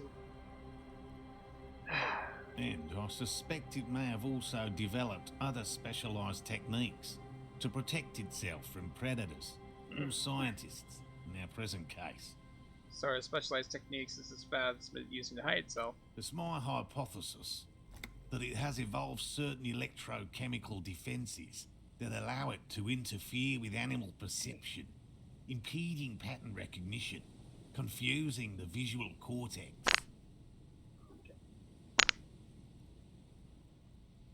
That's it. You're singing in baby mode. No, you're in baby mode. He's in baby mode, guys. Don't worry. Don't worry. I have him subdued. He's in baby mode. But I cannot describe how these defenses work, much less how they evolved, without studying a live specimen. Yes, it makes perfect sense. You're beginning to suspect there's something paranatural about this phasmid. How big is this phasmid? I'm expecting it to be quite giant. One known species of phasmid, called the Megaphasmodea zoensis, is about the size of a grown man's forearm. So, Why are you so interested in the stick bug? It doesn't seem to be as colorful as some of the other cryptids I've heard about. Typical rookie assumption. Insects are much more sophisticated creatures than those unversed in zoology give them credit for. So very true. Even simply catching a glimpse of the Insulindian phasmid would be the apex of of any cryptozoologist's career. But to study it and its defenses, find out how it stayed hidden so long. What have you discovered about it so far? Very little, I'm sorry to say. No one's ever captured a specimen, so all our information is based on first and third-hand accounts. So no one's ever found one? Not yet. That's what makes it a cryptid. So very true. Just out of curiosity, if there's no proof of its existence, how do you know it's real? I know it's real. It's clear that his obsession with the phasmid is driven by something more than the pure pursuit of scientific advancement. By which I mean, I've heard enough first-hand accounts to believe quite firmly that the Insulindian phasmid is more than mere superstition. What would it be like to grasp and hold onto something you think is next to you, or just behind you, like a trace of vapor you exhaled one spring morning as a child? This is what he's searching for. A spectre. Lena said there have been sightings of it here in Martinez. Yes, the most recent sighting was by a couple of teenagers along the coast here. That's what brought us to Martinez specifically. It's the first credible sighting in several decades. Admittedly, it's an unusual location for this species, but with all the sewage runoff upstream, it probably doesn't matter much anymore. Maybe the Insulindian phasmid has died out? I have to resist the thought. Such an extraordinary creature is doubtlessly highly resilient. After all, it's generally thought to be capable of parthenogenesis. He means asexual reproduction. The females of the species don't need to mate to produce the baby viable has eggs. left. This makes it easier for a species with a small population to survive. That's pretty clever. Females reproducing without males, a travesty, a crime against passion and common sense. This arouses no special feelings in me. Yes, the Insulindian phasmid is a very clever insect. That's why it's so damn difficult to catch. But as a scientist, I'll try my best to remain dispassionate. Tell me more about these traps. Well, they may not look impressive, but Lena designed them quite cleverly, so I'm sure they'll do the trick. Lena designed the traps? Yes. How do they work? Simple. Attracted by the locusts, the phasmid crawls down the funnel and, having eaten its fill, can get back out. At least, that's the intention. The net isn't a perfect solution, but we didn't want to use anything that might damage the specimen's delicate exoskeleton. What are you using as bait? Locusts. Nearly all known phasmids are herbivores, of course. But we've hypothesized that the Insulindian phasmid might occasionally prey on other insects. Inside the traps, a number of locusts crawl and tumble over one another in a tiny, chittering swarm. A meat-eating stick insect? Does it pretend to be the reeds as part of its ambush behavior? This seems unlikely. Carnivorous stick insect seems unlikely. Thank you for your opinion. We have also included plant material in the traps to satiate your skepticism. Not a big fan of skepticism, this one. What do you do if these traps don't work? They'll work, I assure you. The predatory hypothesis, using locusts as bait, accounts for the failure of previous efforts by other teams, which use plants. We have given this some thought. The traps do seem to be deftly and thoughtfully constructed. It's clear the cryptozoologist's wife knows what she's doing. Let me ask you about something else. Yes. What? Lena seems pretty eager for you to return. And I'm eager to return to her, I assure you. But I can't leave before we finish with these traps. My wife understands that just as well as anyone. Come on, Morale. We've been soaking out here for days. It's time to go back. And leave the traps? Absolutely not. I won't let Lena down. Come on, she wants us back. I'm soaked up to my nuts over here. We'll both catch reed crabs if we don't dry out soon. Won't let Lena down? Sounds like the cryptozoologist's wife shares a special connection to the phasmid somehow. Didn't know it was so special to Lena. Of course it's important to her. She's seen it. A verified sighting, on record. One of only 4 this century, and it's hers. She sighted the phasmid? She didn't tell me that. Yes, that's how we first came to know one another, in fact. But that's her story to tell, not mine. Needless to say, You must ask her about the mysterious phasmid. Suffice to say, it's long been our dream to find proof of the Insulindian phasmid together. I can't abandon course now. Maybe you can go back to the Whirling, warm up, come back to check the traps later. No.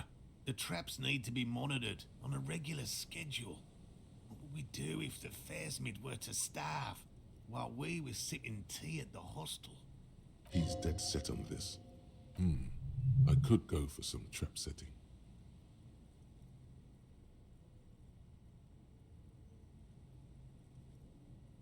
What if we check the traps for you? I didn't expect you to take such an interest in our work here, officer. Cryptozoology and detective work are very similar. Chaos is my method. I am its scion. I'm all in with this cryptid shit. I am hooked. Yes, indeed. Both require a great deal of research, attention to detail, and, above all, persistence. Where are these There traps? are 4 in total. One is to the south, on this little peninsula, by the boathouses there. It's very near. Another we set in Land's End, to the northeast. It's behind a small sand dune there, on your way to the old radio tower, after the church. The third is set near the canal, where you crossed, by a concrete slab. A big thicket of reeds going up the slope, and among them, you should check at least one of those before returning to this one, since I just said it. This one's more of a technicality, but still, better safe and stupid than sorry. That seems like a lot. Do we really have time for this extracurricular venture? What, aren't you having fun? Even relative to examining a week-old corpse, I'm not sure mucking about in the reeds qualifies as fun. But have it your way, detective. If you think it's important, you have been right before. What do I do if there's a phasmid in one of the traps? Bring it to me at once. Just make sure the trap is closed tight. What if I encounter the phasmid in the wild? That's highly unlikely, officer. But in the event you do, I'll spray you with a pheromone mixture I developed. It's made of musk and research chemicals. The pheromone should attract the insect to you, or at least prevent it from bolting at the sight of you. It's quite potent. Will last you about a week. Lay it on me! Lay it on me thick! I don't want this, thank you very much.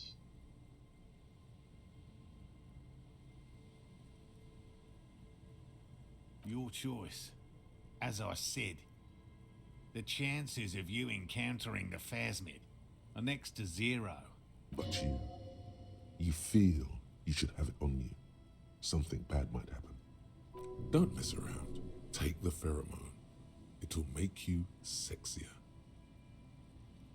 Fuck it, we ball. I changed my mind. Spray me with your pheromone.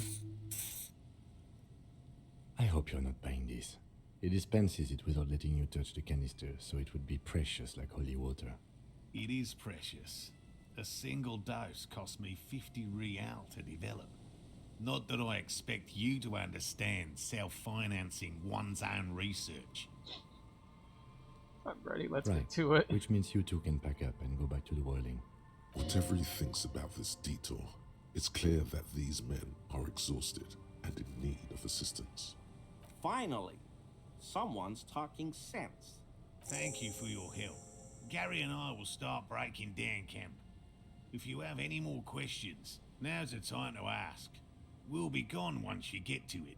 If it's more cryptid-related business you want to discuss, you'll have time for that later too. But what if the information is vital? On the hunt. I only have one more question. How did you become a I cryptozoologist? just always liked animals and puzzles. Searching for cryptids is a bit of both.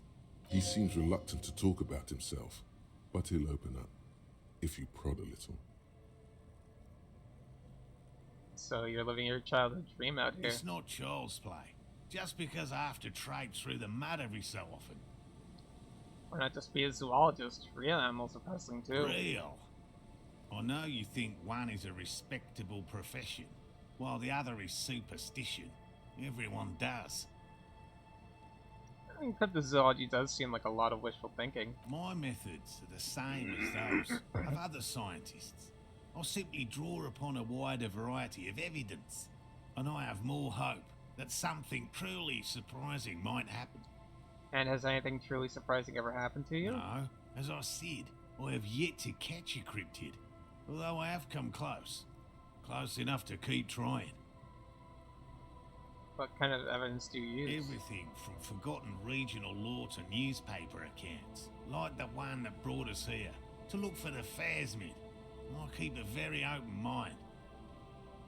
He's interested in things that people believe that scientists don't. You think other scientists don't listen to ordinary people enough? Most establishment scientists only care about reputation and remuneration, not real research. And certainly not the truth. They're a cowardly lot, and both the field and basement archives can be dangerous places. So have you ever discovered a cryptid? No. Very few cryptids are ever discovered, and not for a lack of trying. To stay hidden is a cryptid's primary quality. It's even in the name, cryptid. So many cryptids have been found. Of the list of cryptids kept by the Cryptozoological Society of Chemnee, which is 4,082 items long, about 2,000 have been confirmed as hoaxes. 2 are categorized as confirmed discoveries. The rest are in differing stages of discovery, refutation, and data collection. Only 2 have proven to be real? Yes. The Chateau Quan forest pygmy, who turned out to be an extinct species of primate, and a cave salamander from Hugo Grad, who is, honestly, quite unremarkable. It's in a zoo somewhere. We cryptozoologists are brutally honest with ourselves, more so even than the public. With cryptids, most cryptids are hoaxes or they are never found. That does not mean we should stop searching. 2 out of 4,000 is not even 1%. In fact, it is 0.05%. Ever more magnificent, should our search contribute to making that number 0.075%. He has clearly done his math on this. There is no surprising him or swaying his opinion. Thanks for explaining that. Now, about something else. Yes? Let's talk about specific cryptids. What cryptids precisely? I usually discuss these things with specialists, so I don't know what. We would have to discuss. He wants to say, but decides against it. Since you've offered to help, you need to ask him about specific cryptids. Cryptids you've heard about from Lena or his friend Gary. He won't just talk. I know about the kind green ape. Look, I even have the kind green ape pen. I see you've been talking about cryptids with Lena. The kind green ape is one of her favourites. A warm wave passes him. Of course, the kind green ape is her favourite, he thinks. We travelled to South Safra to look for it once. Gary and I got stuck in a rainstorm, though, and had to spend most of our time there in a little village. The search was fabulously unsuccessful, but the people were very nice. I'm glad they didn't understand what Gary was saying about them. What? South Safra? They're just on a different rung of the ladder, Morale. I had no problem with them. Really? You kept complaining about how dirty everything is, but we digress. They're a nascent culture. I just didn't feel comfortable. And let's change the topic, okay? Talk about your critters, or whatever. Yes, back to cryptozoology. You don't want to sow disagreement between friends.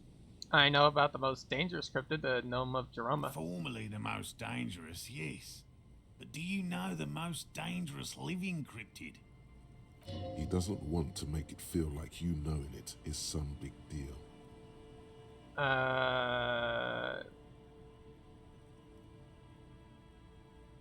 Living? The No. most dangerous cryptid is a carnivorous ruminant, known colloquially as the dread moose.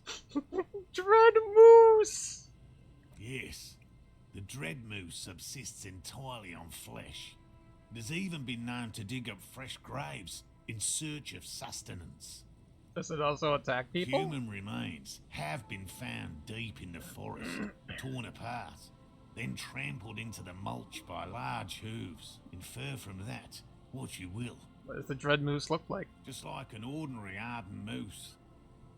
Then how can you tell if it's the ordinary dread kind? You can't. That's what makes it so dreadful and hard to identify. So it's just a Wait, it's just a moose! That's carnivorous! Like, but you can't tell the difference.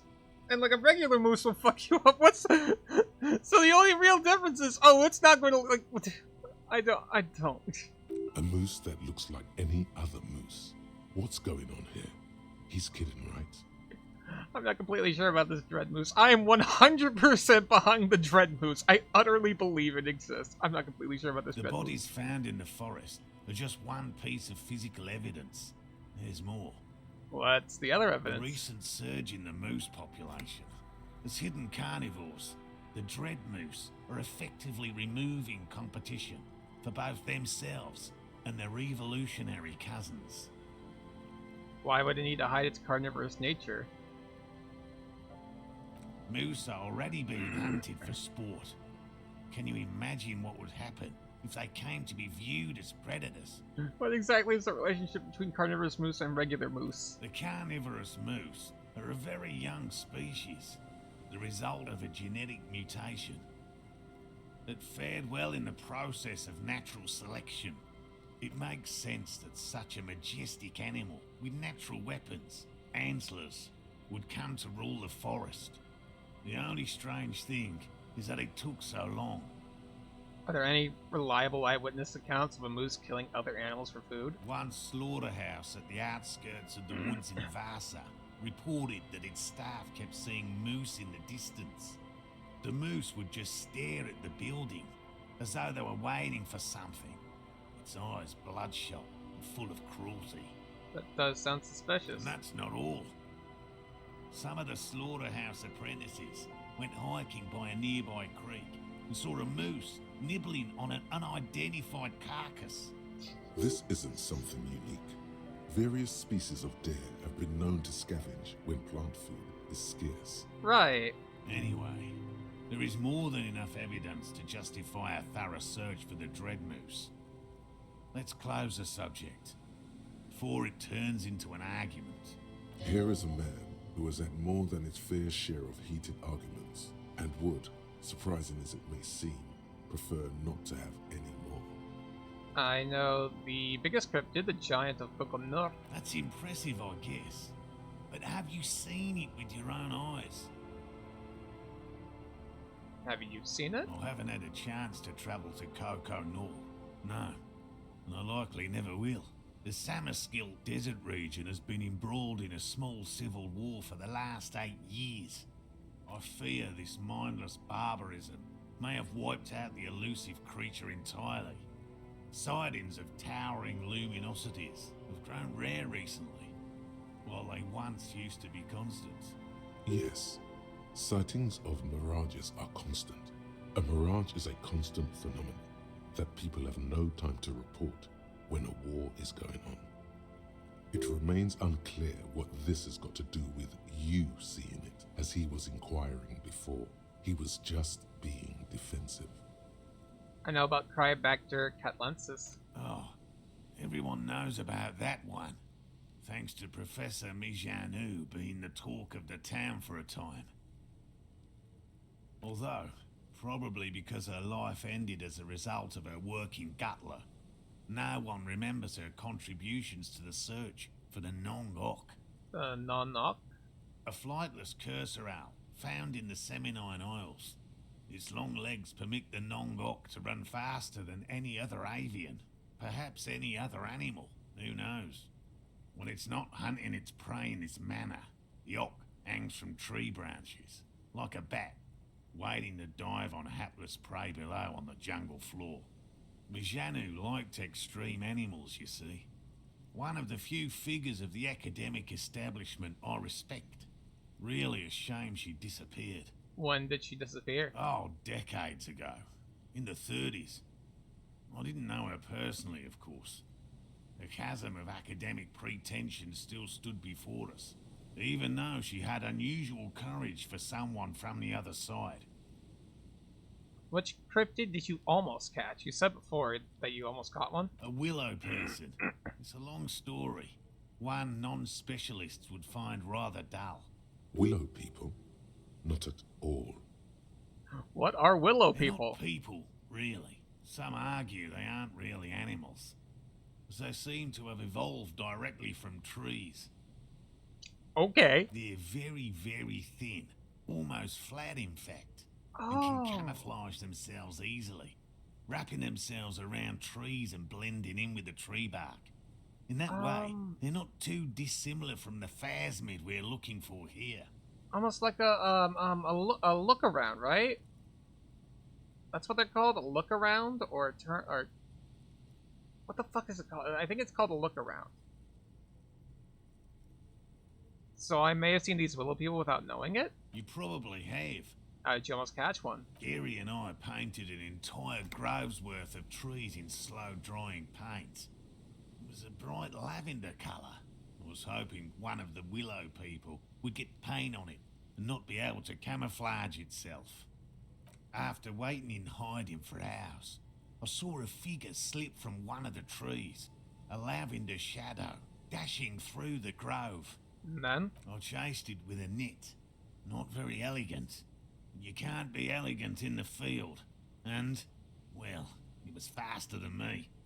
A lavender shadow. I know you think we were snacking on funny mushrooms. It's easier to mock someone and to admit that the world might be more interesting than you've imagined. Furthermore, I'm not saying it was a confirmed sighting. I'm painfully aware of what goes into verifying such things. There is a serious possibility that I saw a squirrel or a trick of the light. I am my own harshest critic. He makes it a real point here to sound falsifiable. And Lena's signing in the phasmid is that Confirmed. It's 100% verified and meets all the standards of an authentic cryptid sighting. just tell me about a cool cryptid, any cryptid. No offense, officer, but I'm not much of a pedagogue. I don't know what I would have done if Lena hadn't persuaded me to go back to field research. You should ask her if you want interesting stories. Me? I'm not a people person, unless you haven't noticed. And I don't make a good lecturer. My strength lies in field work and persistence. By all means. I'll get going.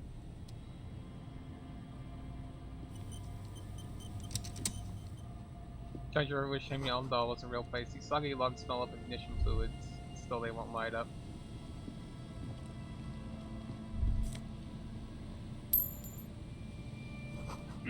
These heavy military blockades are riddled with bullet holes currently. Hello, I'm Gary. Very generous of you to help us out, officer. Yellow man. I mean, officer.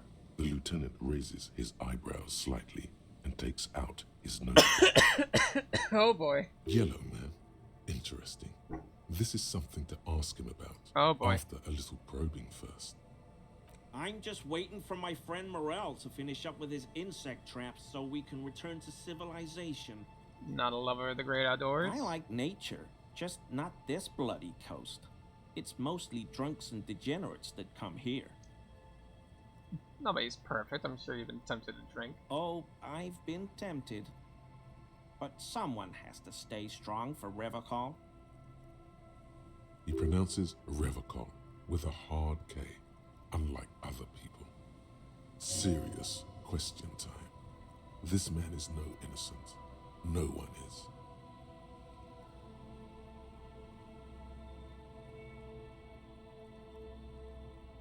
You said Rubicol? I like to pronounce it the hard way.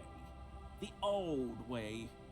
The Vespertine way. Oh boy. He winks at you, trying to relay some hidden message, inviting you to mispronounce it too, perhaps.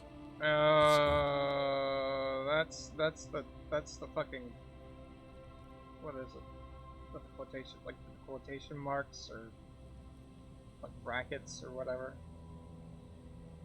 Yeah. It's a secret rite. A very fringe nationalist handshake, probably. Do you know anything about the man hanging behind the whirling rags? Oh, so that's what the RCM in Martinez is about. Great. Great to hear someone's finally taking care of that. So you do know something about it? No. Nothing. He was some kind of mercenary. But everyone here knows that. I'm just glad to hear you're looking into it. That's all. Is this your mug? My mug? Why would you think that?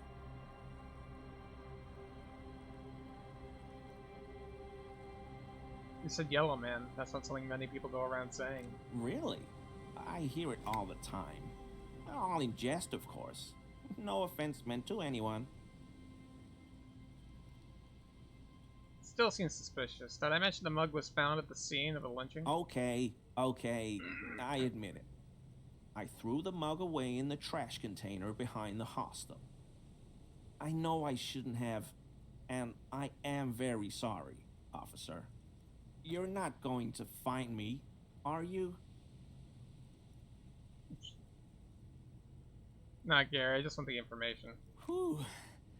Thank you. You won't regret this.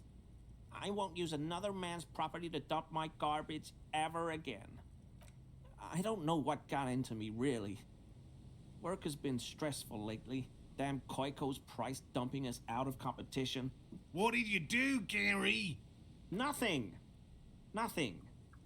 Just answering some questions. Helping out the law. How'd you get into the trash container? I know a guy who works with the trash collection services. CS Municipal. He gave me a master key for the trash containers of Martinez. Why would you need to get into everyone's trash? So I can use the Whirling's trash compactor to store my own stuff. Garbage disposal is expensive as hell. The damn Hemians run it like a mob. I'm sorry, okay? I thought I could cut costs. I shouldn't have. I shouldn't have disgraced myself. Disgraced? No need for the histrionic, sir. It was, after all, just a trash container. Did you put the clothes of a murder victim, the man who was hanged behind the whirling rags, into that trash container? Officer, please. Let me explain. It's not like that. Do. I was only cleaning up. I live right across the yard from where he was hanged, and I saw him stripped naked.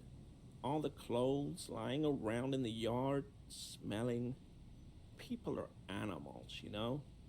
Okay, then what happened? Then I came out to clean up the rags, because no one else would. I put them into the Whirling's trash, along with a broken mug, admittedly. Okay, I was coming to throw the mug away, and, well, I threw the mug there and the clothes too. Right, it was just civic duty. Exactly. That's exactly what it was. Civic duty. Wouldn't know anything about the victim's missing armor, would you? Armor? No. I mean, yes, of course. I know he was wearing armor, but I don't know anything about it. Let's move on for now. I hope I could help your investigation, in my small way.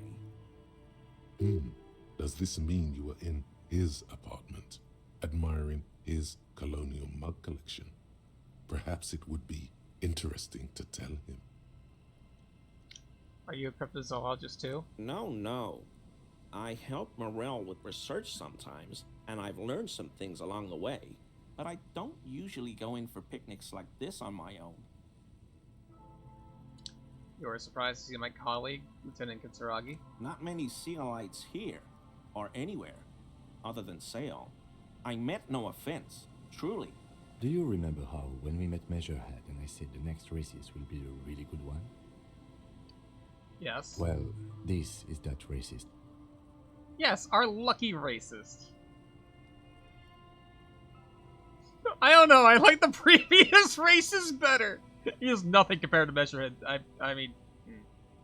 Yes, Hey, our lucky man. racist.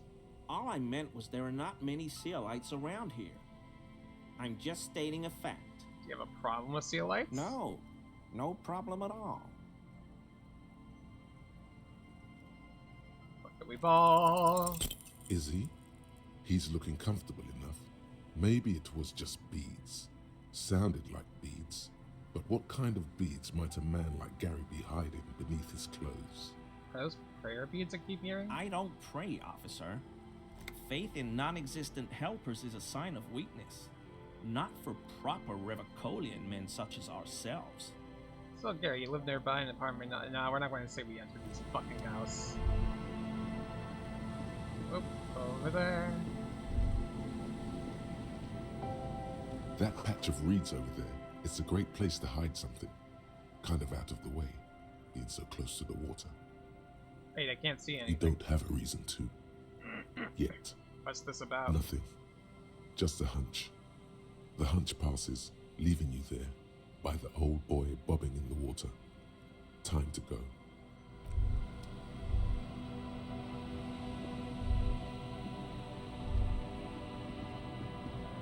Okay.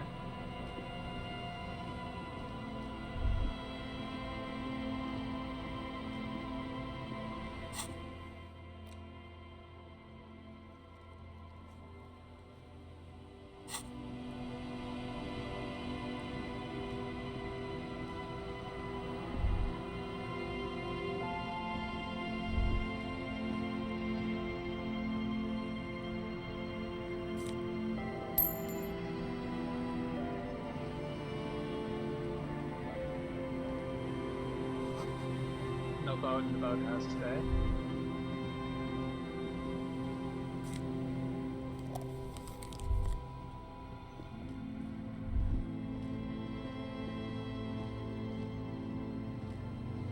There's a trap in the reeds at your feet. Looks like the same one you saw Morel set before.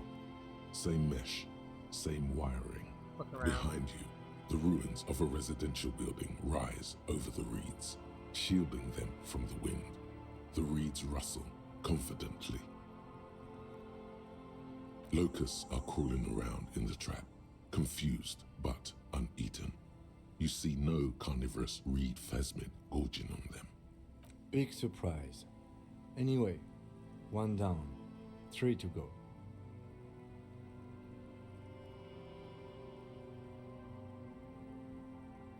Say nothing, just put You the trap set down. the apparatus back on.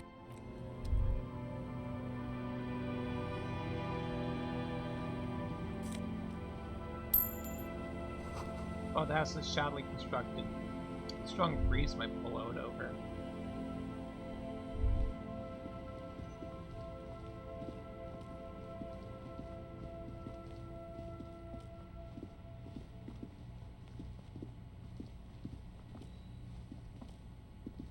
A scattering of bullet holes is spread across the cracked wall, reaching from one corner to the other. Look, Kim, even more bullet holes. Something's definitely gone down here. Correct. The density of the bullet holes is unusual. Even in a general average bullet hole frequency in Martinez sense. Grim affairs. Meaning, this is a lot of bullet holes. Looks like fully automatic rifle fire. Something you don't see these days. Why not? The manufacturing and sale of automatic rifles was curtailed after the revolution. The destructive power of such tools proved to be too much. We do need to retain some humanity in this world. Unable to piece together the big picture just now. There's a hole in their hypothesis. I'm dumb. The scattering of bullet holes looks like one giant smiling mouth, smiling its deadly smile, laughing at you and the world and the living.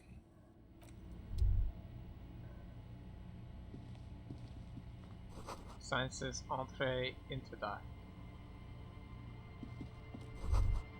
An old ticket digger booth, no longer in operation.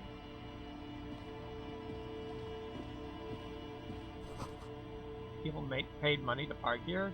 No one would pay now. Ancient paint is peeling off the roof of the shaded bench, covered in rust.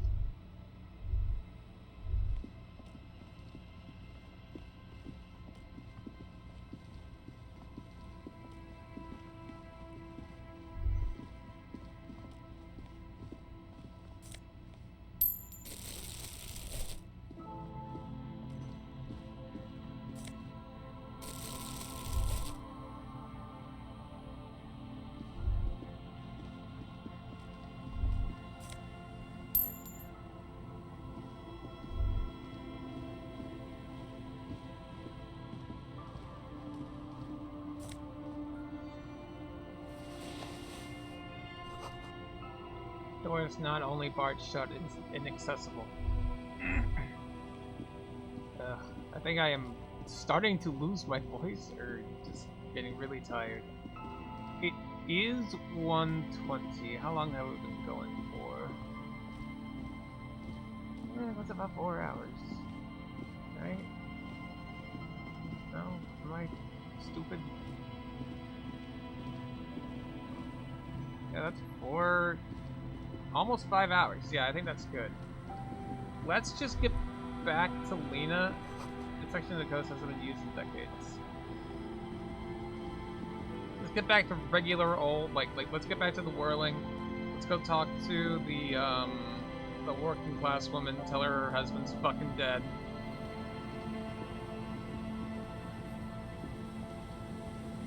Call it in. And, yeah. I might just go ahead and end it. I really need something to eat. What should I have?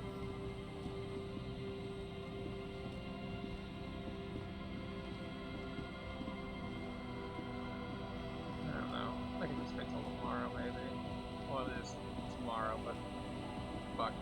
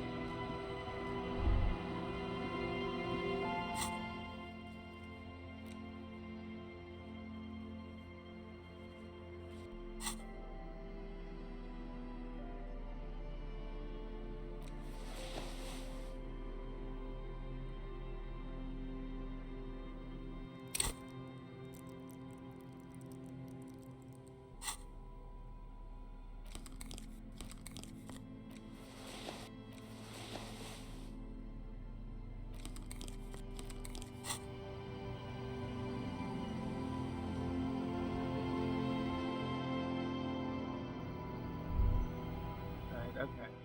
I just wanted to see if the red chair was different now.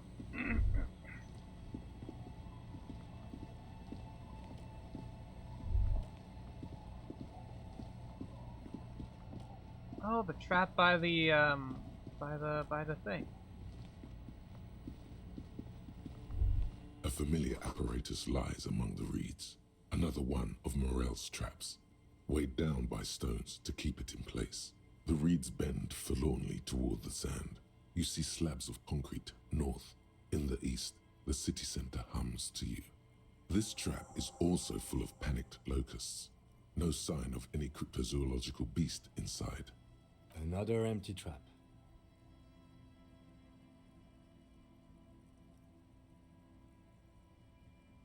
I enjoying the cardio, Lieutenant. I'm quite enjoying it myself. Always up for a good jog.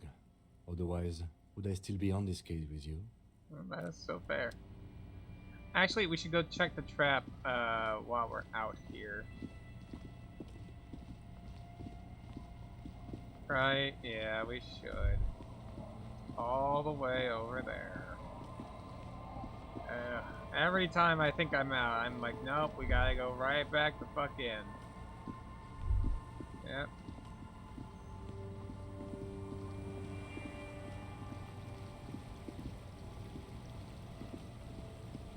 Green? Green? Clouds? Clouds?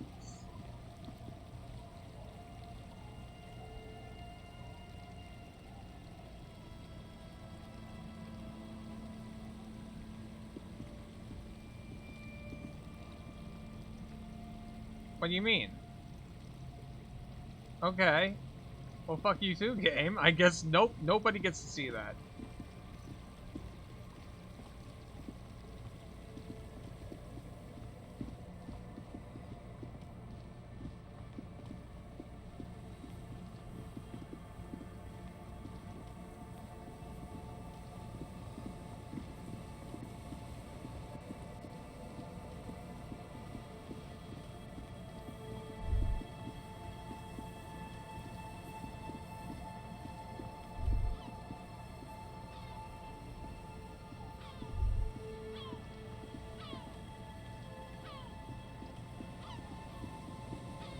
This trap's not too hot. The reeds sway in the coastal breeze. They seem to be waiting for something. Nothing but locust. Empty as all of them. One more of these and we are done. I'm getting tired. No, I'm fine. I didn't mean to complain, it's just... Kim, how can you be tired? Check out the chat more, I'll just set up and so I'll just can't. Okay, so we gotta go all the way the fuck back. We're going all the way the fuck back. Yeah! Come on! Come on, boys, get your fucking workout on.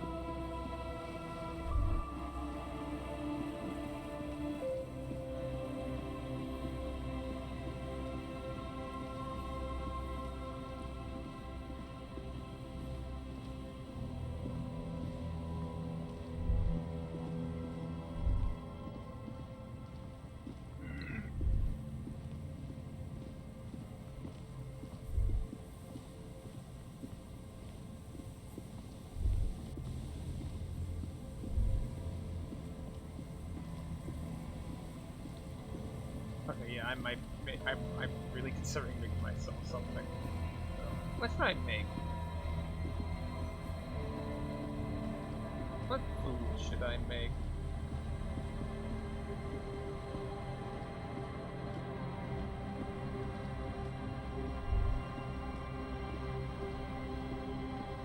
This is the last of the traps. The one Morel just set. Checking it over, he said, is just a technicality. The reeds by the abandoned campsite hiss and shake. The trap feels light and silent as you pick it up. Something is different here. Look closer. No locust. No phasmid either. But still. It's empty. Morel didn't leave it empty. Your voice echoes on the coast, carried by a gust of cold wind. Well, the bait worked on something. This doesn't mean it was a reed monster, though. Unless you see one in there, I just see an empty trap. Yeah, it probably wasn't the fast, but still, Morel still needs to know.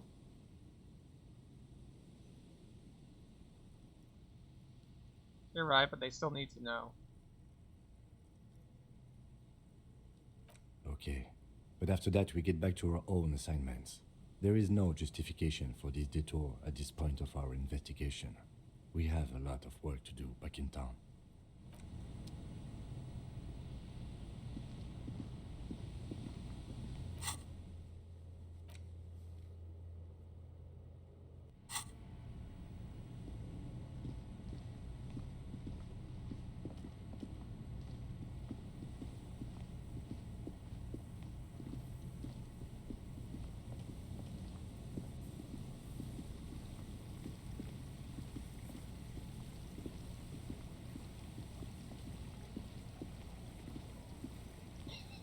Very clearly a bridge right here, and then they're just like, nah, you can just walk right through it, like that. Okay. Okay, so it's a bridge one way. This game's a little broken, but it's fine. It's not the most broken game I've played. I think that title still goes to TF2.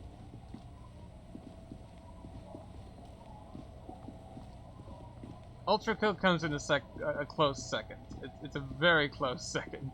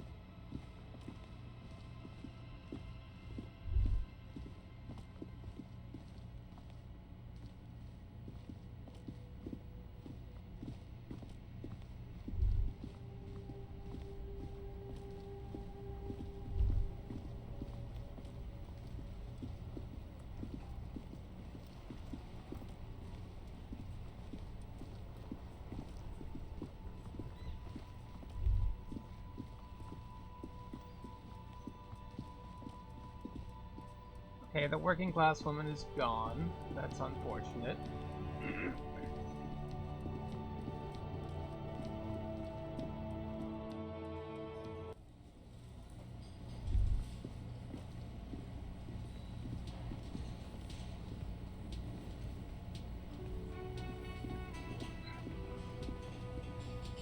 Oh, sweetie, I don't even know how to thank you for finding my husband and helping him out.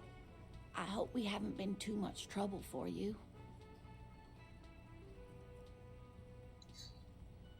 Nah, I'm just doing my job, Here, man. I want to give you a small token of my gratitude.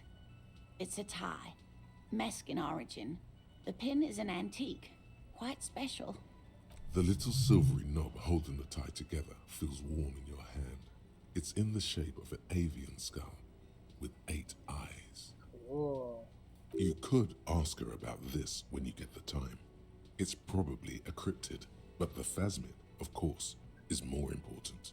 You never told me you've seen the phasmid. Oh, you don't want to hear about some old woman's ramblings. Ramblings? Nonsense. Your description of the phasmid is the most precise I've ever heard.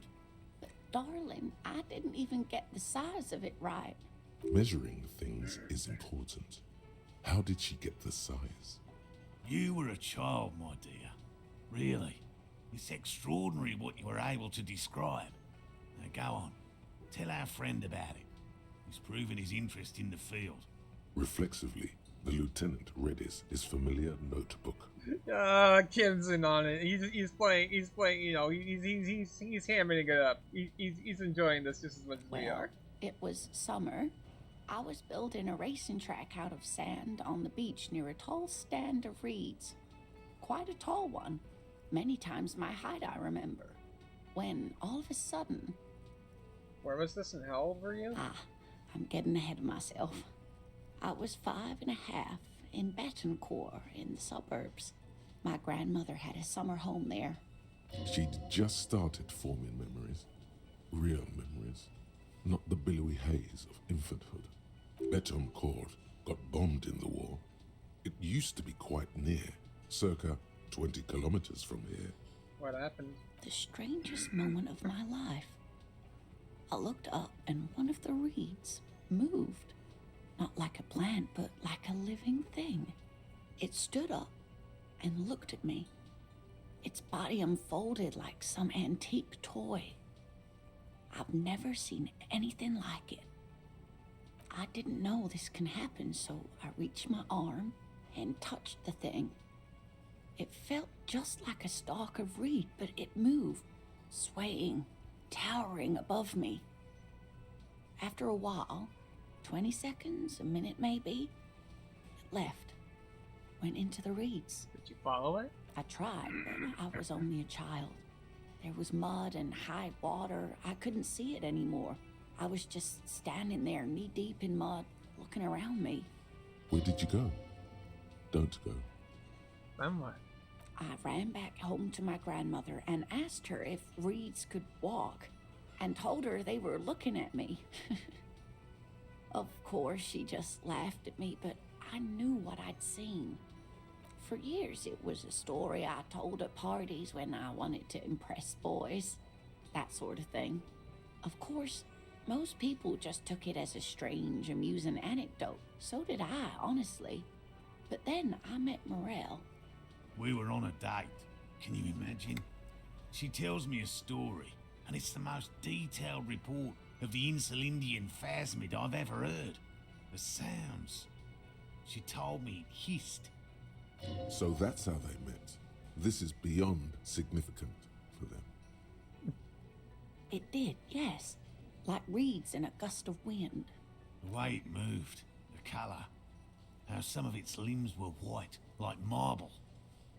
It matched perfectly with what I know from other accounts. It was amazing. If it weren't for Lena, I might have given up hope years ago. It's no exaggeration to say that she restored my faith in my profession. Aww. You're on a date? Our first, yes. Ones are white? Not all of them. There is some white coloration reported, along with beige, where the camouflage ends. How big was it? It's hard to say how big things are when you're quite small yourself. To me, it seemed to be taller than I was then, but that's probably not the case. What if it is the case? Maybe you imagined it, Lena? How could she? Who imagines this? She didn't know about the phasmid. This is the main thing here. What makes it a confirmed sighting? She had no previous knowledge of the insect. So she couldn't have made it up, or imagined it. That's true, yes. I'm almost certain neither my mother nor my grandmother knew of it. It was only when I started telling my story as a teenager that boys would tell me, Lena, you trying to tell us you saw the Insulindian phasmid out there in those reeds? Get out of here. They just give me a cider and ruffle my hair and tell me to stop dreaming. But I saw it. Kim, what do you think of this? I thought it was a wonderful story, man. But I don't believe it. A child left unattended on a warm day. Children make up stories and then end up believing them. Thank you for sharing this with me. You're welcome, sweetie. I do appreciate the chance to relive it whenever I get one. It was just such an impossibly sunshiny day. So warm. And she could get up and walk right into the reeds on her own. Into the mud. Anywhere. That's all for now, man. I couldn't possibly shower thanks on you as enthusiastically as my wife has, but I am grateful for your assistance, officer. He tries to play it cool, remain professorial, but inside, this man is itching for some news on those traps. So I checked all the traps. Good. Okay. And one of them was empty. Completely empty? Yes, there is nothing in the trap. No locust, no phasmid. No locusts? No phasmid either? That's not ideal, but The empty trap was the one at your campsite. Maybe this factors into it somehow? I definitely left that one stocked. Right from the campsite? Just means the Insulindian phasmid is even more clever than we thought. She's engaging in a well-known self-deception called motivated reasoning. You should correct them. No, come on. Of course, more clever. You're dealing with a subject near and dear to their hearts. It might behoove you to tread lightly. Right. Yes, the Phantasmadeia picked off the locusts and escaped. This is good news, though we'll have to reconsider the design of the traps, make them more secure. Another trip to the reeds. Yes, that's exactly what this is. What it is. What a deft hunter this phasmid. Not a very scientific reason backward for the conclusion you want to be true. I don't know. I'm not persuaded. You exhaust all the alternative explanations. You know what? They're not hurting anyone. I'm just going to leave them at it. Of course. Be sarcastic. Unless you have an Oh, that's alternative sarcasm? hypothesis Fuck! You'd like to venture. Mine stands, okay? Actually, no. Excuse me for getting emotional. This is a big deal for us. You've helped us twice now, and brought some great news too. My gratitude, and the gratitude of the Société Cryptozoologique de Ravachol, is yours. Heartfelt gratitude. But does it feel like closure? What really happened? Thank you, it's an honor. We should probably return to our main investigation here. This has been refreshing, but... Helping cryptozoologists isn't really a priority for our organization, is it? The lieutenant looks out the window, impatiently. Develop an alternative theory about the missing locusts. Consider the way the empty trap was disturbed, as though shaken. Most likely the hands of a young person. Hands small enough to fit inside the trap, too. You should ask the red-headed boy, Kuno. I think a little hooligan called Kuna may have stolen the locusts. A little hooligan? But what would a child want with bugs? Oh, my dear Morel. You've been an old man for too long.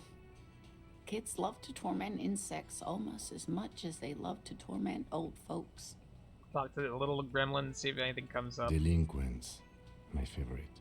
Oh, you've been such a dear to us. Please let us know whatever you turn up. I have a feeling we're getting so close. Well, I see you've got all the help you need. I'll see you tonight at my place. Let's play suzerainty, but no more field trips for me. This is a slippery one. He may respect the law, but mostly wants to pass under the radar. You won't get a chance to talk after you walk out of here. He hasn't been particularly forthcoming before. He may well still be hiding something. After he's left, it's too late. Really, Gary? We're getting somewhere here. I'd love to play suzerainty, but... Lena, I'm sorry, but you're not getting anywhere. It was some kids. I know the little mutants around here. Leave anything out in the open and they'll steal it, even if it's bugs. Morel, it's been fun, really, but I need a bath and I have deliveries to handle. When this tea is done, I gotta run. No need to apologize, Gary. You'd be more than helpful. We'll have to take a rain check on that game of suzerainty today, though. We're gonna follow this through. You notice anything off about your friend Gary? No, of course not. Why? Are you sure? Well, he's been a little unenthusiastic about the trip. More so than usual. That's understandable. He just wants to get home and warm up. He doesn't want to say it, but this is unusual. Gary's been to the jungle with him, to places way more challenging than the coast. Why so eager to go home?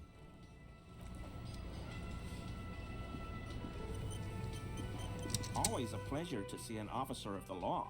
I mean, officers. Okay, he keeps shifting uncomfortably, but you can't make head or tail of this sound. And honestly, it's rude to stare, so stop. What's up, Gary? You live nearby in an apartment in Martinez? Sure do, officer.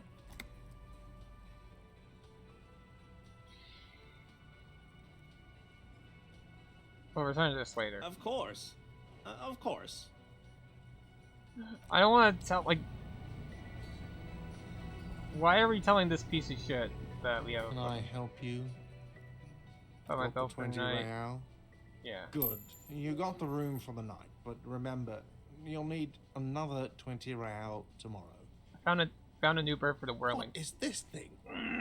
It's no biggie. I just thought it would look nice on the wall. I'm that kind of cop. What? The interior decorating kind? You know, I'm sorry. This is actually a nice bird. A competent piece of taxidermy. I can fix it to the plaque and have a new bird in the establishment, I guess. So, I don't know. Thank you. I'm gonna go with thank you. People just don't know how to accept gifts, especially taxidermy. He likes it. He likes the bird. It solves his broken bird problem. I feel good about our work here today.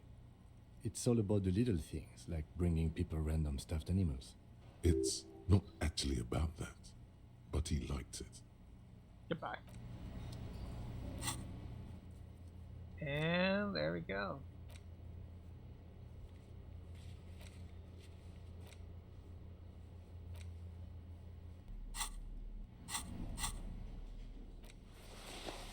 Cool.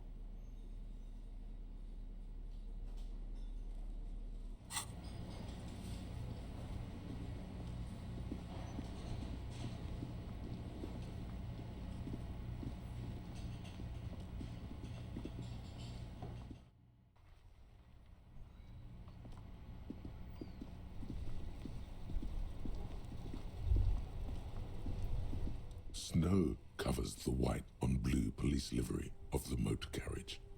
The white colors nearly meld together. Wait, why am I even thinking about this? Wasn't I supposed Do to? something important? Something murder-related? There's always something important. Doesn't mean you can't take a moment to admire this piece of machinery. This is a Caprice Canema, the Caprice Motor Corps follow-up to their highly successful workhorse, Caprice 40. and the answer to the Lum's racing breed Ferv series. With its air-cooled, rear-mounted 12-cylinder compression ignition engine driving the rear wheels through a 4-speed manual gearbox, the Kanema is able to reach 100 kilometers per hour in 13.5 seconds and go on to a top speed of 180 kilometers an hour.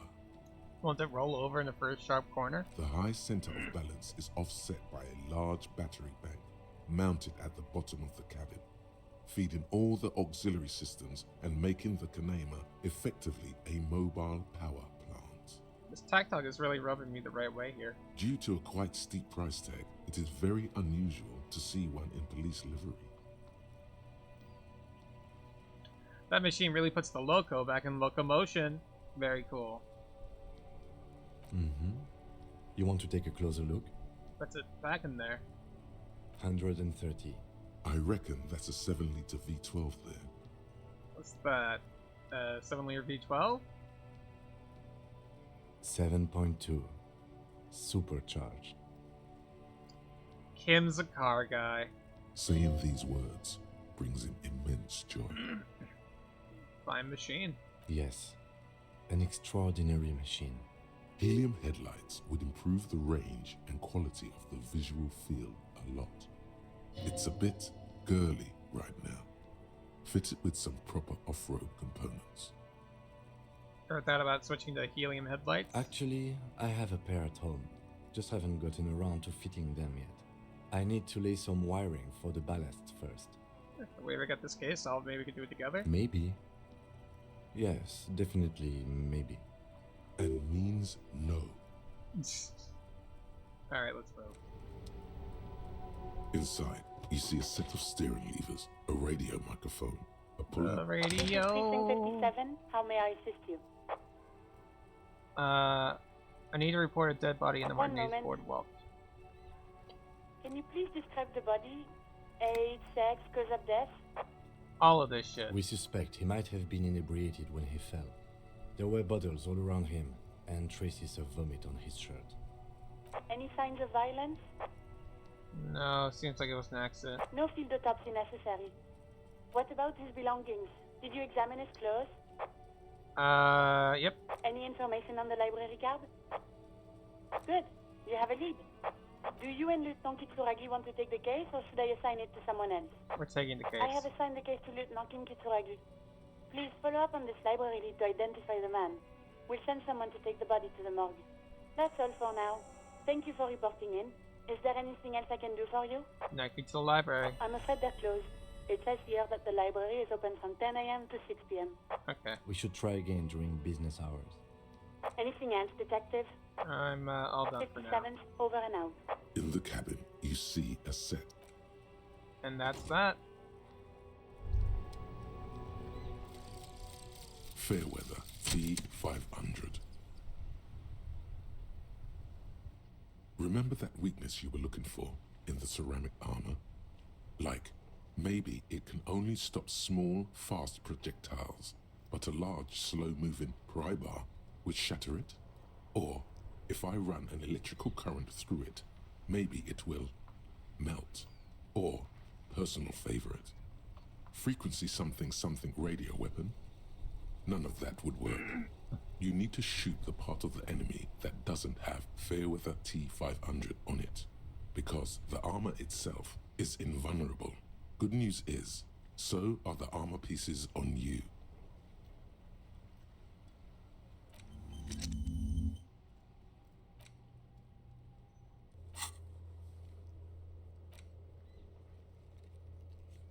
Okay, well, I'll have to do that tomorrow. Let's see.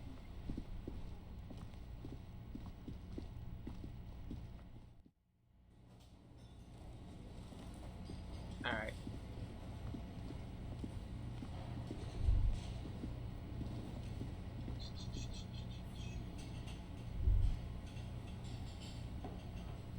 I think that might be it. So I think we're going to go ahead and end it here. Quick save. Then main menu. Confirm. Alright.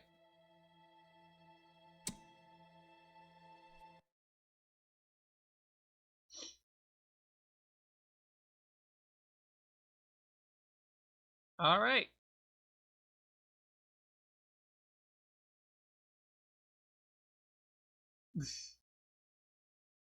Okay, alright, yeah, for real. We're gonna be done. Alright. Sorry I was a little low energy this stream, but you know, it is what it is. I'm getting older. What can I say? I'm getting older. But it is what it is. I will be back on Tuesday. I brought up the idea of karaoke, and you know what? We might be doing some karaoke. We might be doing karaoke. So you know, keep that in your back pocket. But yeah, decent redeemed hydrate. Thank you for the hydrate.